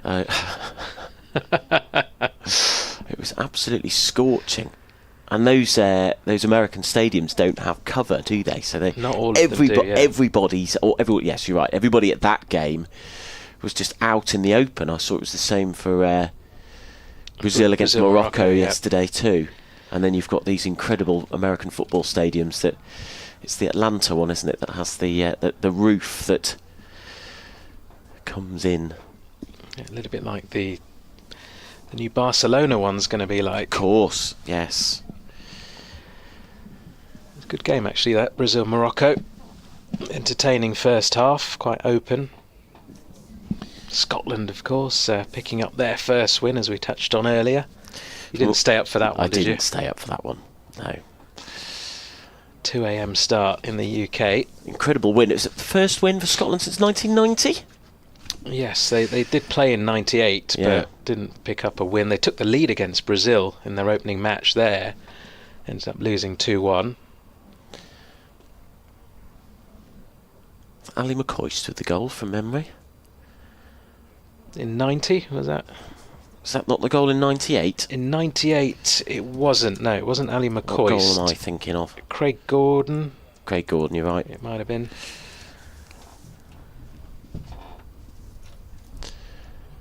Oh, Craig Burley, sorry. Was it Craig Burley? Get my Craigs mixed up. Pretty sure it was. We'll check that in just a moment as drinks are taken off the field.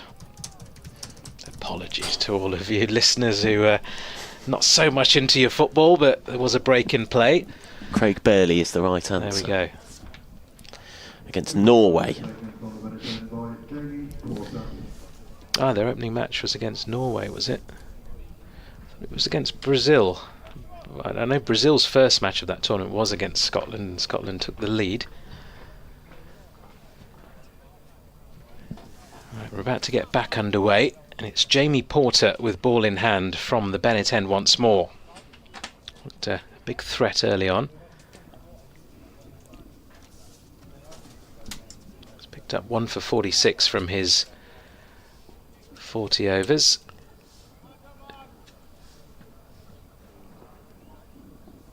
Can he get another breakthrough here for Essex? Running towards us. Delivers to Hill, who's on the move and defends this ball eventually into the offside. No run. Good intent from Lewis Hill.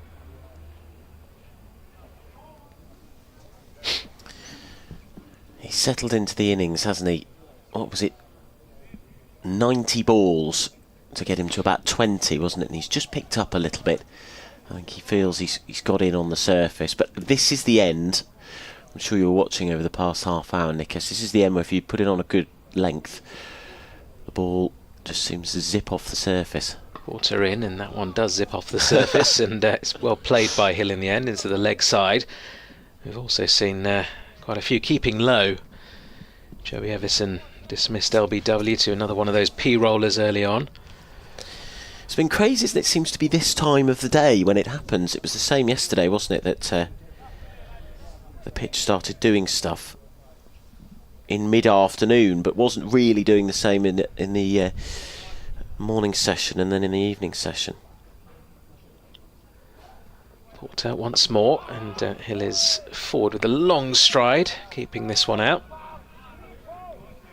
Lead for Leicestershire, if you are just joining us, 5 runs at the moment. They're 219 for 5 in their second innings, following on.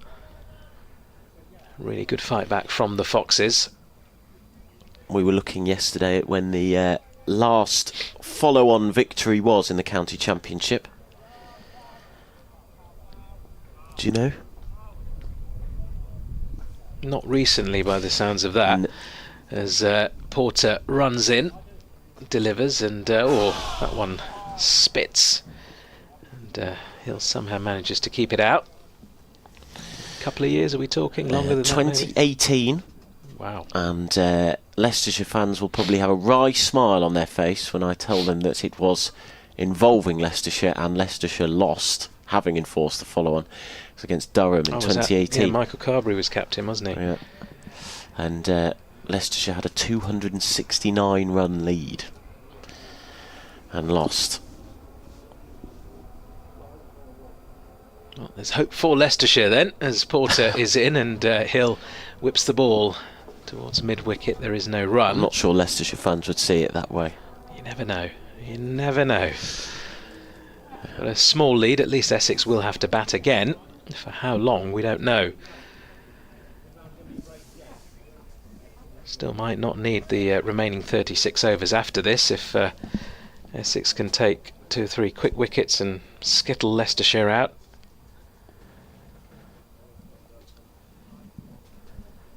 Porter to complete the over into Hill down the leg side. That's going to be runs, 4 of them. Byes signalled. I won't care how they come, Leicestershire, if they can just keep racking up these runs. Will put Essex under a little bit of pressure, although they're still well ahead of the game, Essex. But 5 wickets in hand, Leicestershire, 2 set batters now at the crease. Can they build something? When you've got your wicket-keeper up to the stumps, you need to be spot on with your line, don't you? Just strayed a bit there, Porter. Because it wasn't actually that far down the leg side, was it? It was just enough to stop Pepper being able to get it. If you're just joining us again, Jordan Cox is not playing today. He's been called up to the England team. I'm right in thinking, Nickes, that it's Jamie Smith's having a baby, isn't he? That's right. So, I'm sure it's his partner or his wife having the baby, but you're right. He will become a proud father very soon, so he's kind of on standby for that, may or may not play. Cox called up as cover. He's done his chances no harm. Double 100, kept really well yesterday, so if he is going to have the gloves for England, and he's in decent keeping form, given what we've seen so far. Second over of the new ball, and it's going to be Snater to bowl it from the pavilion end. And again, that's zipped up off the surface, didn't it? Just bounced up off a good length, and Cox plays it defensively. It's the top of his bat. There is no run. It's played to short cover. I'm not sure about keepers standing up to the stumps with a new ball. Got to give yourself every chance of the batter finding the edge and having that time to be able to react. As Cox waits, Snater comes in, bowls, and forward comes Cox.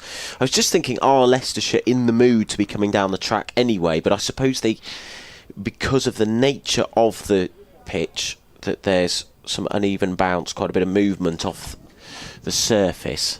They probably are, actually. They would probably want to get to the pitch of the ball. So that's why they'll be doing it. But you're right, I agree with you. It's going to sting the gloves as well, isn't it? Bowling at full tilt. Snater moving away from us. Up to the wicket, bowls. And that hits high on the pad. Appeal for leg before wicket. Now, Cox isn't a tall man, but that looked a bit high to me. I don't know if you agree, Nickes. A bit high. Maybe, was it angled down the leg side as well? Let's have a look. Watching the replay now. Oh, definitely down the leg side. I think a bit high too. But definitely down the leg side. 2-2-3-4-5 is the score. The lead is 9 for Leicestershire. But the Foxes are essentially 9 for 5 in their second innings. Cox 16 not out. Snater past the umpire. Bowls down the leg side. That's not a great delivery from Snater, and it's clipped off the pads by Cox. 2 straight from Snater, and he'll get a single down to fine leg in front of the covers down there. Cox Quite poetic 17. If Leicestershire set Essex 60 to win. Given what happened last week. Yeah. Even better if they skittled them out for 58. Leicestershire have shown plenty of heart and character today. Good partnership here, worth 40 runs between these two. Hill, 36 not out, waits. Snater bowls, and again that bounces high of a good length. It's defended by Hill. Plenty of heart fight. Sheridan Gums looked good early on. Rishi Patel always tends to look good at the top of the order, doesn't fail too often. Made a really well played 58. Gums unlucky not to bring up a half century. 49. Contributions from Rehan Ahmed and Nick Kelly as well. Snater in, bowls, and forward comes Hill and drives this down the ground. And there is no run. Now, have we got a substitute fielder coming on? There's a piece of equipment being delivered as well to the Essex fielders. So 2-2-4 for 5, 82 overs, second over of the new ball for the visitors as they try and bowl Leicestershire out cheaply and have a very, very low total to chase to win what would be their third game in a row in the county championship. And did I hear discussion earlier that they would go top of Division 1 if they did so? They could go top of Division 1. There are a couple of other results which they'll be keeping an eye on, including the Notts result. 5th at the moment, aren't they? But yeah, with victory would certainly leapfrog Surrey. Warwickshire, Glamorgan above them, and Nottinghamshire. Yeah, it's the Warwickshire and the Notts results that they're keeping an eye on. If Essex win and Warwickshire and Notts don't, then they will go top. Both of those sides are up against it a little bit in their current games. Yeah, Somerset 260 for 6 against Notts, but they've got a lead of 377. That's a very difficult chase for them at Trent Bridge. And then Glamorgan, 208 for 3 in their second innings, but Sussex piled on 521, so they trail Sussex by 158 runs with 7 wickets left. So a good fight back by Glamorgan. It's just that's such a big gap. Glamorgan 155 all out, and then Sussex 521, as I say. And then Warwickshire behind the game 2. Yorkshire 154 for 5. They lead by 360 with 5 wickets remaining. Do Yorkshire at Headingley. So things could go their way, couldn't they? They've got 7 points already. Porter in from the Bennett end into Cox, who drives into a gap there at extra cover, takes the single. A gentle push really from Cox, who moves on to 18. Another busy player at the crease. It's Ben Cox. 6 runs short now, Ben Cox, of 7,000 career runs in first-class cricket. That's a good spot, that. I'm sure he'll be aware of it. I'm not sure how many around the ground will be. Hill tries to tap and run just in front of point. He's sent back with a loud no from Cox at the non-striker's end. As has previously happened before, certainly at Leicestershire, I know it's happened at other clubs too, it'll be mentioned by the commentator and then the media team of the club will hastily draw up an infographic for that to put it on social media.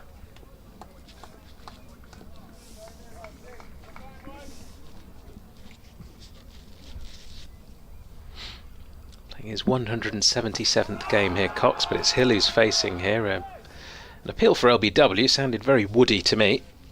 Umpire agrees. An incident like that when I was a young lad playing in second team cricket, probably 13, 14 years old, and one of the batters from my team was out there. A big LBW shout, and usually in second team cricket you've got the batting side providing the umpires for the innings. That's a lovely delivery from Porter past the outside edge of Hill. It was clearly not out. Massive inside edge onto pad. And bowler said, "What's wrong with that?" His umpire goes, "Unless he's got a wooden leg, I'm not giving it."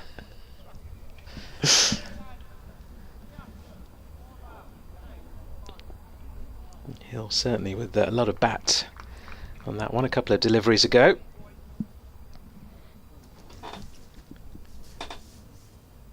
Porter in once more, and it's another beauty past the outside edge, and another fumble by Pepper.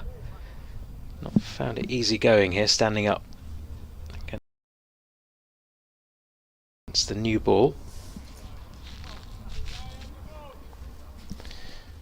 With the way Porter's bowling as well, he'd do well just to go back and stand in a conventional position. Doesn't matter if Hill's going to shimmy down the track. That's at his own risk. The ball is swinging. It's been very close to that outside edge on a number of occasions. Porter back in, and Hill again plays and misses. This time Pepper does collect, whips the bails off to no avail. It's artistry watching Pepper behind the stumps, isn't it? Taking that so quickly, taking the bails off. Skill level for that is extraordinary. As you can see on the stream, something you very rarely see on the scoreboard there. Over rate +7. It's been +7 for quite some time actually. A lot of spin bowled today. Yep. Simon Harmer's bowled, is it 28 overs, something like that 30, today? I think 29 or 30. Which is why you're normally behind, aren't you? And we were here until 7 o'clock yesterday because of a relatively slow over rate, but I suspect we will be done much earlier today. So the 84th over of Leicestershire's second innings is about to begin. It's to be bowled by Snater, bowling from the pavilion end, right arm over the wicket, and he bowls to Hill. It's 2 straight and clip 2 mid-wicket. There is no run. Unless, of course, Essex are batting and victory is in sight. Umpires give them an extra half an hour to get things done. Yes, that's true. Leicestershire, though, we're still hoping to bat through the day. Snater moves in towards us now. He's up to the wicket. He bowls. Oh, and that sinks completely in the surface. There's a thick inside edge, and it's going to race away for 4 to fine leg. Well, can't do much about that. Unfortunately, Cox has got away with it. We watched the replay. That completely died. Bit of a P-roller, and Cox went to drive it through the covers off the back foot and ended up with the ball zooming towards the fine leg boundary. So 4 to Cox, 22. So how many runs is that now before 7,000 career ones? Snater in, bowls, forward comes Cox and defends. He's one away. 6,999 runs then. 5 centuries, 39 50s. 277 innings, most of those for Worcestershire, but he has found a new lease of life at Leicestershire, has Cox, as he waits. 22 not out. Snater moves away from us now, bowls, defended by Cox, who comes forward at that and drives it down the ground for a single. Sorry, for no run. I don't know where I got for a single from there. For no run. 4 off the over. 2 for 45, Snater off 22.4 overs. Bowls at a very mean economy rate, does Snater. The Netherlands international comes in, bowls down the leg side, and well, that hits something. It might be bat. I'm going to watch the umpire with interest here, because it flicks away into the leg side. It's a leg bye, so it must have hit the body or the thigh pad or something as it trickled into the leg side. 1 ball left in the over. The lead 16 for the Foxes, 230 for 5. Everybody bar Everson making a reasonable contribution so far for the Foxes. Snater in to bowl the final ball of the over, and it squares Hill up and gets a leading edge out into the offside where a single is taken. So 230 for 5 the score. The lead is 16. We've got 33 overs left in the day. The scores so far: Patel 58, bowled Snater. Gums 49, bowled Harmer. He deserved a half century, Gums, didn't he? Batted very well. Of 125 balls for that 49. Ahmed 23, LBW to Harmer. Kelly LBW to Porter for 19. Everson LBW to Snater. And I think when you've got plenty of bolds and LBWs, that tells you the pitch is keeping low, isn't it? Yep. There's some tricks in the surface. But Hill 36, Cox 22, the not out batsman.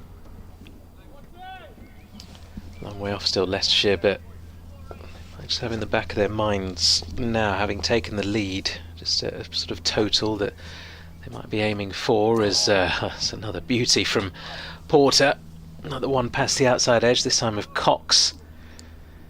I think if they can somehow get themselves to a lead of 170 plus, that'll be just a little bit uncomfortable for Essex. Oh, that is a jaffer watching the replay. Pitch just outside off stump and then moves away from the angle.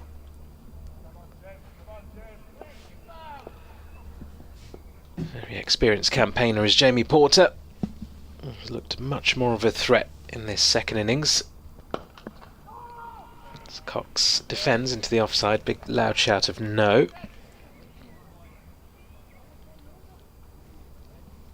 The last thing they want now is to lose another wicket here, Leicestershire, before tea. Just 5.5 minutes left until that interval. Should get another over in after this.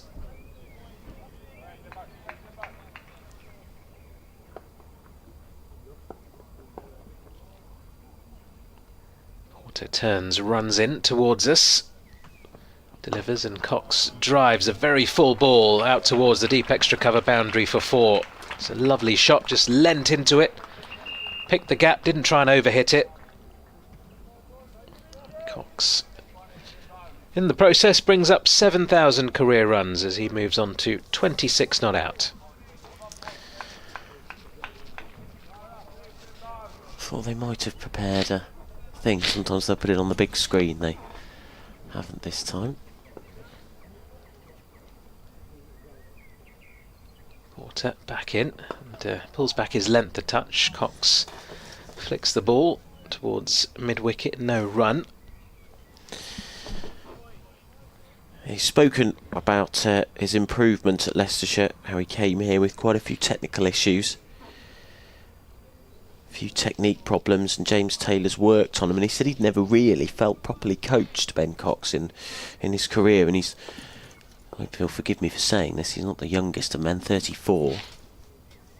Never too old to learn a thing or two, as that one keeps low from Porter, but Cox manages to dig it out. But he's played some memorable innings in the past. He won the T20 Blast, didn't he, for Worcestershire? It was him who got the match-winning innings for their title in 2018. And he's been such a good addition for Leicestershire. The wicket-keeping, he is near flawless. So a bit of an old-fashioned wicket-keeper, really. And his batting ever so reliable too. Porter completes the over with another short of a length delivery, which has been well worked out towards deep square leg by Cox. Easy couple of runs taken to complete the over. Leicestershire on to 236 for 5. If I was an Essex supporter, I think I would be slightly concerned by how the bowlers have bowled with the new ball. I don't think they haven't caused too many issues, have they? There's been a bit of movement, a few jaffers, but I don't think they've utilised the uneven bounce. We saw Harmer use the uneven bounce more with the old ball, didn't we?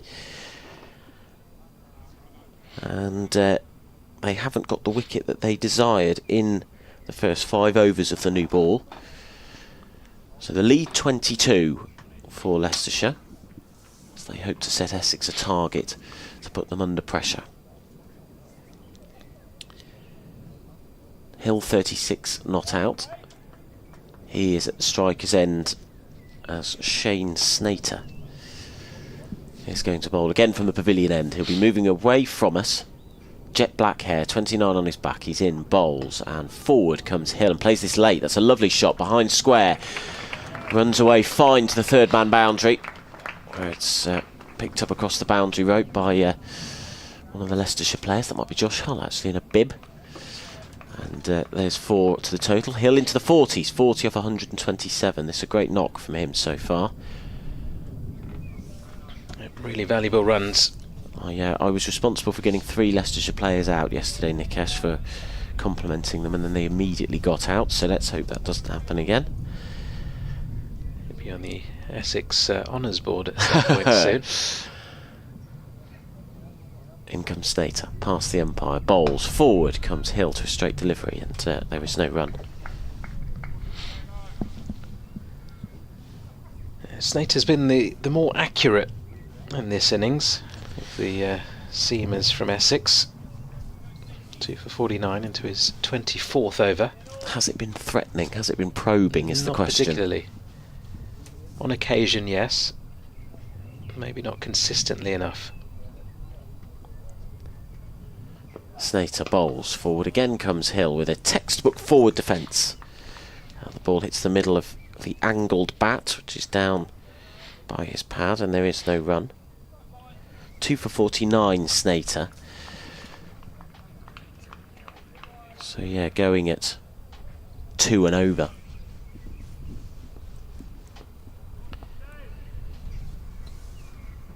As his elbows jutting out as he moves in. Short ball which catches them by surprise, and that's going to run away for 4. Is that 4 byes? 4 leg byes? 4 off the bat. The umpire signals byes, so that went straight through. It was a good bouncer by Snater, but I feel like Pepper didn't know that was coming, which when you've got a wicket-keeper up to the stumps is not ideal. It was a good bouncer because it caught everybody by surprise, but you've got to give the wicket-keeper a little tell there, haven't you? Yeah, could have taken his head off that. Yeah.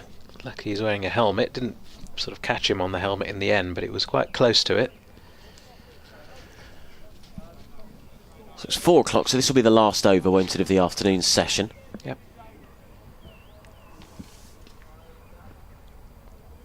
Snater past the umpire, bowls full, and forward comes Hill. 1 ball left of the session. And it's been... Well, has it been Leicestershire's session? There's an interesting question for you. I think it has. They've ended the session well, haven't they? But lost a few wickets at the start of it. They'll feel they're in a good position at the moment with a lead of 30. This is the final ball then of the afternoon session. Snater moving in towards us. He bowls and it's defended by Hill. And that will be tea. Well, Leicestershire putting up a brave fight here at Uptonsteel, Grace Road. They are 244 for 5, with Cox on 28, Hill on 40. They lead by 30, and there were many of us who thought that this game may well be over by now. Certainly when they were put into bat yesterday evening with a over 200 deficit following on. But they are fighting for their county at the moment.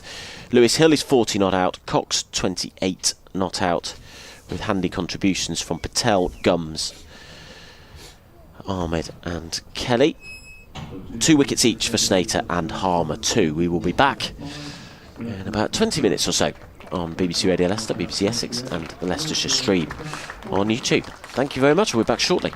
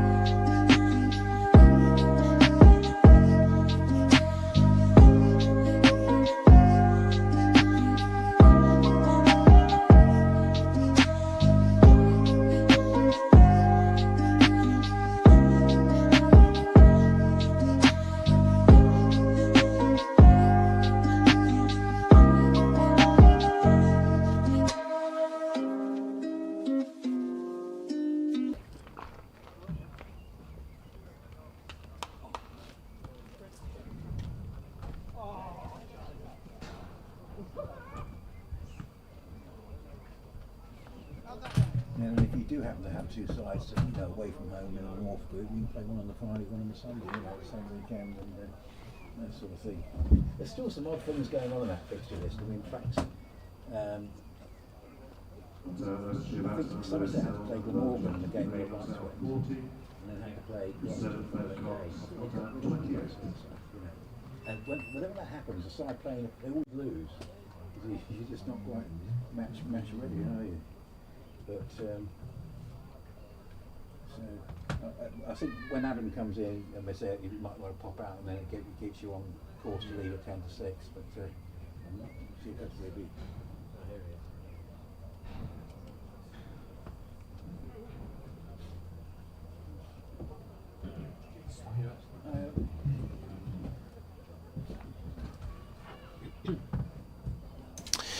Well, welcome back everybody to the coverage of day 3 of Leicestershire against Essex in the County Championship. The evening session just about to get underway. 244 for 5 the Foxes are. Following on, they lead by 30 in this game, having been asked to follow on yesterday evening. And they're putting in a decent rearguard action. Cox, 28 not out. He got to 7,000 career runs just before the tea break. And Lewis Hill, the Lutterworth boy, 40 not out. This is a big innings for him. They did well, Adam, that half hour before tea. Did. I was saying, I think from an Essex perspective, though, it was just not probing and threatening enough bowling-wise. It was tight, but... There's a few concerns now. I honestly thought when Kelly was out, the job was close to being done. As Porter bowls the first ball of the evening session, back goes Cox and fends out into the offside. But with this older ball, there's less happening now. In fact, they would have taken the new ball. So they've got assuming they took that new ball at 80 overs, they've got a relatively new ball now, but it's not doing a lot. Certainly with the older balls, certainly there wasn't a lot going on towards the end of that 80 overs. Well, I think what was really interesting was Harmer was getting more out of the pitch in the 79th over than Porter and Snater have with the new ball. In comes Porter, bowls, that's a gorgeous cover, driving it for 4 runs.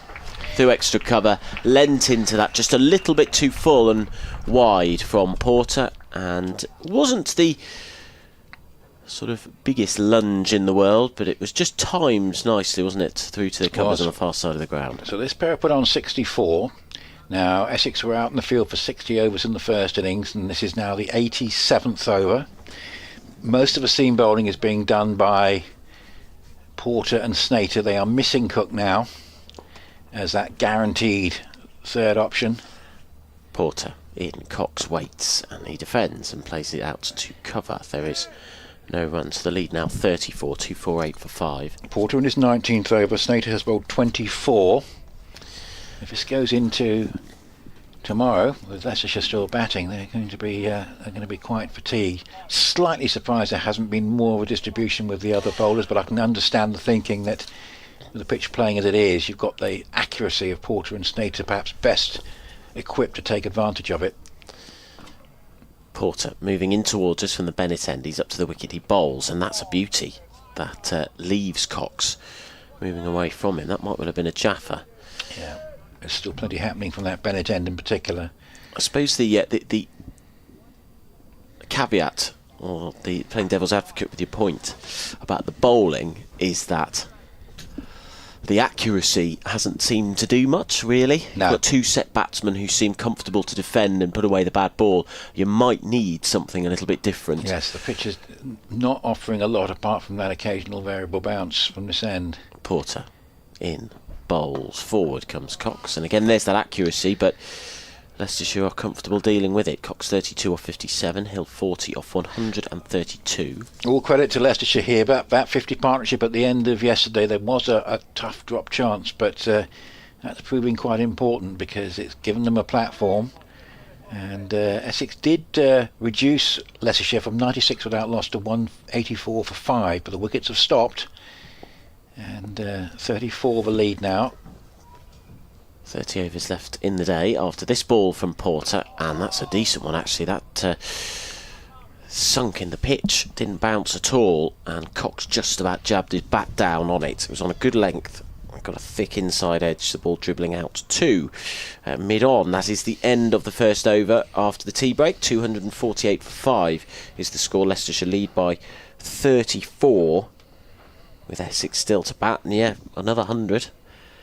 And we've got a game on. Yes, particularly if a pitch... I mean, is it likely to deteriorate further on the last day? Is that something we might see? Perhaps, if anything, the pitch has got more...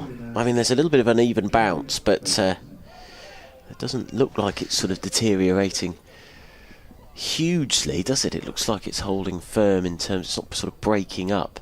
Well, I think it's going to be Charlie Bennett, and that has to be right. Tom Wesley must be thinking about that point you were just making about the workload for the two principal seamers. Of course, Bennett got wickets in the first innings. We haven't seen Fane, have we, No. either yet? Might see him as well. It might just be that this change makes a difference. But Leicestershire fighting hard here. The best weather of the day, broken cloud, blue sky and sunshine, as Bennett from the pavilion end bowls, and that's played away just into the offside, just run down towards backward point, and they collect a single. So Hill 41, now it's Cox on strike with 32. They came together at 184. So it's a stand of 65 now. Good scoreboard actually, which has changed since that was last year, with lots of details and giving all the relevant information, including the Leicestershire lead, the score and the wickets in a green block, saying 249 for 5 as Bennett moves away from us and bowls. And that's a loose shot. With Bennett coming on, maybe Cox was thinking of taking a bit of a liberty. That one was just back of a length. He tried to square cut it, and he just went over the bat and through to Pepper. But that was a bit of a loose shot. And Leicestershire don't want to give this away. I'm not going to say they've got Essex in a bit of a corner, but Essex, the longer this goes on, the more overs taken out of the bowlers. It's obviously not ideal, and obviously Sam Cook not available. Here's Bennett, who loses his run-up. Bit of movement in the background. That's people moving behind the bowler's arm. He suddenly pulled out there. Batter, obviously, just indicating he wasn't ready. I could tell by Cox's body language he was chuntering about somebody down below us. Nice conditions now. The cloud is broken. There's blue sky that we didn't have even an hour ago, and pleasant sunshine. So it certainly improved a lot in the last hour. 249 for 5. A lead 35. Final session of day 3, and this is played defensively. Head over the ball by Cox up to mid-off. This session is likely just to be 2 hours of cricket, because we had 31 overs to see at the start of it. We began at 4:20, so we should be looking at a finish around about 6:20 this evening. Interestingly, if they do bowl the overs before 6:20, I don't know whether that's it or whether we have to go on to 6:20, but I would suspect that will be it. But it's only a minor point, and we'll cross that bridge when we get to it. Little or no breeze as Bennett ups the wicket again, bowls. That's nipping back into the right-handed Cox. It's certainly a good idea to bring Bennett on here, even if he's not bowling from his own end. That was a useful delivery, and it's just given something a little bit different for Cox to think about. Well, it's changed the game, hasn't it? Yeah, I think Just it this had over. to happen. Dare I say it? And this is not. This sounds like I'm damning with faint praise. This it's just a little bit more inconsistency. I think, ironically, is more of a threat. Yeah, absolutely. Maybe more likely to lead to a wicket. 2 slips waiting. There's a short, straight mid-wicket and 4 saving 1. This is a nice drive for 4 through the covers. That's a lovely shot from Cox. Slightly over-pitched. And a beautiful stroke away between mid-off and cover for 4 runs. One of the best strokes of the day. It takes Leicestershire beyond 250. They could have done with that, of course, more meaningful runs in the first inning, because that equates to batting points. But 253 for 5, Cox 36. That's a gorgeous shot, and he's had a couple of nice cover drives in the past hour or so. And the previous one was from the other end and was more nicely timed. That was a full throttle cover drive. Lovely shot. 253 for 5, a lead 39. Bennett up to the wicket, bowls a full-length delivery which is driven square for 2. It's being chased round from third man towards deep backward point, and they get back for the second run. So a little bit of a release in pressure for the last couple of deliveries from Charlie Bennett, which were a bit too overpitched. But again, sometimes that might just create a wicket, with, as we saw earlier in the over, with the batter actually playing an expansive shot and playing and missing. There's always a possibility that it might lead on to something. But certainly this has been a good performance by Leicestershire today. And 255 for 5. The lead is 41. Hill has 41 and Cox has 38. And dare I say it, is that a tiny bit of hope that I can feel amongst the Leicestershire faithful? I suspect Leicestershire fans have been in these kind of positions enough to know that it can be dashed very quickly. It is the I'd suggest it's the experience of Leicestershire fans more than anything else, is to have faint hope dashed cruelly. Hill waits as Porter bowls his 20th over of the innings. It's just back of a length outside off stump, cut to backward point, no run. I suppose the one problem Leicestershire will face is that the bowling has been the weaker suit this season, and looking at the way the pitch is playing overall, unless Essex get really unlucky with deliveries hitting that spot from the Bennett end, they should be able to chase down, a 200-ish target if that's what it boils down to, but they'll be hoping it doesn't get to that. 255 for 5. We've just got a bit of a delay. There's a slip moving from second to, what are we saying, fourth or fifth slip even there, to I think negate the late cut as Hill goes to play it late down that channel, but hits it into the floor this time. He loves that shot, Hill. He's a very handy player of late cutting, that sort of late drop of the hands to guide it behind the square on the offside. Women's World Cup double-header at Edgbaston earlier today. Bangladesh beat the Netherlands, and at the moment India 170 for 6 in their 20 overs against Pakistan, which you'd probably back them to defend, but we'll see what happens. Hill waits, 41 not out, and he plays that late cut, goes to backward point, no run. And earlier on today, a thriller in Bangladesh, with Australia winning by 1 wicket, but Bangladesh still taking the series. Australia winning by 1 wicket with 3 balls remaining against Bangladesh in the third one-day international, and we'll let you know what's happening in the championship. It's been a fairly attritional day, actually, with in each game really one side quite firmly ahead and the other side trying to stay in the game, but we'll let you know what's going on. Porter moves in towards us now from the Bennett end. He bowls, and there's that late cut again. This time Hill gets it away. He's been trying all over for it, and he finally gets it on the third or fourth attempt of the over, guiding it between that fourth, fifth slip and backward point. He will pick up 2 for his trouble, and Leicestershire will move on to 257 for 5. Hill on to 43. And young Thomas Root, brother of James, is going well in the game at Trent Bridge. Is on 92 not out, and Somerset 291 for 7, lead by 408. I think that'll be a maiden first class 100 if he can get it. Hill waits and plays this away on the leg side for a ball from Porter. That's the end. No, it's not. The umpire's just moving away from his stumps. So in terms of the Root family, the wrong brother has got the runs in this match, because James actually got a 50, but that's not a particularly eye-catching score, and given that Cox made 204. But yeah, Thomas Root is perhaps closing in on a maiden first-class 100. 3 6s and 7 4s in that knock. Porter, fair-haired, broad-shouldered, moves in now. He bowls, and that's defended by Hill. And that is the end of the over. 2 off it. 1 for 49 is figures off 20 overs, Porter. 257 for 5, the lead 43. So you are more handy with this than me, so you can try and tell me how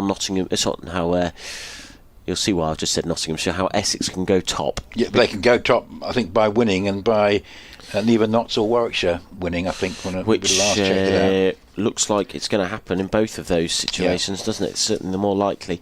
Somerset with a lead of 409 with 3 wickets left, as you say, over Notts. And then Yorkshire with a lead of 395 with 5 wickets left over Warwickshire. Yeah, so Essex, if they do, and I'm sorry, we have to say if, because it's looking a lot less certain it was maybe, well, certainly this time yesterday, even after Kelly got out, but they would go to 103 points, and given that Surrey aren't playing, only Notts or Warwickshire with wins could overtake that in this round of games. 257 for 5. Here's Charlie Bennett again. Bowls. That's a good delivery. Now, he bowled a couple of over-pitched ones in the last over, but that was perfectly landed, and it's beaten Cox outside the off stump. Very well bowled, and to say he did well in that first innings.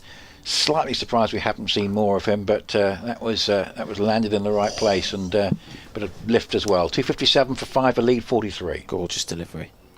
And as I mentioned, he's just brought the game alive a little bit.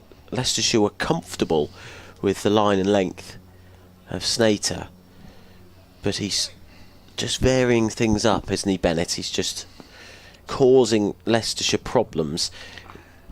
Here's Bennett bowls. That's driven nicely and nicely stopped at cover because that was well timed. He might put some balls outside off stump like he does there, but I don't think it's a bad thing to get Leicestershire driving, to be honest. Yeah, absolutely. Sussex are making a bit of progress at Hove. Glamorgan now 218 for 5, still 148 behind. Now, Sussex, of course, have had points without their points deductions. They've threatened to be miles clear at the top of the table, but the points deductions have hurt them. But that would actually, if they do win the game, be their 4th win of the season. And, of course, Essex also on course possibly for 4th. This is played away along the ground up towards mid-on, scamper through for a single.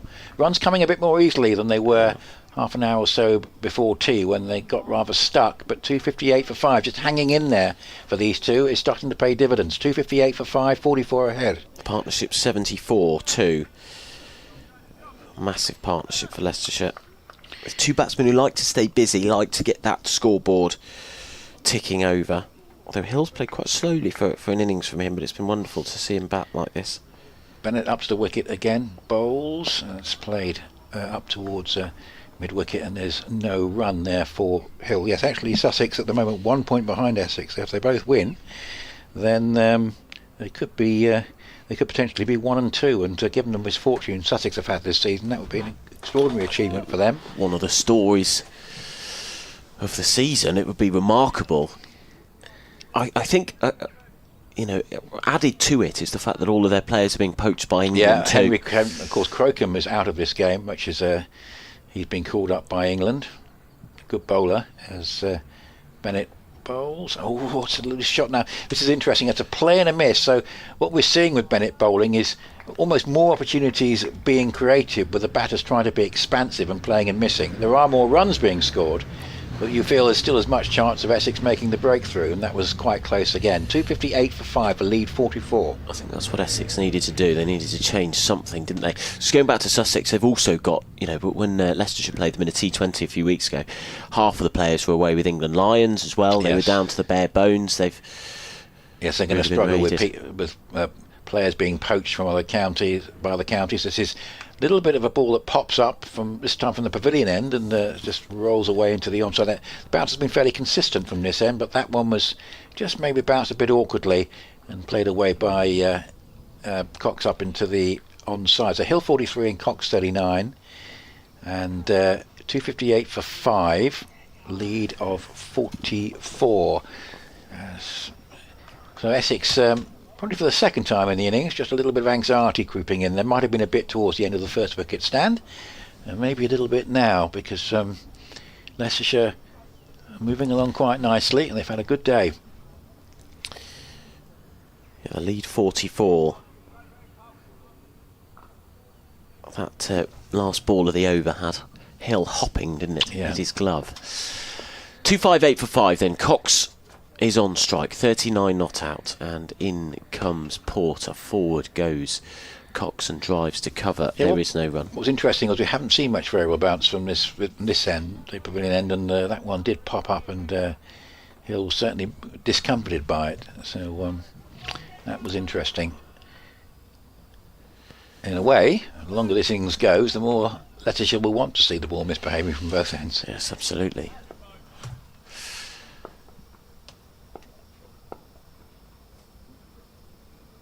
Here's Porter moving in from the Bennett end. He bowls. Forward comes Cox and defends. No run, straight back to Porter, who puts out a right hand to grab it. Very nice afternoon this has developed into. Slightly white, cloudy day earlier. It was still mild, but it wasn't as pleasant as it is now. Mostly blue sky around us. Very still. First 2 days it was quite windy. Picking up on our effects microphone, you can see the trees around the ground swaying. They are perfectly still this afternoon as Porter comes in, right arm over the wicket, and the ball is drilled back to him pleasantly by Cox. Lovely sedate atmosphere around the ground. First result in this round of games is Durham completing their innings victory over Derbyshire by innings and 22 runs. Derbyshire never really recovering from being shot out for 118 in the first innings, and Durham just go further clear at the top of Division 2, and they're surely going to be heading back to Division 1 barring strange events. Porter in bowls. Oh, and a suck on the pad, appeal for LBW, but it's strangled. And I'm not quite sure what happened there. We'll watch the replay in a second. It wasn't a convincing appeal, was it? Slightly cut off. Ben Stokes could well be in their side for their next game. Of course. So we're watching the replay now of that LBW. And... oh, well, the reason I make that noise is because that's hit in mid-ship. Yeah. But going down the leg side, I think. 258 for 5, the lead 44. Cox 39 not out, waits and drills this. It's an attempted back foot punch. He inside edges it down the ground to fine leg. Yes, there must be a little bit of fatigue. It's not particularly hot out there, but it's must be a little bit of fatigue creeping in now, particularly for Porter and Snater. 150 plus overs in the field. 43 not out, Hill. He's slowed down, has Hill. It's been Cox who's been doing most of the run scoring. He's nearly caught him up, in fact, Cox, as Hill waits, plays a late dab, and there's that sort of fourth slip who stops the late cut. It's a nice safe option with the wicket-keeper up. That's the end of the 91st over. The score 259 for 5. This partnership worth 75. 1 for 60. Porter's figures of 21. I'm surprised they haven't changed Porter at the far end. He's bowling perfectly nicely. It's consistent. It's just not really doing anything for Essex, I would say. Might give Thane a go. They've tried, of course, a lot of Farmer and Critchley during the afternoon. There's been a very resilient effort by Leicestershire. Funnily enough, you thought it might come in the first innings because they'd actually partially turned the game round a bit with that collapse from Essex on the second morning, but they couldn't consolidate on that. Here's Bennett up to the wicket, bowls that's on the pads and whipped away nicely for possibly 2 out towards deep square leg, and they're going to come back comfortably for the second run as Porter completes the fielding running around from long leg. So 261 for 5, Cox 42, the lead 47. And this game looks like it's going to go into tomorrow, maybe a fair way into tomorrow as well. A game that maybe an hour from the close yesterday looked like it might not have gone much beyond lunch today. But things have turned around, and that 50 partnership at the end of day 2 was really quite important. Just to give Leicestershire a little bit of a toehold in proceedings. Here's Bennett again in his 11th over. He bowls, that's driven without being timed, and Elgar is at mid-off. Elgar, who so often fields at slip, but as one of our emailers pointed out earlier, he's not been there.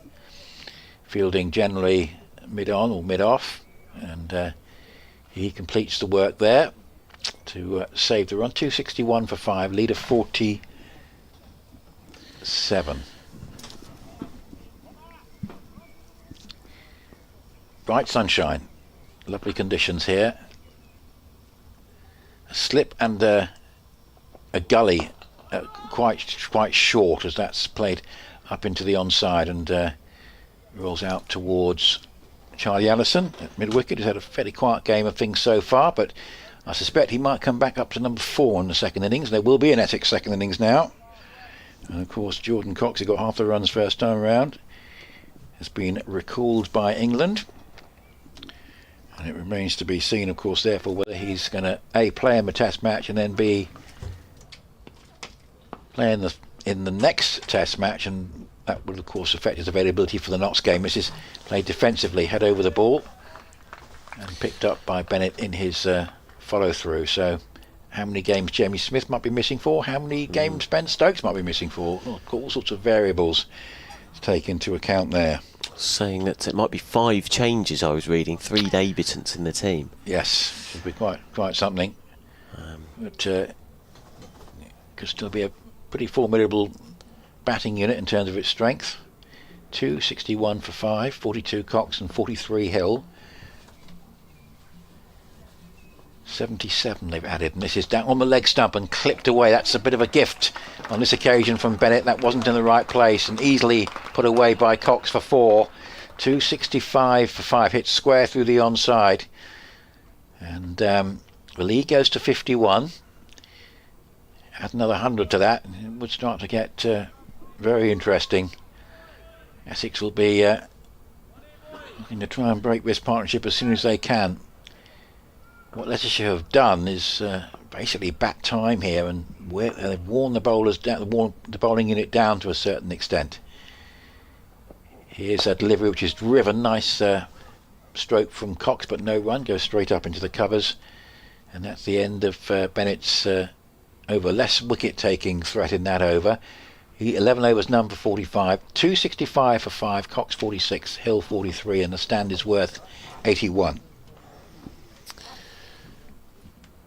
Cox has overtaken a Hill. I'm not quite sure how many he was on. Probably in the teens, I think, probably. Yeah. But he'd faced loads of balls, hadn't he, Hill? He had, yeah. He's 43 off 143. I think he was about 19 off about 70 at one stage. But Cox has overtaken him. He's played the more aggressive, free-flowing knock. Blue skies above. And it's going to be Porter to continue from the Bennett end. Bowling right arm over the wicket, running in towards us, and forward comes Hill and defends. He's got 150 this season, Hill. But just 134 runs in 6 innings. Before this, playing for the second 11 a little bit, has Lewis Hill in T20s. Got that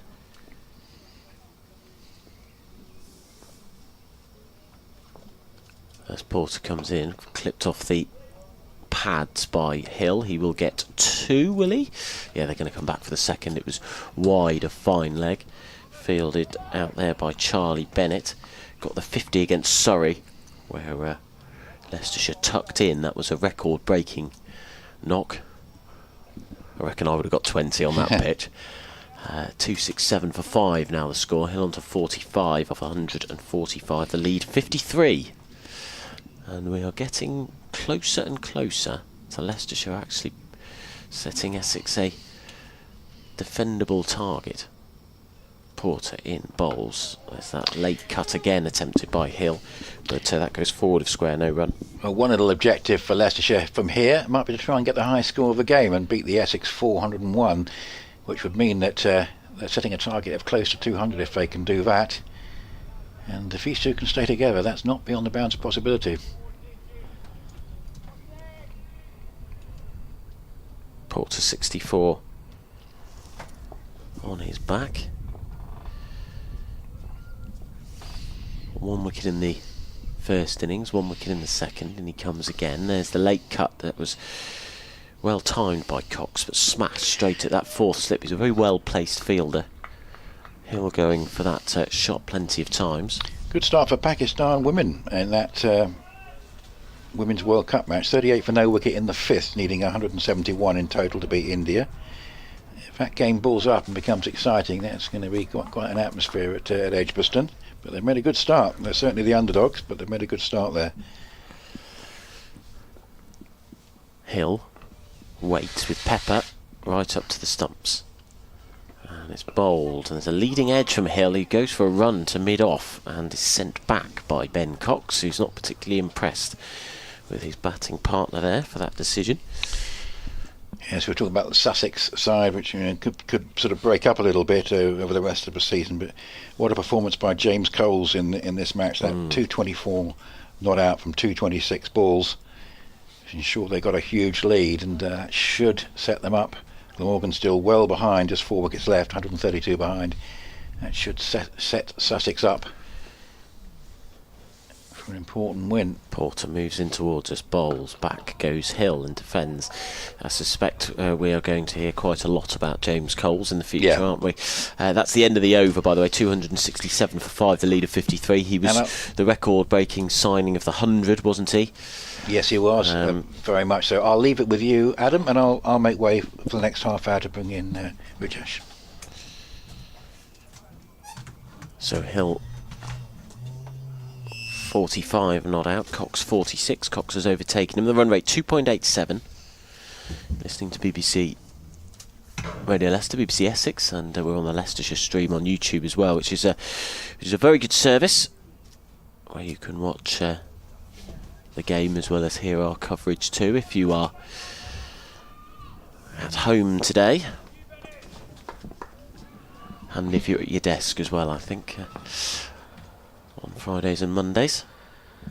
Here we go then. Charlie Bennett goes short, and that's been it's gone down the leg side. It was an attempted pull from Cox, who maybe just pulled out of the shot at the last moment.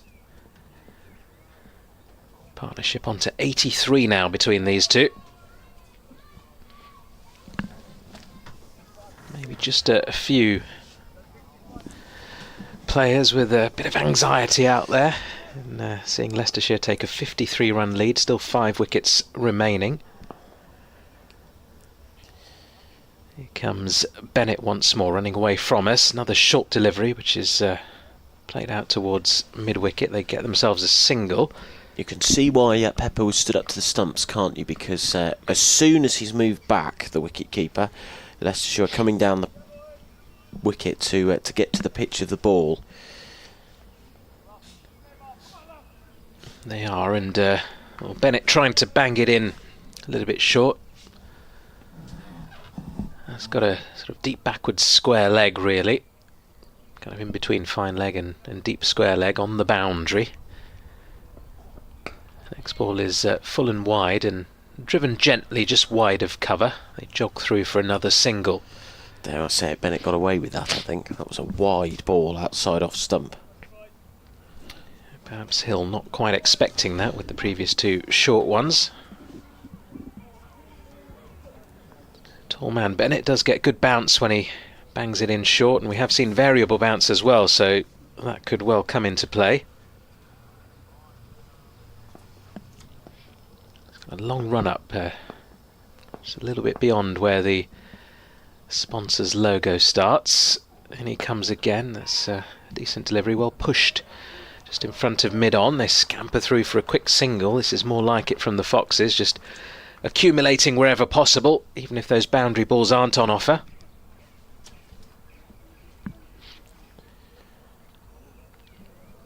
Keep this scoreboard ticking and try and get as many in front as possible by the end of the day. Yeah, they've done that well, these two, particularly Cox. He's been busy, hasn't he? 48 from 81. It's Hill, though, on 46 on strike. Gets one down the leg side, doesn't get anything on it. I suspect that that anxiety will really start to build if Leicestershire have a lead of 100 and still have 5 wickets left. You've then got a game on. Hasn't been a follow-on winner since 2018. They're very rare things. Makes you wonder why they keep doing it, these sides, enforcing follow-ons. You kind of understand it on the face of things, but when you look a little bit deeper, as he's in again, Bennett wraps him on the pads. Hill looked to be a little bit leg side-ish, that one. It's only really the bowler that went up with any enthusiasm. Umpire says no, leg bye given. Leicestershire 271 for 5. And you see this situation over and over again, don't you, when teams enforce the follow-on and then there's a bit of a rearguard action in the second innings from the batting side. Yeah, of course you have that sort of fight, don't you, from the team under pressure, and you get a bowling attack that begins to tire. How many overs in the first innings? 63. 63, so it wasn't too many, but still you're not really rewarded as a bowling unit if your captain says go again. Yeah, and they've now arguably bowled one massive 175 run innings, haven't they? Change of bowling at the Bennett end. It's going to be Snater to bowl there. He's bowled 24 overs, 2 for 49 with 6 maidens. Porter didn't really, I think from an Essex perspective, get the potency that was needed. Clock ticking over towards 5 o'clock. Got 23 overs left in the day, so I think we will probably finish just after 6 o'clock. No, probably more towards 6:30 actually, won't it be? We're just waiting. What are we waiting for at the moment? We're waiting for Cox to sort out his gloves, or for bowler and captain to finish their conversation? I think it's the latter. So we've got a long leg, and that 5th slip still in there to stop the late cut, which Hill attempts, and it's well stopped by backward point. I dare say that is probably about the 10th time he's gone for that shot, Hill. He's had one successful effort from it. It's a low risk shot, isn't it? Got a mid wicket close in, so a more orthodox mid wicket 2 just to his right, mid off, mid on. Snater comes in, bowls, driven and cut square of the wicket, and that's going to race towards the boundary. It's going to be stopped though a few metres before the boundary rope, a sort of backward point position, and thrown in. 2 more added to the total. Both batters on 48, 273 for 5. Partnership 89 now, and the lead 59. You'd suspect that what Snater's trying to do with that field is bowl straight, because he stacked the onside straight to the wicket as Snater comes in on the angle, and it's defended by Hill. Straight ball. Hill's just trying to make room for himself though and play that late cut. Flock of birds fly over the ground to our right hand side. Can't quite see where this wicket's coming from for Essex. Well, Bennett I think came the closest. He bowled a couple of beauties and bowled a few inconsistent, but there's a bit of inconsistency in his bowling as Snater comes in. He bowls, that's flicked off the pads and goes to mid-wicket. The square mid-wicket, no run. The inconsistency though, he's getting Leicestershire driving. It felt like something might happen, but that's even that's gone away now. That sort of sense that something might be happening. I just feel like Snater and Porter, they're very, very good bowlers, very consistent, but I'm not quite sure that's what this game needs at the moment. Snater comes in, he's bowling wide of the crease. There's that late cut, and it goes straight to the 5th slip position. No run. Another attempted late cut there by Hill, who's a couple of runs away from a half century, as is Cox at the other end. It's been a grind for Lewis Hill. He's been out there for 157 deliveries, but it's exactly what Leicestershire needed in that situation. Get the sense he's just playing himself into some form here, is Hill, but he's one shot away from a 50, and he guides that to mid-wicket. That is the end of the over. We've had 15 overs of the new ball, and Essex have not got the breakthrough that they wanted. Their Now behind by 59. Leicestershire with a lead of 59. 2.73 for 5 at the end of the 95th over. Cox 48, Hill 48, and we've got 22 overs left in the day. From an Essex perspective, very keenly looking at the other fixtures. With Somerset piling on the runs at Trent Bridge. They have a 455 run lead. Their second innings 338 for 7. Glamorgan struggling against Sussex, 125 runs the Glamorgan need to get Sussex to bat again, and then Yorkshire leading Warwickshire by 437 with 5 wickets remaining. You're not missing anything at the moment. There's a bit of a... Is it drinks break or... No, there's a... Change of bowler is, I think Harmer's got ball in hand. Is Pepper and putting short on some legs wicket going keeping? in. Oh, so there's short leg. There you go. So some shin pads going on. And so that, I think, will mean, as it stands, that can Sussex go... can Sussex go top of the table above Essex if they win?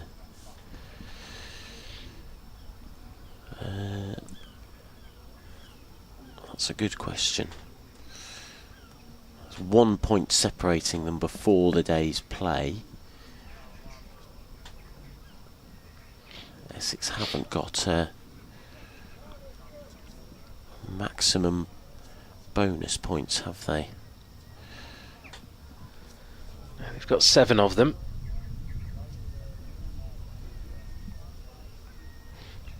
Shin pads still being put on by short leg, so a lengthy delay here. Doesn't usually take that long to put a pair of shin pads on.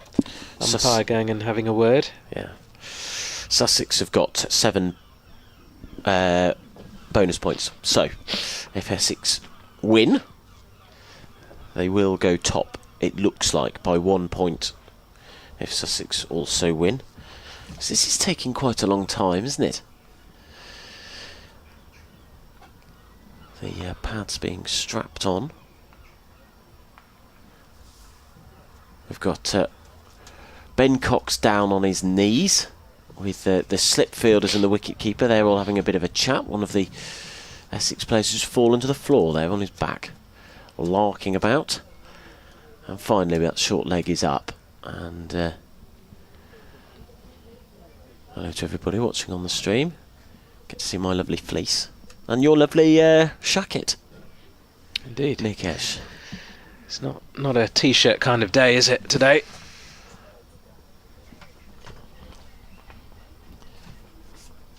.273 for 5. Then we've had 95 overs in this innings. A reminder of what we've seen today then. Leicestershire started the day 51 on the board and built nicely. An opening stand of 96 between Patel and Gums. Patel going for 58, then Gums falling 1 short of what would have been a maiden first class 50. Ahmed out for 23, Kelly out for 19 and Everson out for 9. And at 184 for 5 it sort of felt like it was we were heading towards matter of time territory for an Essex victory, but these two, the partnership of 89, Cox and Hill, have built very nicely indeed to get the score to 273 for 5.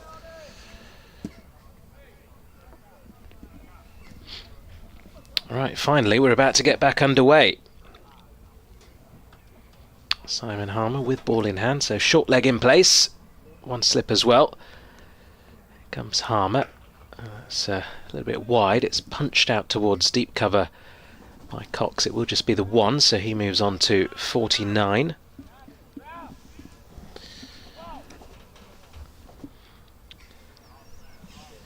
That leads 60 now for Leicester. Slow build, but of course Leicester have got all the time in the world, don't they, really? Yep. Harmer then, still got his shades on, runs in, bowls to Hill, who backs away and cuts but can't beat the fielder there at backward point, and there is no run. Good footwork from Hill. He sort of got a bit he sort of almost tripped over his own feet but sorted themselves out last minute. He came down the pitch but then got tucked up for room, so he had to make space for himself. Armour bowls, and he'll tucks this one off his hip. It's fielded at short leg. Another dot ball. Interestingly, Nick mentioned there that Pakistan were off to a good start. They've lost a couple of wickets now. 55 for 2 after 7 overs, chasing 171 to beat India at Edgbaston. Harmer in. And, that's been defended away by Hill to mid-wicket.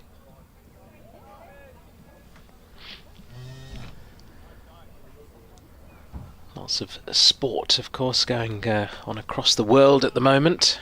Plenty of cricket to keep you going across the airwaves on the BBC. Harmer in. That's down the leg side. Busy day today, isn't it? There's the F1 too. There's the World Cup. There's 2 World Cups. Cricket and football.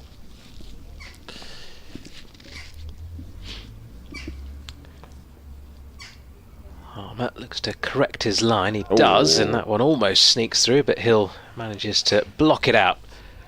He remains unbeaten on 48. Leicestershire 274 for 5, leading by 60. That was a straight one. Nearly caught Hill out, that. 48 off 163. Yeah, the lead 60, as you say, Nicholas. The run rate 2.85. We've got 21 overs left in the day.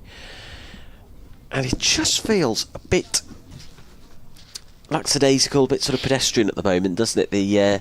There's no intensity from Essex right now. Certainly not. There's still a little bit of chatter out there, but the body language would suggest that they are a team showing a little bit of desperation, really. There's no sign where the wicket is going to come from. There's no bowler that's overly threatening at the moment.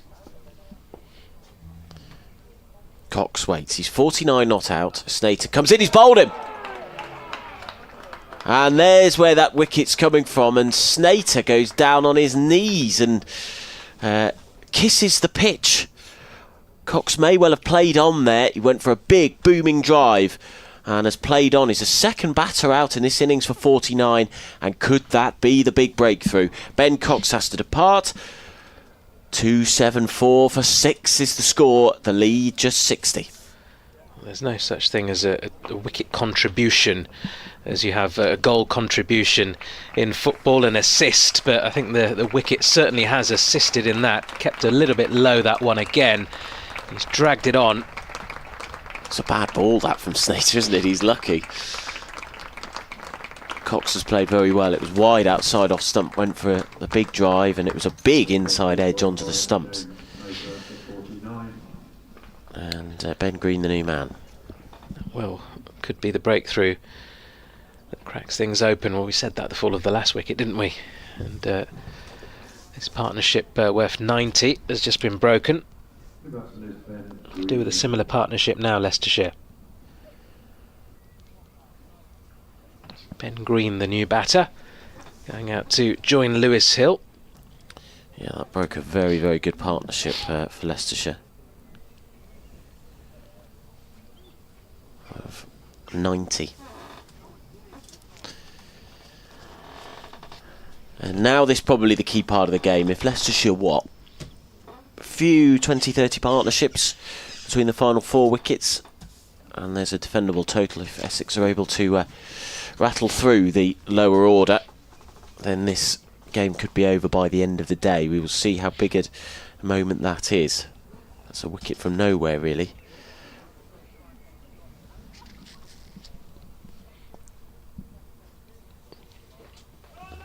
You could see that by Snater's reaction, couldn't you? Yep. It's like he was praying. It did look like way. Here he is with an opportunity against the new batter. 2 slips as Snater comes into Ben Green, who plays forward and gets this away behind square off a thick inside edge, and he's off the mark. 275 for 6, the lead 61. Snater picking up his 3rd of the innings. 3 for 52 his figures, into his 26th over. Most successful Essex bowler in this innings.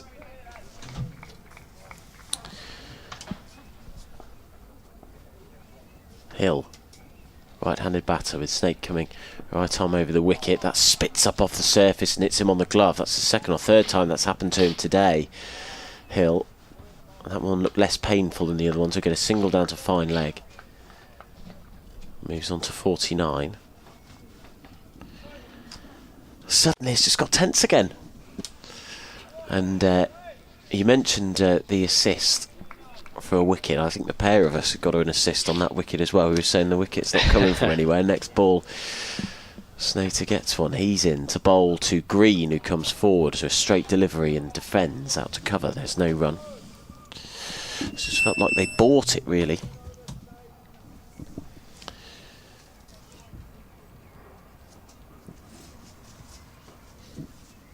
So the field then, we've got that short mid-wicket, which is quite straight, and a mid-on, and then a wider square, a slightly deeper mid-wicket, a long leg, 2 slips, mid-off, cover, backward point, as Green drives this on the onside to that shorter, straighter mid-wicket. That's obviously the line that they're trying to bowl Snater, because he's got 3 players in the deep there. You can see 2 of them on your screen now if you're watching the stream. 2 off the over and a wicket.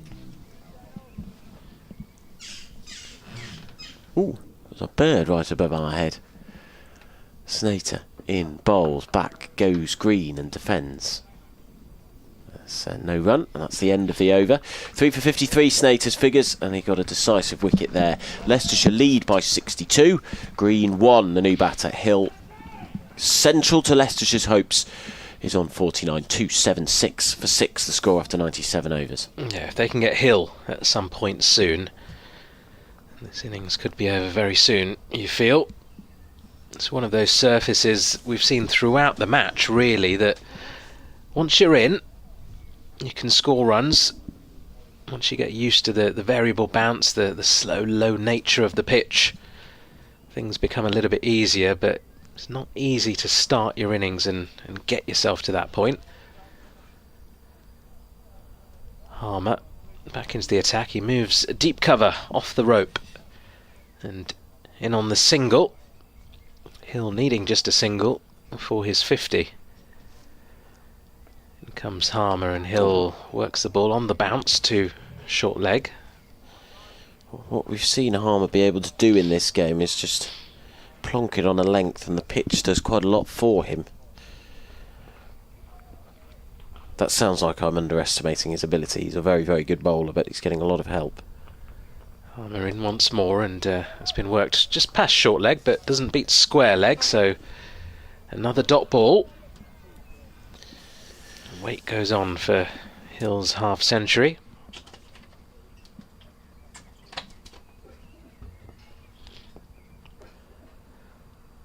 Harmer doesn't want to give him any easy runs, and that's another similar delivery, fielded there at short leg.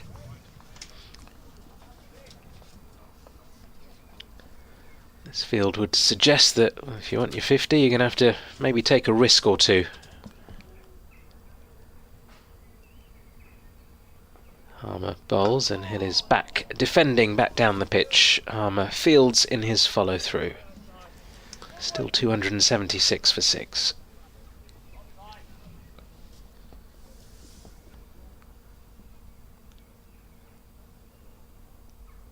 Harmer pushes the next one down the leg side, and Hill just shoulders arms, leaves it well alone. Tempter though, would have been thinking for a moment, do I try and pull that round the corner, but decides against it.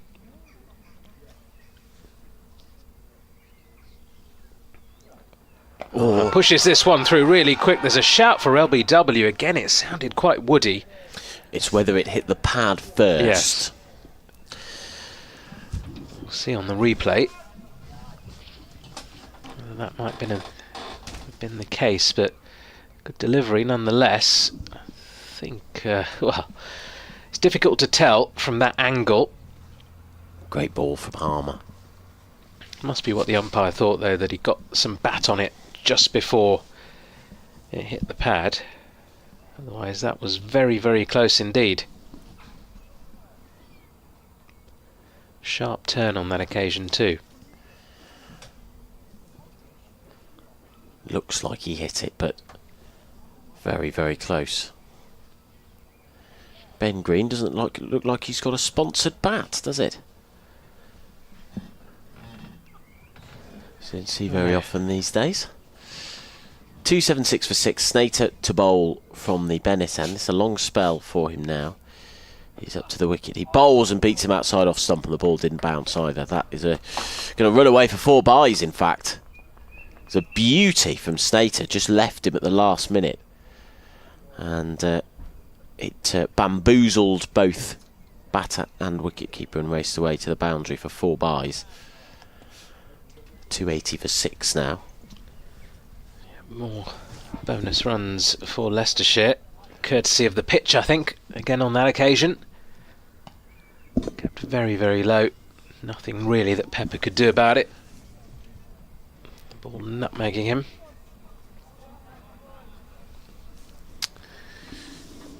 Hill's still waiting for his half-century. He's going to be waiting for a while because he's at the non-striker's end. Green faces. Comes forward and then kicks the ball away from his stumps as it looks like it's going to dribble back onto the stumps.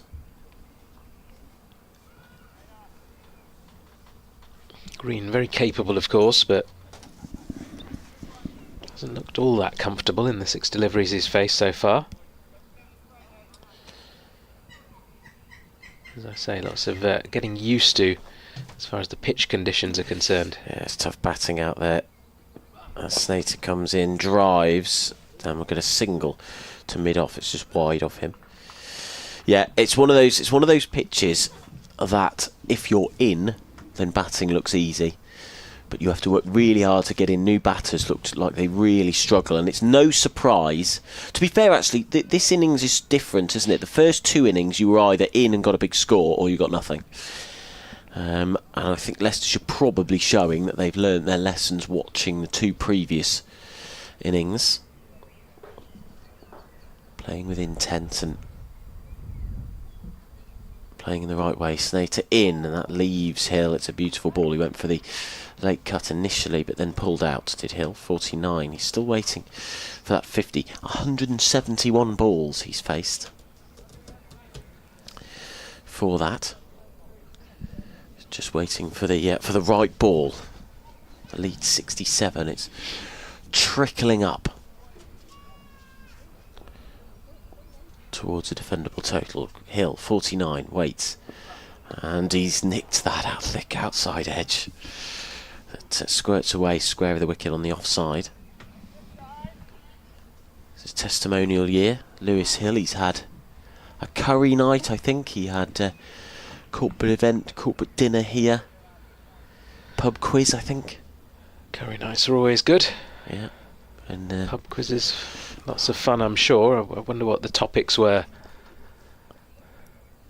Snater in bowls, driven, and it's going to go away. It's a thick outside edge. It's racing towards the boundary rope. It's not going to go for 4. It's going to stop about 10 metres in from the rope, but Lewis Hill has got a 50.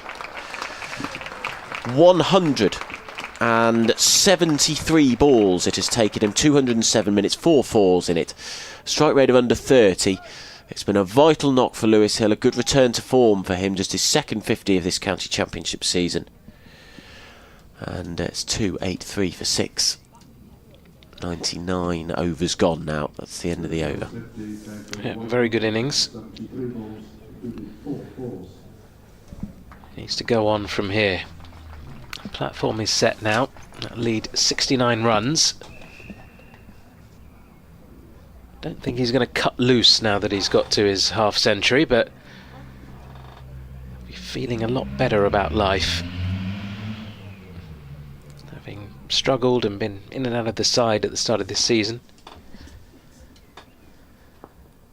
He's off strike now as a start of a new over from Simon Harmer into Green, who plays the ball along the ground to short leg, no run.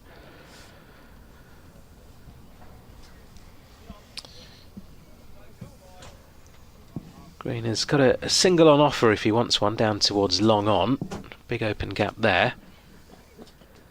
Harmer in, and he does try and knock it in towards that region, does Green, but Harmer fields in his follow through.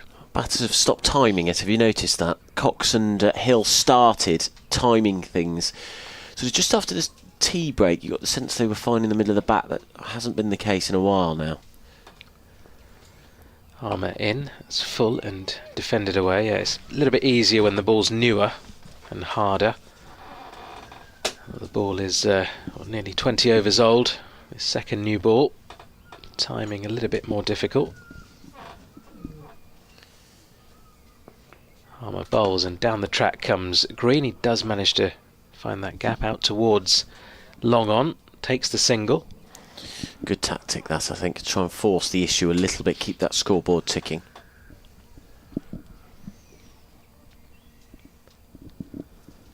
Playing with the spin as well, so relatively low risk that from Ben Green.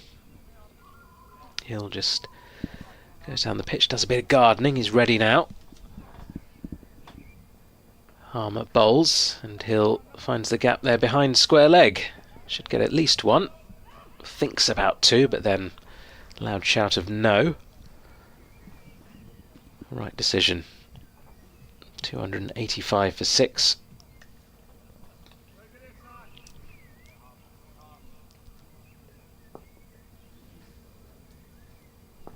Harmer will complete his 33rd over of the innings into Green.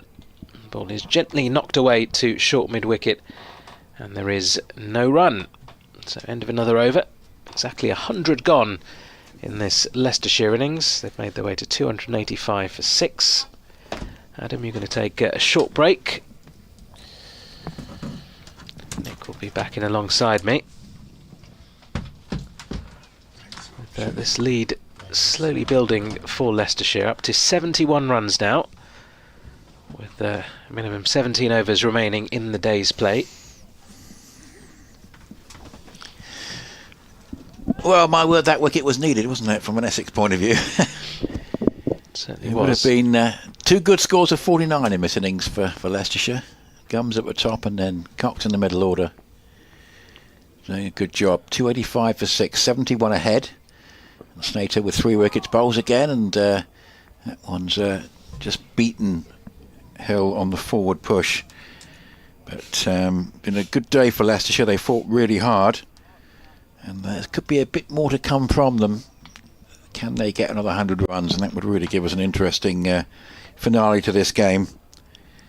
Particularly when you consider that that's getting up towards the amount of runs that the Essex batters minus Cox scored in the first innings.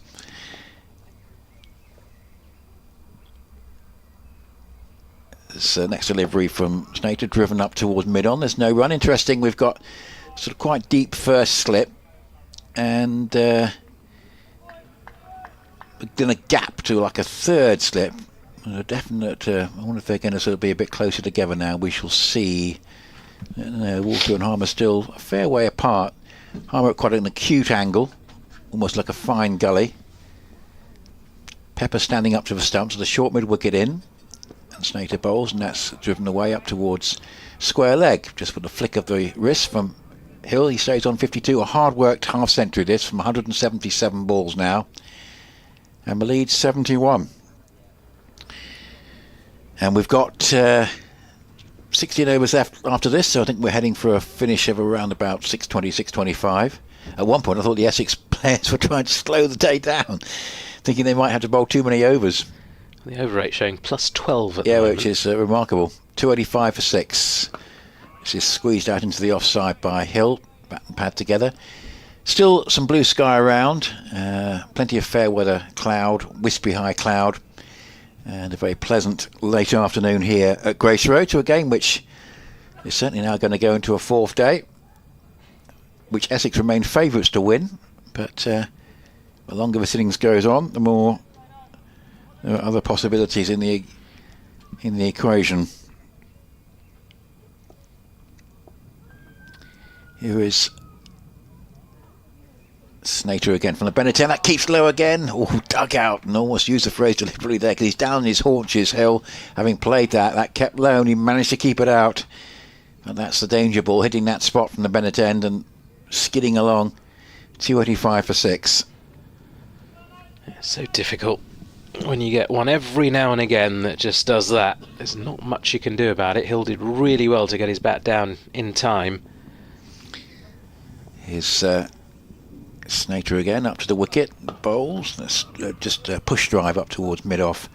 And there's no run. The end of Snater's over, his 28th. He'll be looking forward to the break before the Nottinghamshire game. 3 for 56. I should mention that Nottinghamshire themselves have spent an awful long time in the field in their game at Trent Bridge. In fact, around about 200 overs in both innings combined. So we're going to have two fairly trial attacks meeting at Chelmsford on Friday. But there was a declaration there. Somerset 355 for 7 declared. Thomas threw a maiden unbeaten 127, his first century in his third first-class match, and even Jack Leach there getting 28 not out off 34 balls. So that set Notts 473, and they're one without loss. Long uphill task for Notts then. Yeah, we're happy with the draw there, I think. Simon Harmer then continues into Green, who's back and defending this one into the leg side. There's no run. Risk taking against Harmer has certainly stopped in the last few overs. Very good bowler, of course, but earlier on in the innings they were looking to force the issue against him as Green is forward in defence into the offside. Yeah, it's been an absorbing day's playing. Leicestershire have fought very well.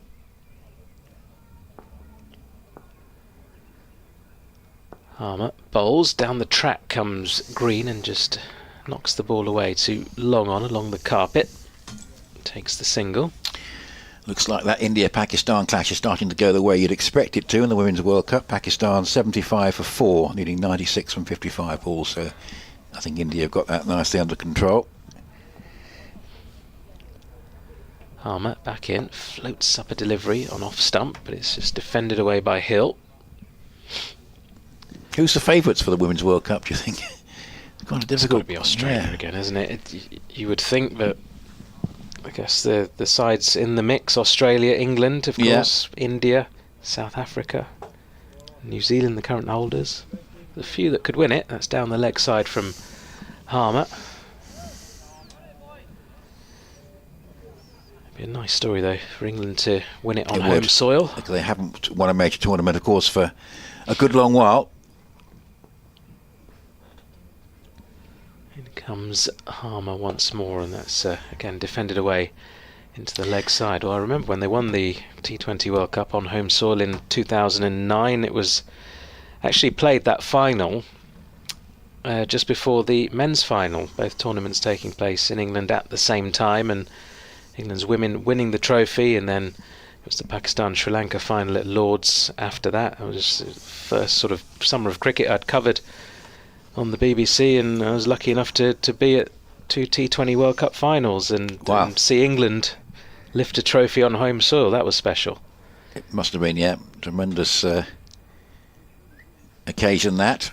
And Snater, who will be looking for put up his feet at the end of the day. This is the difference, of course, of not having Cook in the side, so the overs aren't shared out as equally as they would be if he was there. He comes in from the Bennett end at 286 for 6 bowls. A nice delivery, pitching right out off stump and leaving Green. Lead is 72. The other declaration to tell you about is in the game at Scarborough. Yorkshire 246 for 6 declared have set Warwickshire 453. So both Notts and Warwickshire have been set targets over 450, and if Essex win this game and neither Notts or Warwickshire gets those huge targets, then Essex will be top of the table come close of play tomorrow.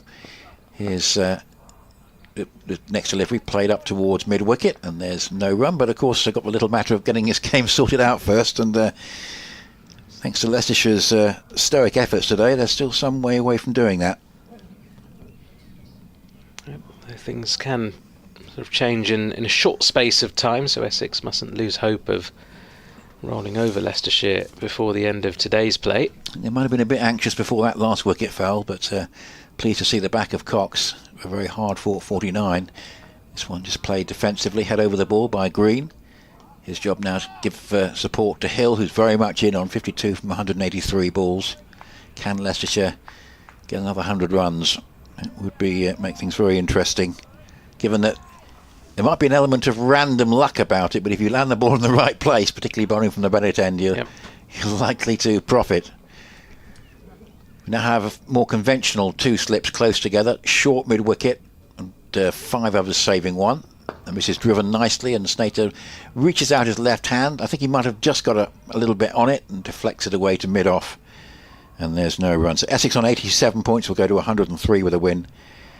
Notts with a draw would go to 102. Warwickshire with a draw would go to 98. But Sussex, well placed against Glamorgan. They would be right up just behind Essex if they were to win. So still very tight at the top of the table.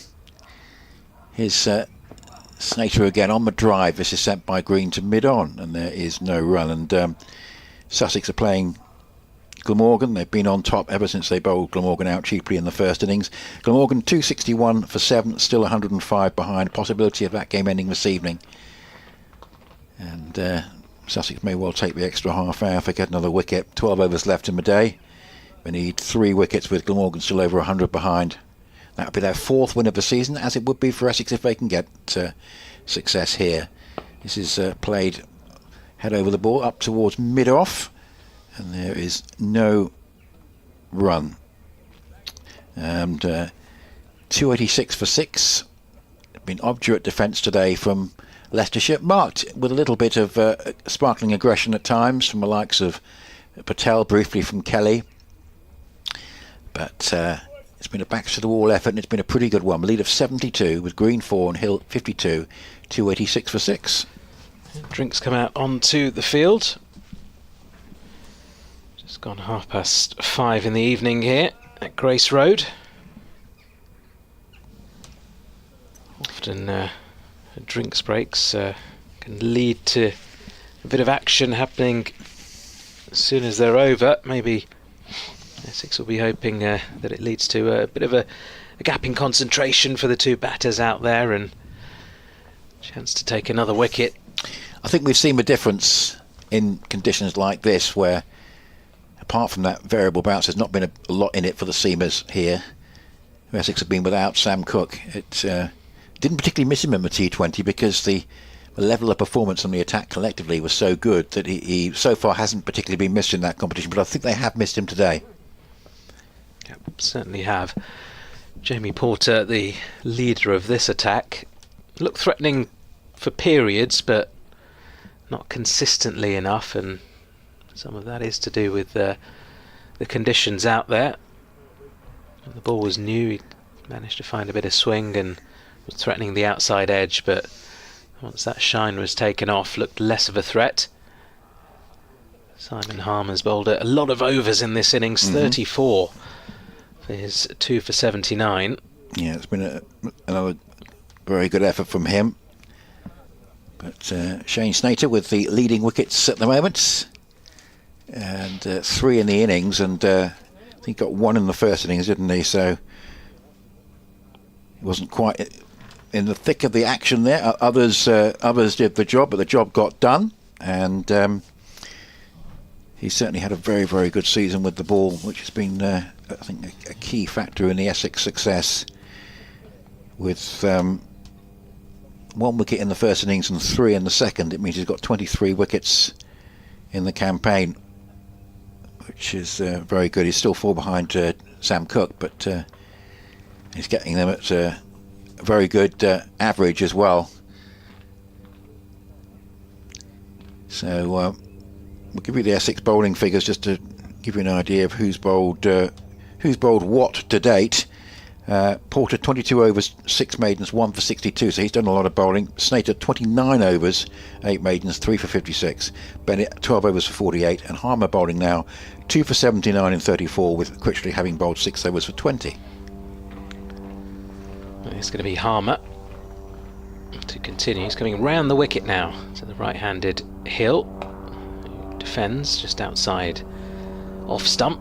Just looking for a different angle here. Simon Harmer sliding the ball across the right-hander and getting the odd one to hold its line, the odd one to turn back in. So here a plane flying quite low above us. Harmer in, and it's very full, defended by Hill. If Leicestershire were to get another 100 runs, they would feel more optimistic than if Cox was still in the game, wouldn't they? Because they know that Cox got half the runs last time. And that must be a little bit of a boost to their morale, the fact they haven't got to face him again. Here he is, Harmer down the leg side this time. Hill doesn't manage to get anything on that. Yeah, just 9 wickets to take. Yeah, Pepper will, of course, is going to be back, but he's not been in form. That's the thing. He will be batting, but he won't be. He hasn't been in form. Is he allowed to bat? Yes, he will be. It'll be a. Cox has been called up. Yeah, absolutely, certainly will. Okay. Yeah, certainly he'll be allowed to bat.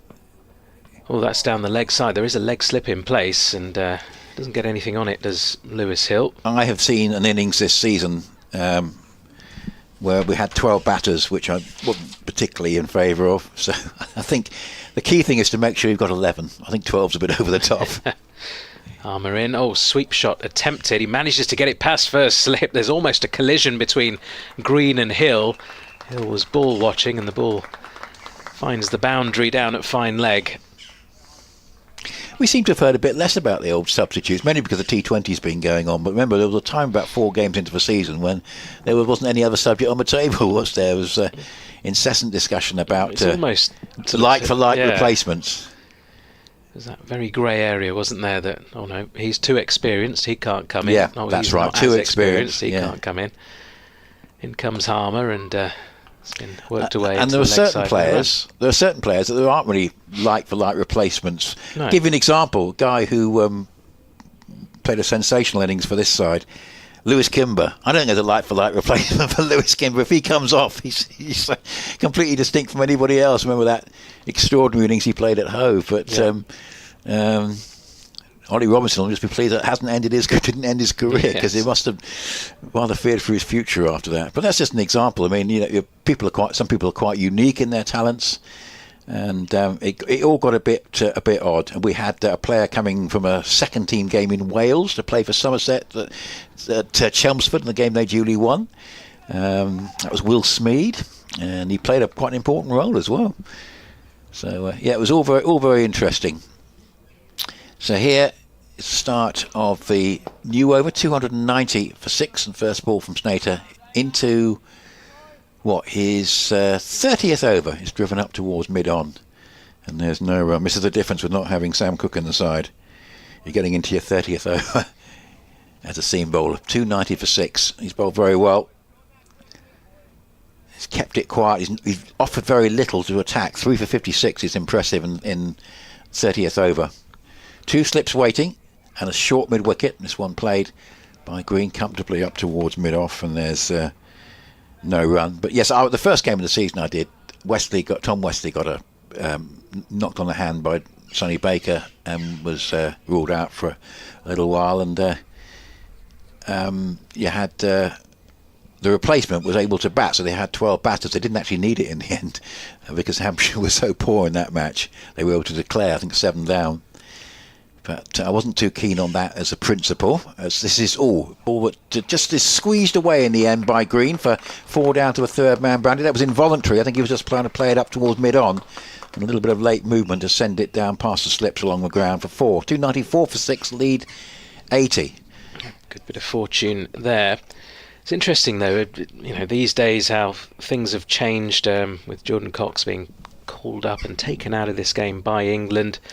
He might be needed for that second test. I remember in '96 when Leicestershire, very strong Leicestershire championship winning side eventually that summer, were playing against the touring Indian test team, and Alan Mullally had just been called up to the England test team for the first time. And this is a short ball which is pulled way out towards fine leg, and it's going to go for 4. Good attempt to stop that, but it was in the end pretty well timed. Short ball from Snater, and the pull shot down to fine leg. In the end, pretty effective, and away for 4 runs.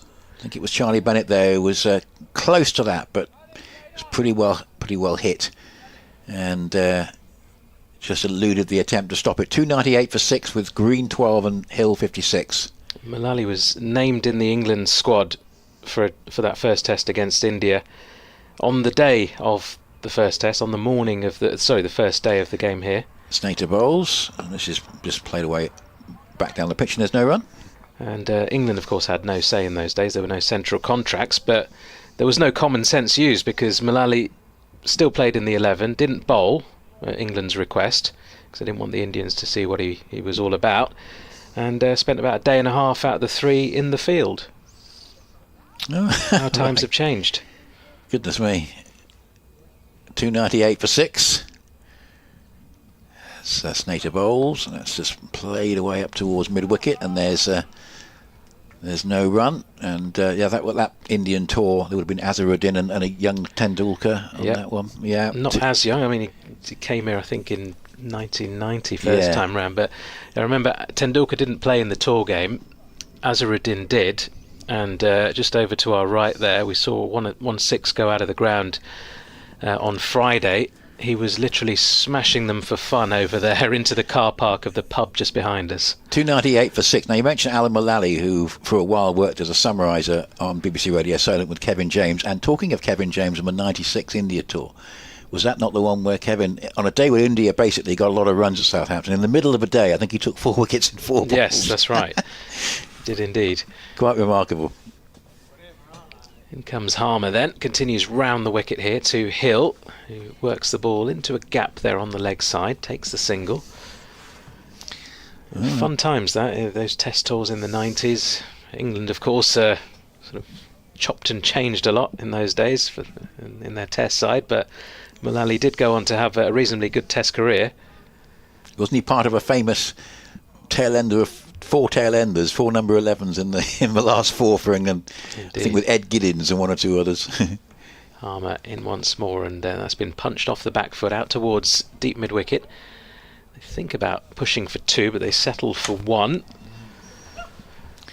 Well, it'd be nice being with you today. Nikesh, I know you've got quite a lot of cricket to do during the summer. You're doing the 100 and various other things. That's the 300 up 300 for Leicestershire up. as well. The 100 coming up in August. And July. Well, mid-July, isn't it, this year?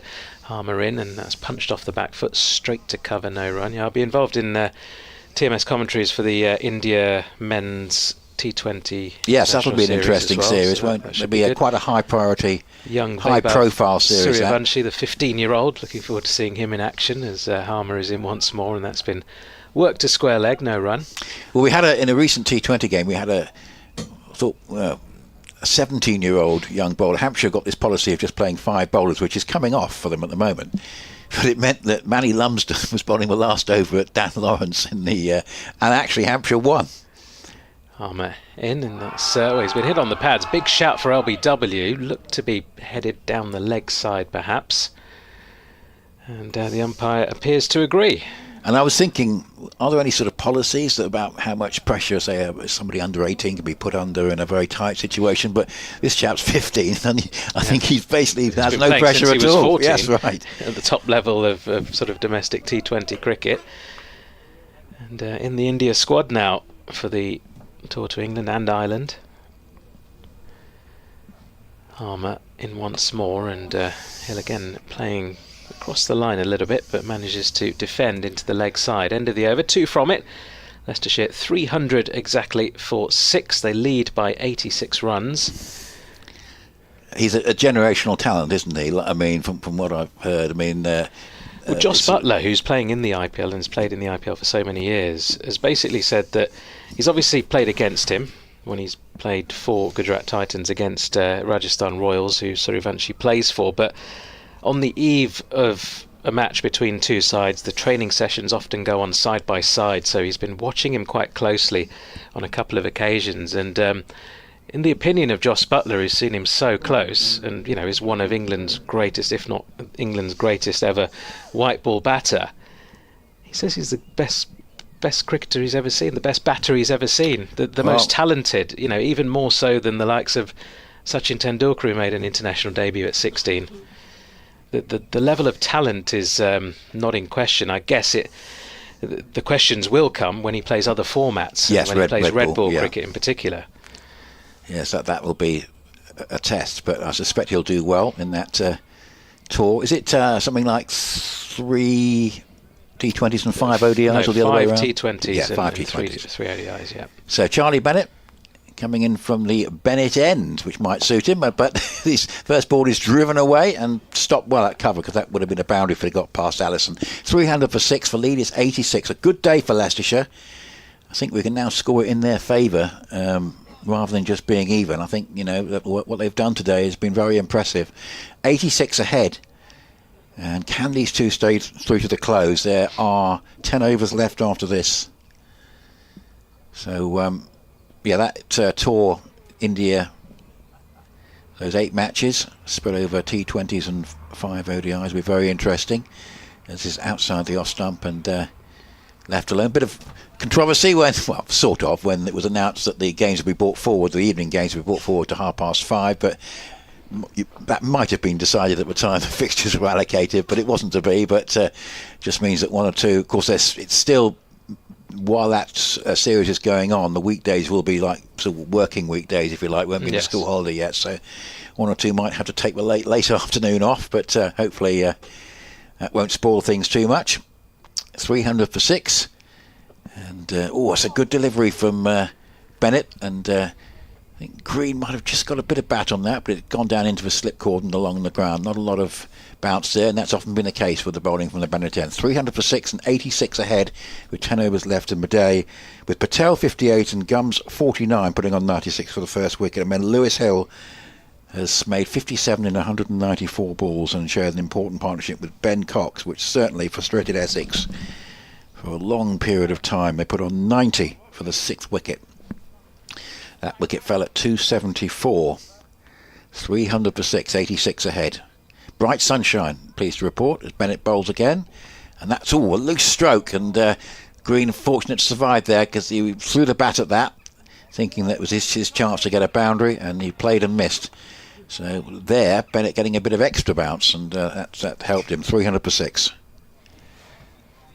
Bright sunshine now. Yeah, lovely.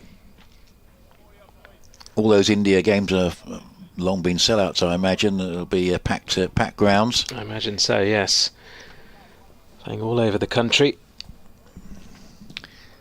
300 for 6 as this next delivery just worked away into the onside up towards fine leg. There's Mackenzie Jones is on the sub-fielder. 300. I think he was on for Porter for a while, but maybe just rotating. It's been a long day in the field for Essex. 301 for 6, lead 87. And Shane Snater 3 for 64 in 30 overs. Really, that might be it for the day for him. It really has been a top performance. Most of those overs bowled today. Of course, he bowled a few yesterday evening. 301 for 6. 87 ahead. Leicestershire still fighting. That's on the pads and worked away towards deep square leg. There should just be one, and there is. It's a good throw, comes in into the gloves of Pepper, and it goes to 302 for 6. Yes, it's we sort of alternate between 5 test summers, and then we have 2 shorter test series, and there's another test series, of course, coming up against Pakistan soon after the 100 finishes. So there'll probably be more discussion about player workloads and that sort of thing. I've been sort of quite intrigued by the fact we've had the players in the England squad playing in the Championship. This is something that a year or so ago probably wouldn't have happened. Yeah, but I think it had to, with the exception of Jacob Bethel, the obvious exception, who could have done with a knock, you feel, and maybe Warwickshire could have done with him playing for them in this game. But no, it certainly paid off for Jordan Cox, because I'm sure I wasn't alone in thinking that Dan Lawrence would have been a good shout for the Test team, and then he did precisely what Lawrence did in the first innings against Hampshire. Right, start of a new over from Harmer, who's in and swept hard, but only as far as deep backward square leg. So it will just be the one. Lewis Hill showing a bit more intent with that shot. He's battled really well, Hill, hasn't it? It's been an important innings. It hasn't been particularly memorable or aesthetically pleasing to the eye, but he's just got himself in, and he's frustrated the Essex attack. That's what's needed. Just build these partnerships for Leicestershire. Harmer in, down the track comes Green, but he can't beat short mid-wicket. There's no run. 89 ahead. I wonder how many more Leicestershire need to make themselves think they've got another 100 would be yeah, ideal. It would be interesting, wouldn't it? Another 100. It would certainly give them the feeling that they were very much in the game. Harmer bowls, and once again down the track is Green, but same result, hit straight to short mid-wicket, no run. And to say, there is this slightly, it's a sort of psychological point, but they will remember that Cox got half the runs and he's not there. Harmer flights up the next ball, and Green does manage to get the single down to long on. Yes, it's going to be interesting. It looks as though Cox will play one way or another. It does occur to me, if Smith plays and Cox plays, they really are relying on Bethel and Root for the spin plus the four seamers. Harmer to Hill, who defends. But we don't think they'll pick Rehan Ahmed. He's still playing in this game. Shoaib Bashir's been playing for Derbyshire, but that game's finished. And James Rue's been playing for Somerset. So obviously the first thing is Smith going to be available? And then how do they replace Stokes? Yep, that will be the question. As Harmer is in, down the leg side. Pepper manages to get his legs behind it. And there's no run. So end of the over. Leicestershire on to 304 for 6. Yeah, very nice to see you, Nick Esch, and I hope to see you later in the season. Yep, leaving the capable hands of Nick. And Adam will step in for me. Nick Esch has been with us for the 3 days of the game. I think he's doing the next game here as well. So be looking forward to that one. I think Yorkshire are coming along. And hopefully the weather will be as nice as it has been today. It's got nicer as today's gone on, basically. So I shall just allow Adam to get his laptop in the right position. Which I think we're okay. We're set up now. And just didn't want to strangle you. No, that's fine. That's nobody wants that, do they? So, got how many overs to go? 9 overs to go. And it's going to be Charlie Bennett. Good fight by Leicestershire today. I'm now saying I think they've just about edged today. It's been a really good fight from them. Slow progress, but very good fight.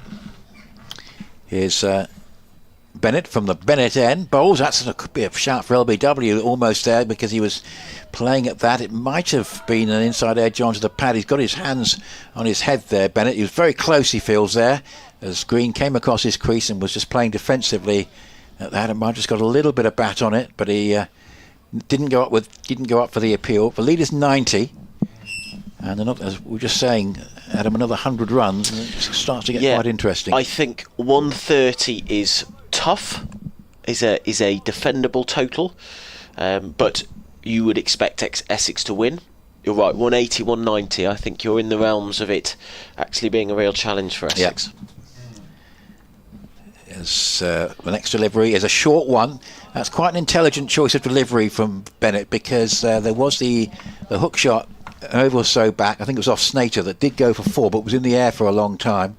I think he was just tempting Green in this case to try and play the same shot, and he had nothing to do with it. 304 for 6, 90 ahead. Well, it would, as I joked earlier, if Leicestershire won this game, they should declare a bank holiday in Leicester tomorrow, because it seems bank holidays can be got out fairly quickly at the moment, for one reason and another. 304 for 6. This is played defensively up into the offside, and there's no run. But it's almost 10 a penny. But it would be, to actually come back from the position they were in about an hour from the close on day 2 and actually win the game would be really quite remarkable, and could almost turn things around for the season. But that's a long way off. Well, I tell you what, I just looked up. I was thinking, when was the last time they won following on? They've never won following on. Goodness me. Essex have. They've made a habit of it. particularly against Hampshire, funnily enough. 304 for 6, Bennett bowls. And that one hits the pad, and there's an appeal for LBW, probably going down the leg side. Attempt to kick the ball down at the stumps, but in the end, Green hasn't gone very far. 304 for 6, that's an interesting stat. It's still a long way off, but Essex would not want to lose whatever chase they're going to have tomorrow. I think it's going to be tomorrow now. They certainly wouldn't want to lose, be 8 for 2 again, put it that way. Charlie Allison, I think, will bat at number 4. He hasn't had much of an involvement in the game, and that will get him involved at an early stage. But it's been a really good fight by Leicestershire today. 90 is their lead. As Bennett comes into Green, and this time Green just goes across his crease and plays defensively up into the onside. It goes up to mid-on, and there's no run. So we have been talking about the possibilities of Essex being top of the table at the end of this round of games, but of course the big proviso is them actually winning this match, and they're a lot further away from doing that now than they were at this time yesterday, with about 6 or 7 overs to go. So Leicestershire have never been bowled out. Have never won following on. Can you name when Essex have? One following on. Yes. Yeah, 304 for 6. That's outside the off stump, and there's no run. 2 games against Hampshire certainly come to mind. They've done it 4 times, but yes, you're right. Yeah, 1992 at Dean Park, where I think they were only about 151 was the gap, and then Hampshire enforced to follow on, and I think Essex made about 300 and bowled Hampshire out for less than 100. And then the other one I remember is 2017, where Fiedel Edwards and Carl Abbott knocked Essex over. Both sides made 76 in the match. That was the thing about it. Both sides made 76, and after Essex had made 76, the follow-on was enforced, and Dan Lawrence got runs for Essex. In the second inning. It was Sam Cook got 5 wickets. It was just after Essex had secured the title, so that's why I remember it. 304 for 6. That is genuinely astounding knowledge. That is it's just spot on. It's just I remember that because it was both sides made 76. I mean, there was a bit of talk about Essex having been having a little bit over celebration, but no, they fought back and they duly won the game. The other 2 times, 1984 against Warwickshire. No, I can't remember that. 1999 against Nottinghamshire. Right. So there you go. But Hampshire are their favourites in terms of that. But yes, I remember the Essex coach. Was it Chris Silverwood at the time? Was very annoyed. Didn't mind Carl Abbott bowling them out, but didn't think Keith Fiedel Edwards should have got 5 wickets. Here's Harmer to bowl. We had a long gap there in proceedings, and Harmer bowled full toss in the end, low full toss, which was swept by Hill, who's 59 not out. That was his 200th delivery. But when Hampshire were bowled out cheaply in the last innings, Sam Cook got, I think, a 5 for, and that was sort of his first sort of making an impression. In comes Harmer, fair-haired and bowls tossed up, and it's driven to mid-wicket, and he gets a single. He likes to do that, Hill. He likes to press forward, drive down the ground, and get a single to the mid-on or mid-wicket region. So he's on to 60, forgive me. Well, we have new leaders in Division 1 at the moment, and it is Sussex. Can you believe that? Sussex have beaten Glamorgan by an innings and 98 runs, and I reckon that's taken them to 102 points, and they are the current leaders. That is absolutely astonishing. Well done to Sussex. I think I was doing the maths right. You can correct me if I'm wrong. I was doing the maths earlier. They could be Essex would be ahead by 1 point if they win this game. So here comes Harmer, away from us, bowls full length, forward comes Green, 15 not out he is. Gosh, James Coles has had a good game at double 100 and then 3 for 34 in 13 overs and 3 balls. Well done to Sussex. I mean, obviously no Ollie Robinson with him in this game, but that's 4 wins, and with all the points deductions, I think that's absolutely brilliant.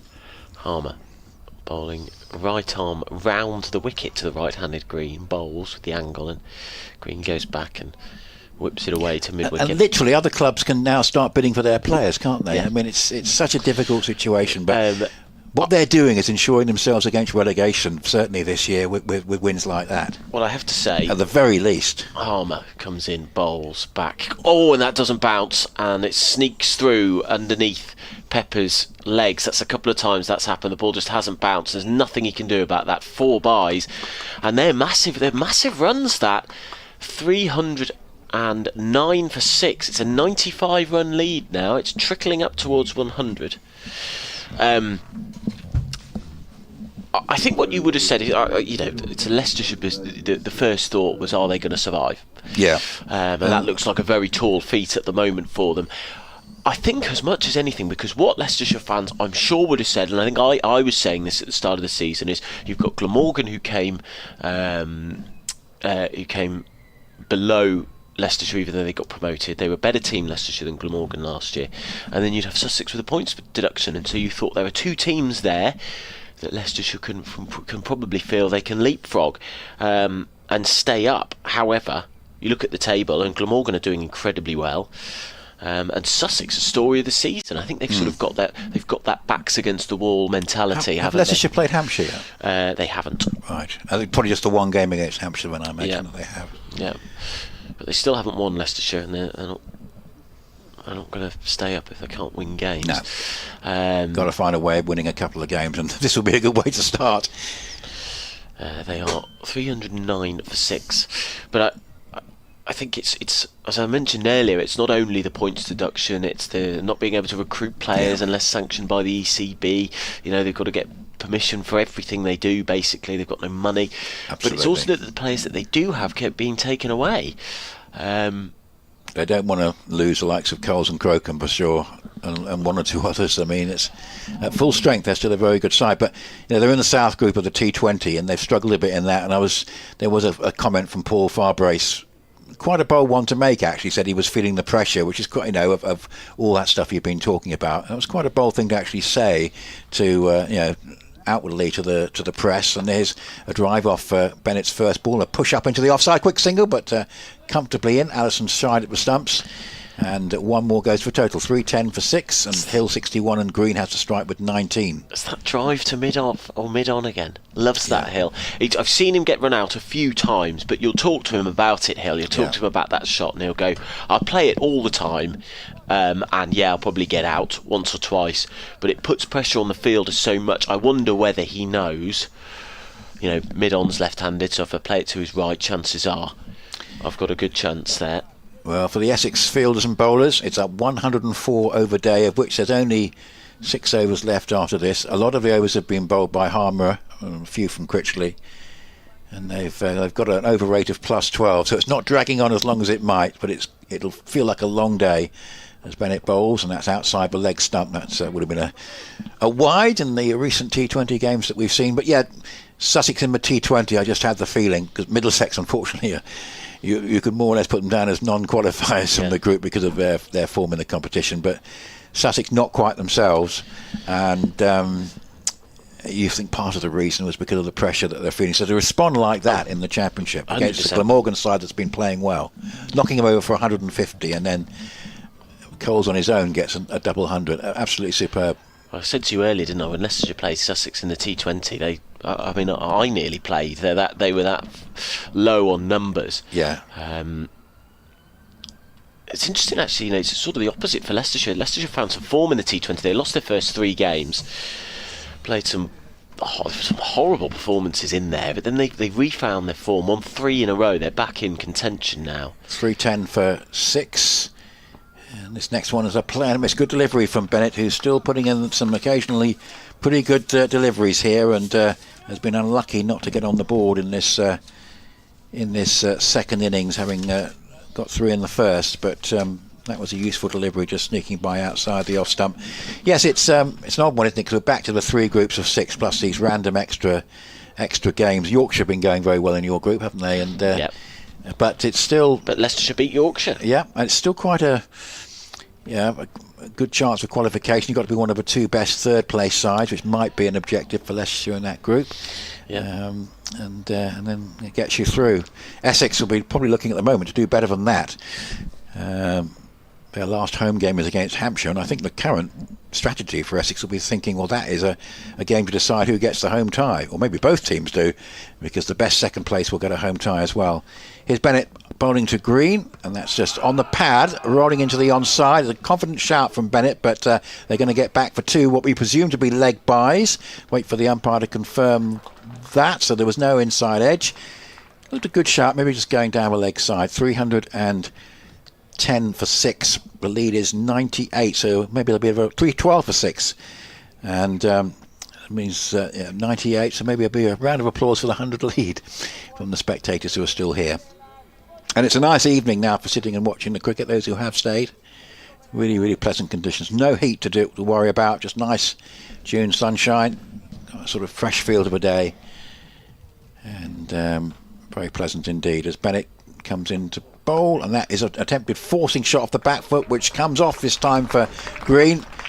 It's a little bit short, and he's hammered it away off the back foot and away for 4. 23 to Green, and there is the applause, not just, well, mainly for the 4 of course, but also for the 100 lead. 316 for 6, and we'll lead 102. We've got a game, haven't we? Yep, they have a game, and they say on the podcast for Oval and Out, which is the Surrey web stream podcast, reasons for coming tomorrow. That's what they say, and a good reason for coming tomorrow. I think we're going to have a good game of cricket. Yeah.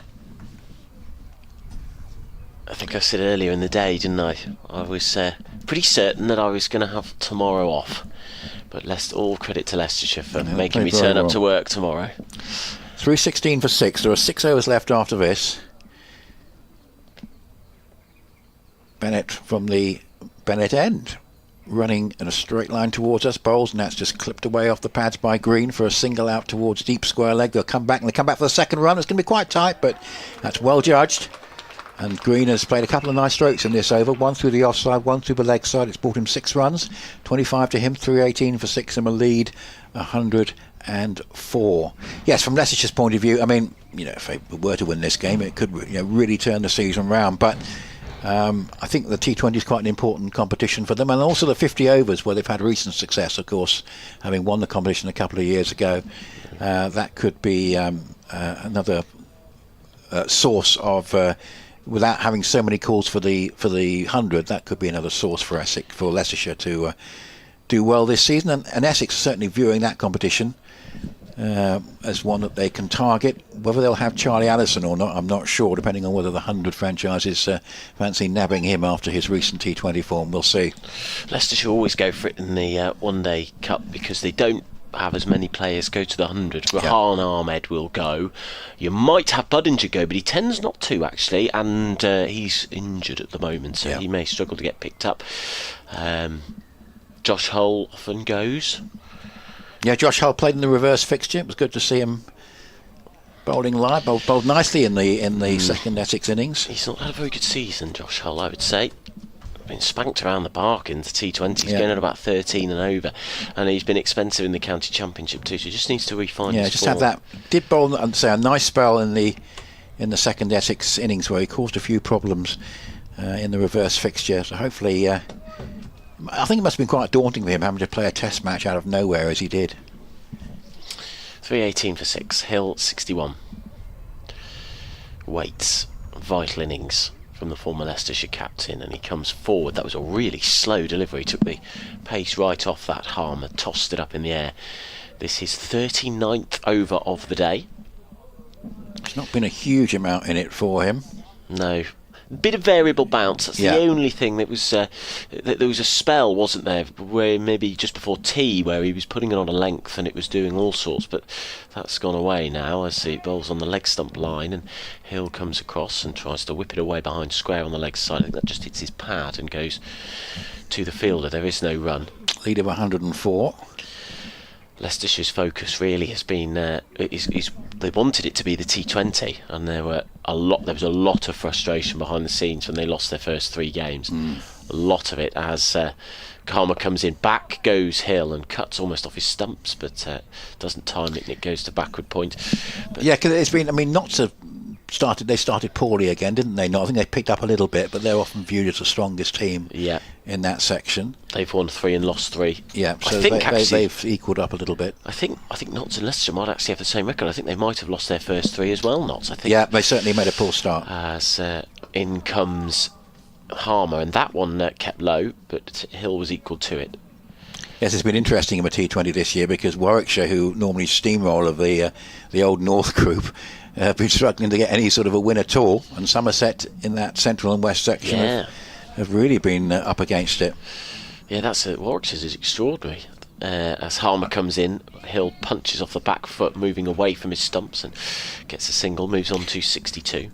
Well, they're basically a machine in the group stage of the T20, aren't they? They always win the North group, and then they come a cropper in the quarter-finals. But they were very close last year.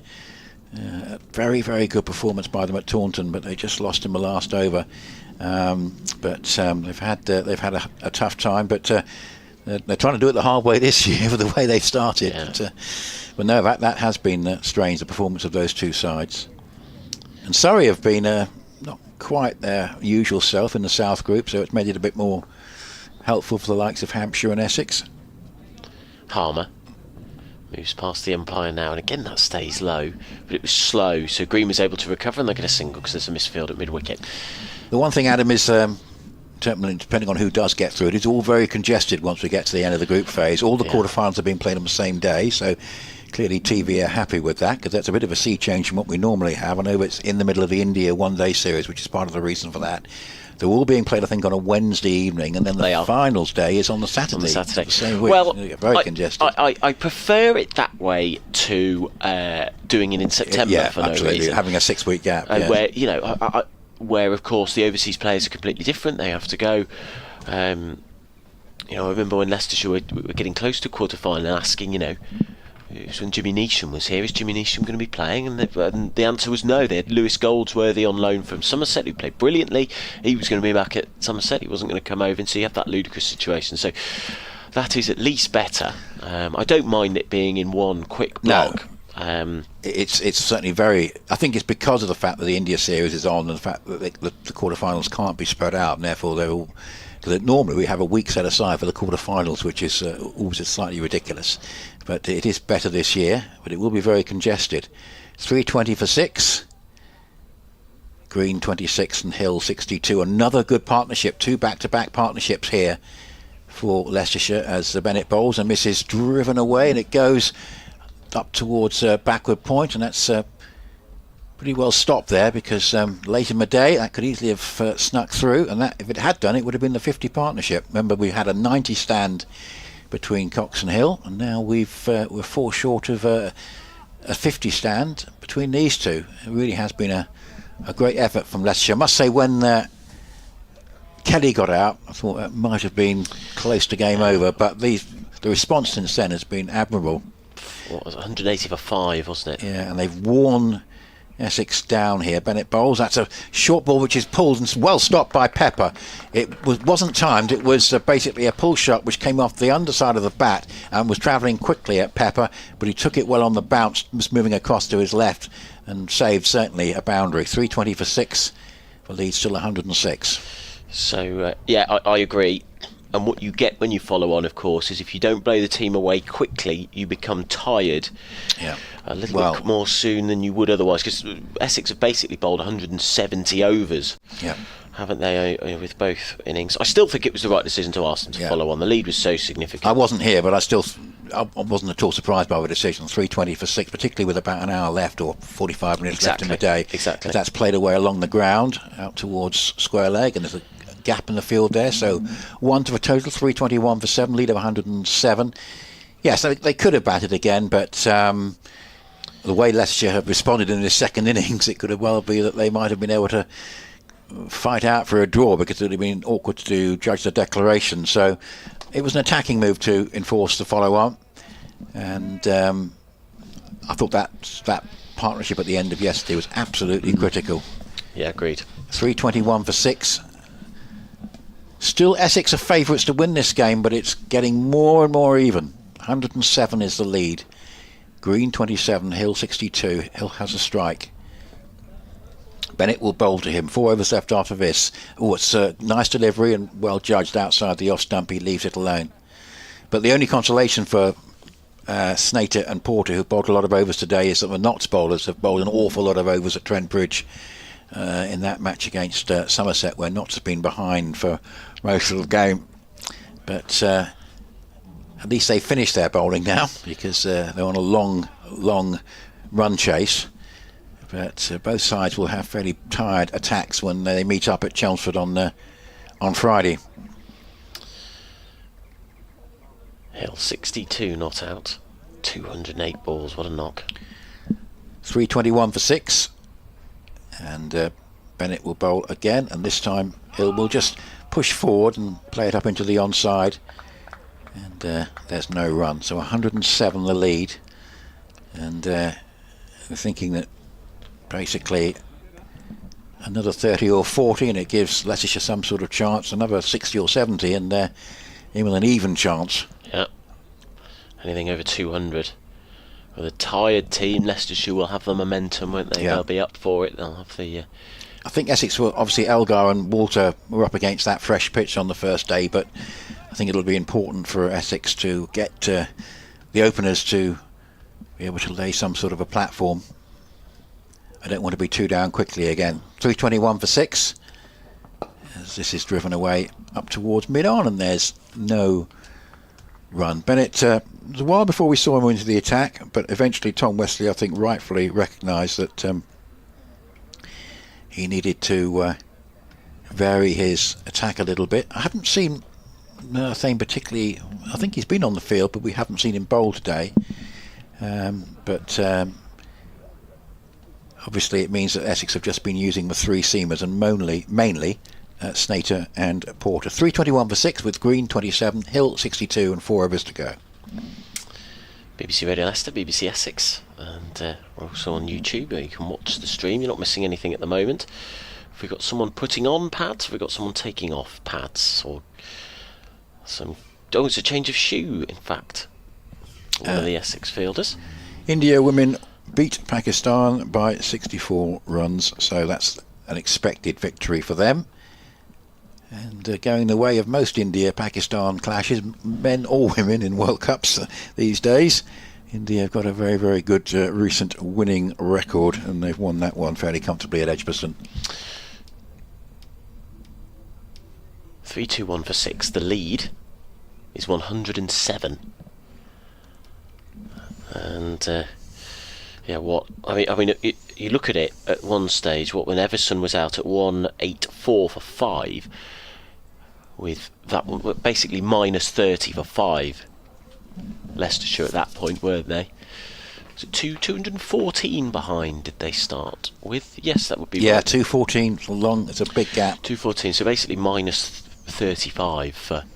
I must admit, if the lead had been 50 less, I would have been much more inclined to say Essex should bat again. But I think 214, fair enough. 100, and let's not forget, I think I was saying on the commentary yesterday, had it been 12 o'clock at the start of today, I would have thought, with your bowlers having had the night to rest, with it would have just made a little bit less sense. But to put Leicestershire in for that hour seemed like the only sensible decision. It felt like the attacking move, as you said a little bit earlier. 321 for 6. Just the 4 overs remaining in the day's play. Green is on strike and goes back and misses the cut. There's an appeal there, but it's only the short mid wicket. If you've just joined us, Durham have won in Division 2, but the big story is Sussex beating Glamorgan by an innings and 98 runs in Division 1, and at least for the time being going top of the table. Here is Harmer, comes in, bowls, and that's whipped into the leg side where it's fielded, and there is no run. Which is some achievement for them, and we're waiting to see how it's looking quite good for Somerset at Trent Bridge. I'll give you an update on that in a few moments. Harmer in, down the pitch comes Green and just nudges this into the leg side, gets to the pitch of it. I think it's a pretty sensible way to play. 321 for 6. Yes, both Warwickshire and Notts have been set to very big targets in their respective Division 1 games. Harmer moves away from us, back goes Green and plays this pleasantly. Back foot into the offside, and he run through for 2. That's good running. It's a big long boundary out there on the offside. Yes, Notts 47 for 2, still need 426, and they've lost Slater for 16 and McCann for 8. Hasib Hamid, once he gets in, he tends to stay in. He's still there on 12 not out. He's going to be critical to play a long innings for Notts there. But they're in big trouble, still needing 426 to beat Somerset. Harmer tosses this one up and it gets a thick outside edge off Green's bat. He's 29 not out. He's played brilliantly. Notts who come to Chelmsford on Friday. And if they lose this game, they'll be looking to try and turn things round fairly quickly. They certainly don't want to lose 2 games back-to-back in their defence of their title. Leicestershire against Yorkshire here next week on Friday. So Green just nudges that into the leg side square of the wicket. That's the end of the over. 3 remain in the day. 3, 2, 3, 4, 6. Hill 62, Green 29, and that lead 109. And talking of Hills, George Hill of Yorkshire has dismissed Robbie Yates, and that's an early wicket there for Yorkshire. So Yates out for 20, Warwickshire 44 for 1, still need 409 at Scarborough. So that's going to be a long old haul there. But basically, if Essex were to win this game, Notts and Warwickshire fail to win, they would actually be top. But Sussex have won already, and they've gone to 102 points, and Somerset have got a fair chance of winning as well. So it's still going to be very, very congested, whatever happens. As Bennett bowls, Lewis is just tucked away into the offside by Hill, just a push and run shot for a single. Really has played an exemplary innings here as Lewis Hill. Struggled a bit at the start, I thought, but he's really battled hard. And there is the 50 stand to add to the 90 stand for the previous wicket. That's just what Leicestershire would have wanted. Back-to-back partnerships to just grind the bowling side down. 324 for 6, 115th over, and the lead is 110. Bennett again with a shortish mid-wicket. Quite wide. There's an appeal for LBW. That's out. That's a big late wicket, and it's been struck by Charlie Bennett, who's had a quietish day with the ball. Hasn't quite been able to replicate the first innings, but that was pitched up again. It probably kept pretty low. It was well pitched up, and just playing across the line there, Ben Green looked to me on the first instance. Yeah, I think it's been well pitched up. It's probably kept a little bit low, not as low as some of them have been, but that was a pretty straightforward decision. A good late wicket for Charlie Bennett here, 324 for 7, and that is Green out for a very useful 29, shared in that 50 stand.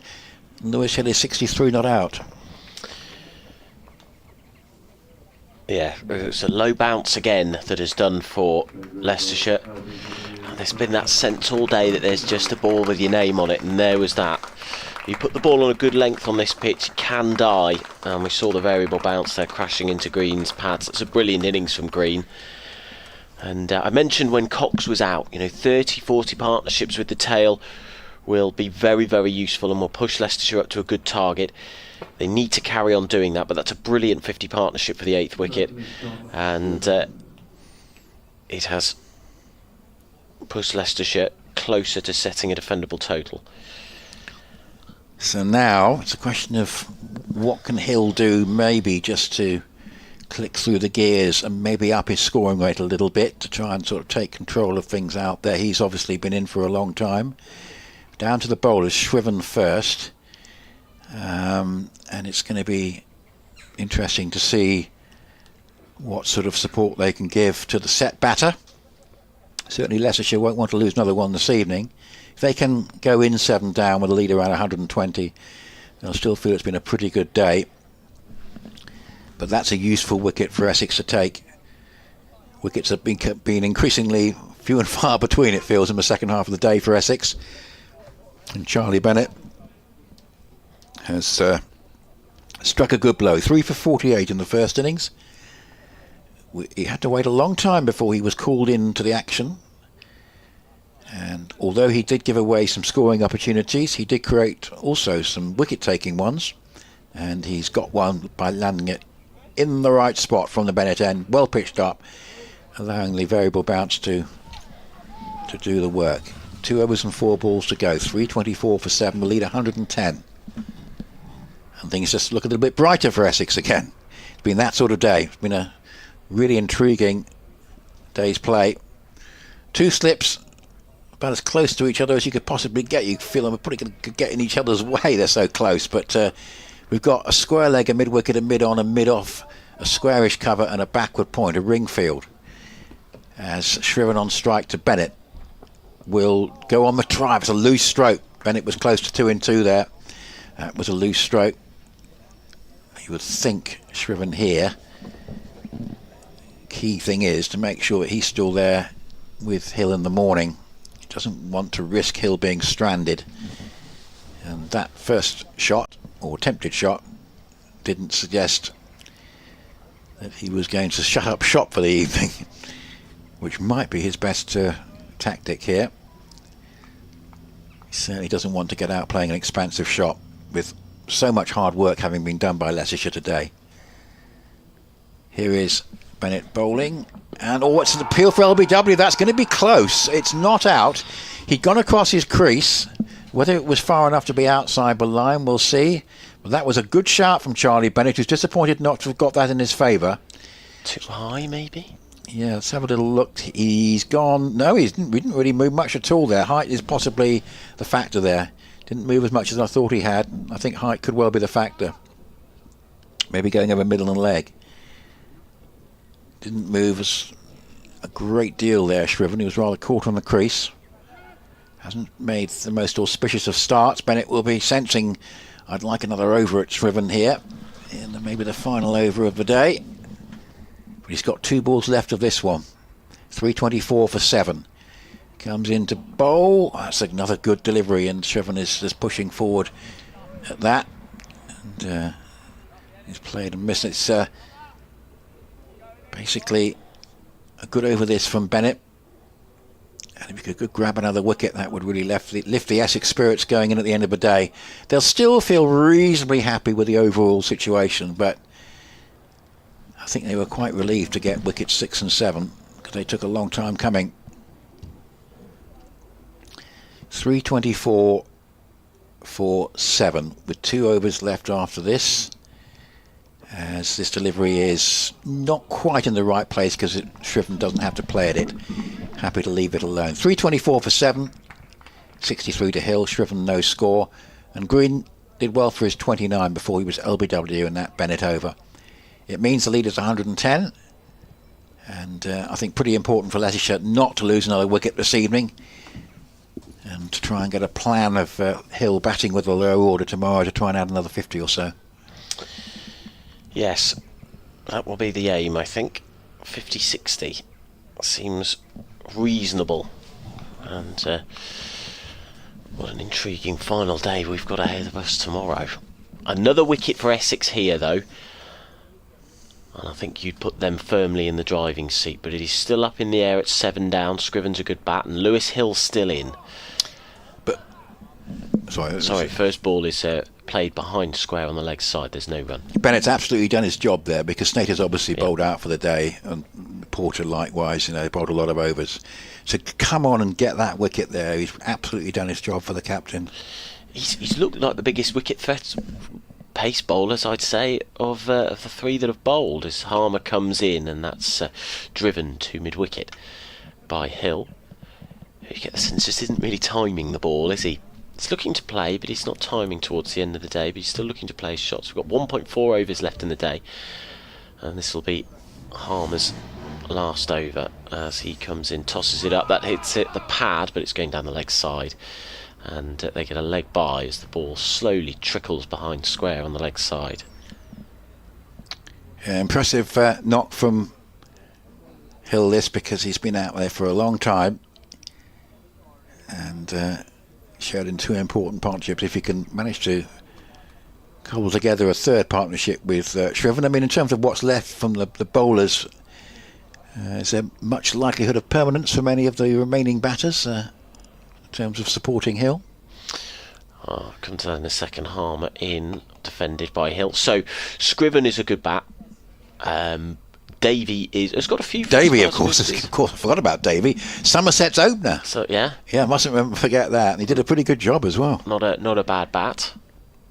A good number 10, I'd say. And very much so. Alex Green is probably a number 11, but he can hold a bat as Harmer comes in, defended again by Hill. Did a really good job, Josh Davey. Somerset was scrambling around for openers, which they've been doing really for the last 6 or 7 years, and showed a new string to his bow.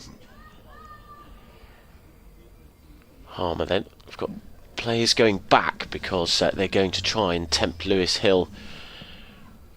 Oh no, they're going to try. No, it's Scriven facing, of course, isn't it? So they're going to give Scriven the single. I was getting confused about the tactics then because I thought it was Hill, but it is Scriven who does get the single. Plays it out to mid-wicket. All the players went back onto the boundary, so they're happy with Scriven facing the final over of the day. 3-2-6 for 7. Sorry, is the score. The scoreboard updated just as I was giving the score. So it's a 112-run lead for Leicestershire. And Bennett will be happy with that as well, because he'll think, well, I was close to getting Shriven on a couple of occasions in the previous over. I've got 6 deliveries at him now. I might just have a chance. So that he would have been, I think, quite content with that single off the last ball of Harmer's over. Another long bowl for Simon Harbour, but he's done a valuable job. Not much in the pitch to help him apart from that low bounce. Hasn't particularly been any appreciable turn. And here's Bennett at 1 for 59 in 17 overs. To see us out for the day, it's been an intriguing day's cricket.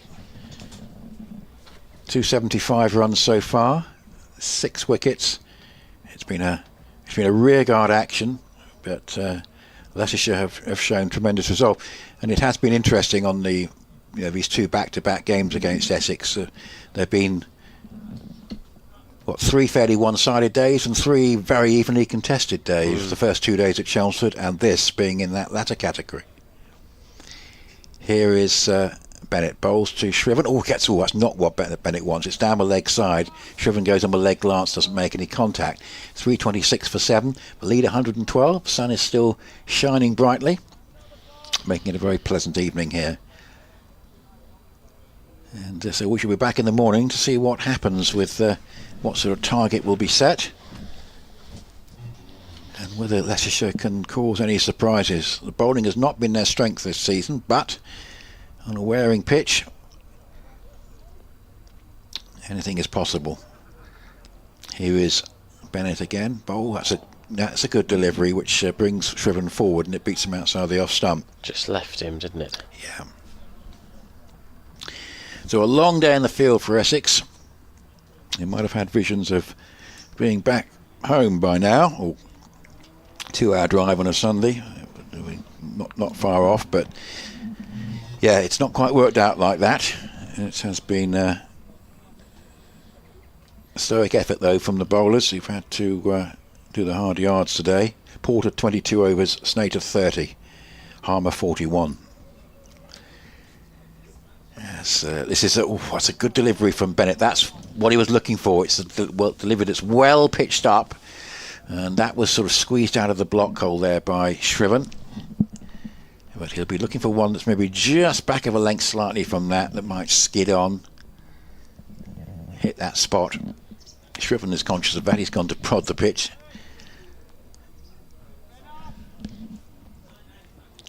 Just after 6:30, so an earlier finish than yesterday. It was a slightly longer final session than perhaps in terms of the over rate than the previous ones, but it's still saying +12 for the day. This is played on the bounce to short leg.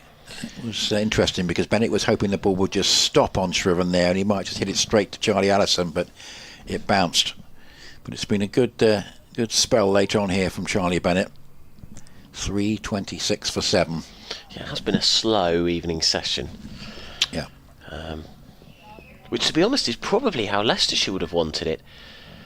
They slowly sort of wear Essex down into the dirt over the course of the of the afternoon. I think from an Essex perspective, probably hasn't been the urgency there needed to be. Yes, they have found the difference of not having Cook has been just shown up in this situation, but there's not much they can do about that, of course, at the moment, as that's played defensively back down the pitch. And Bennett, when he has been called on, has delivered an important wicket late in the day. 326 for 7.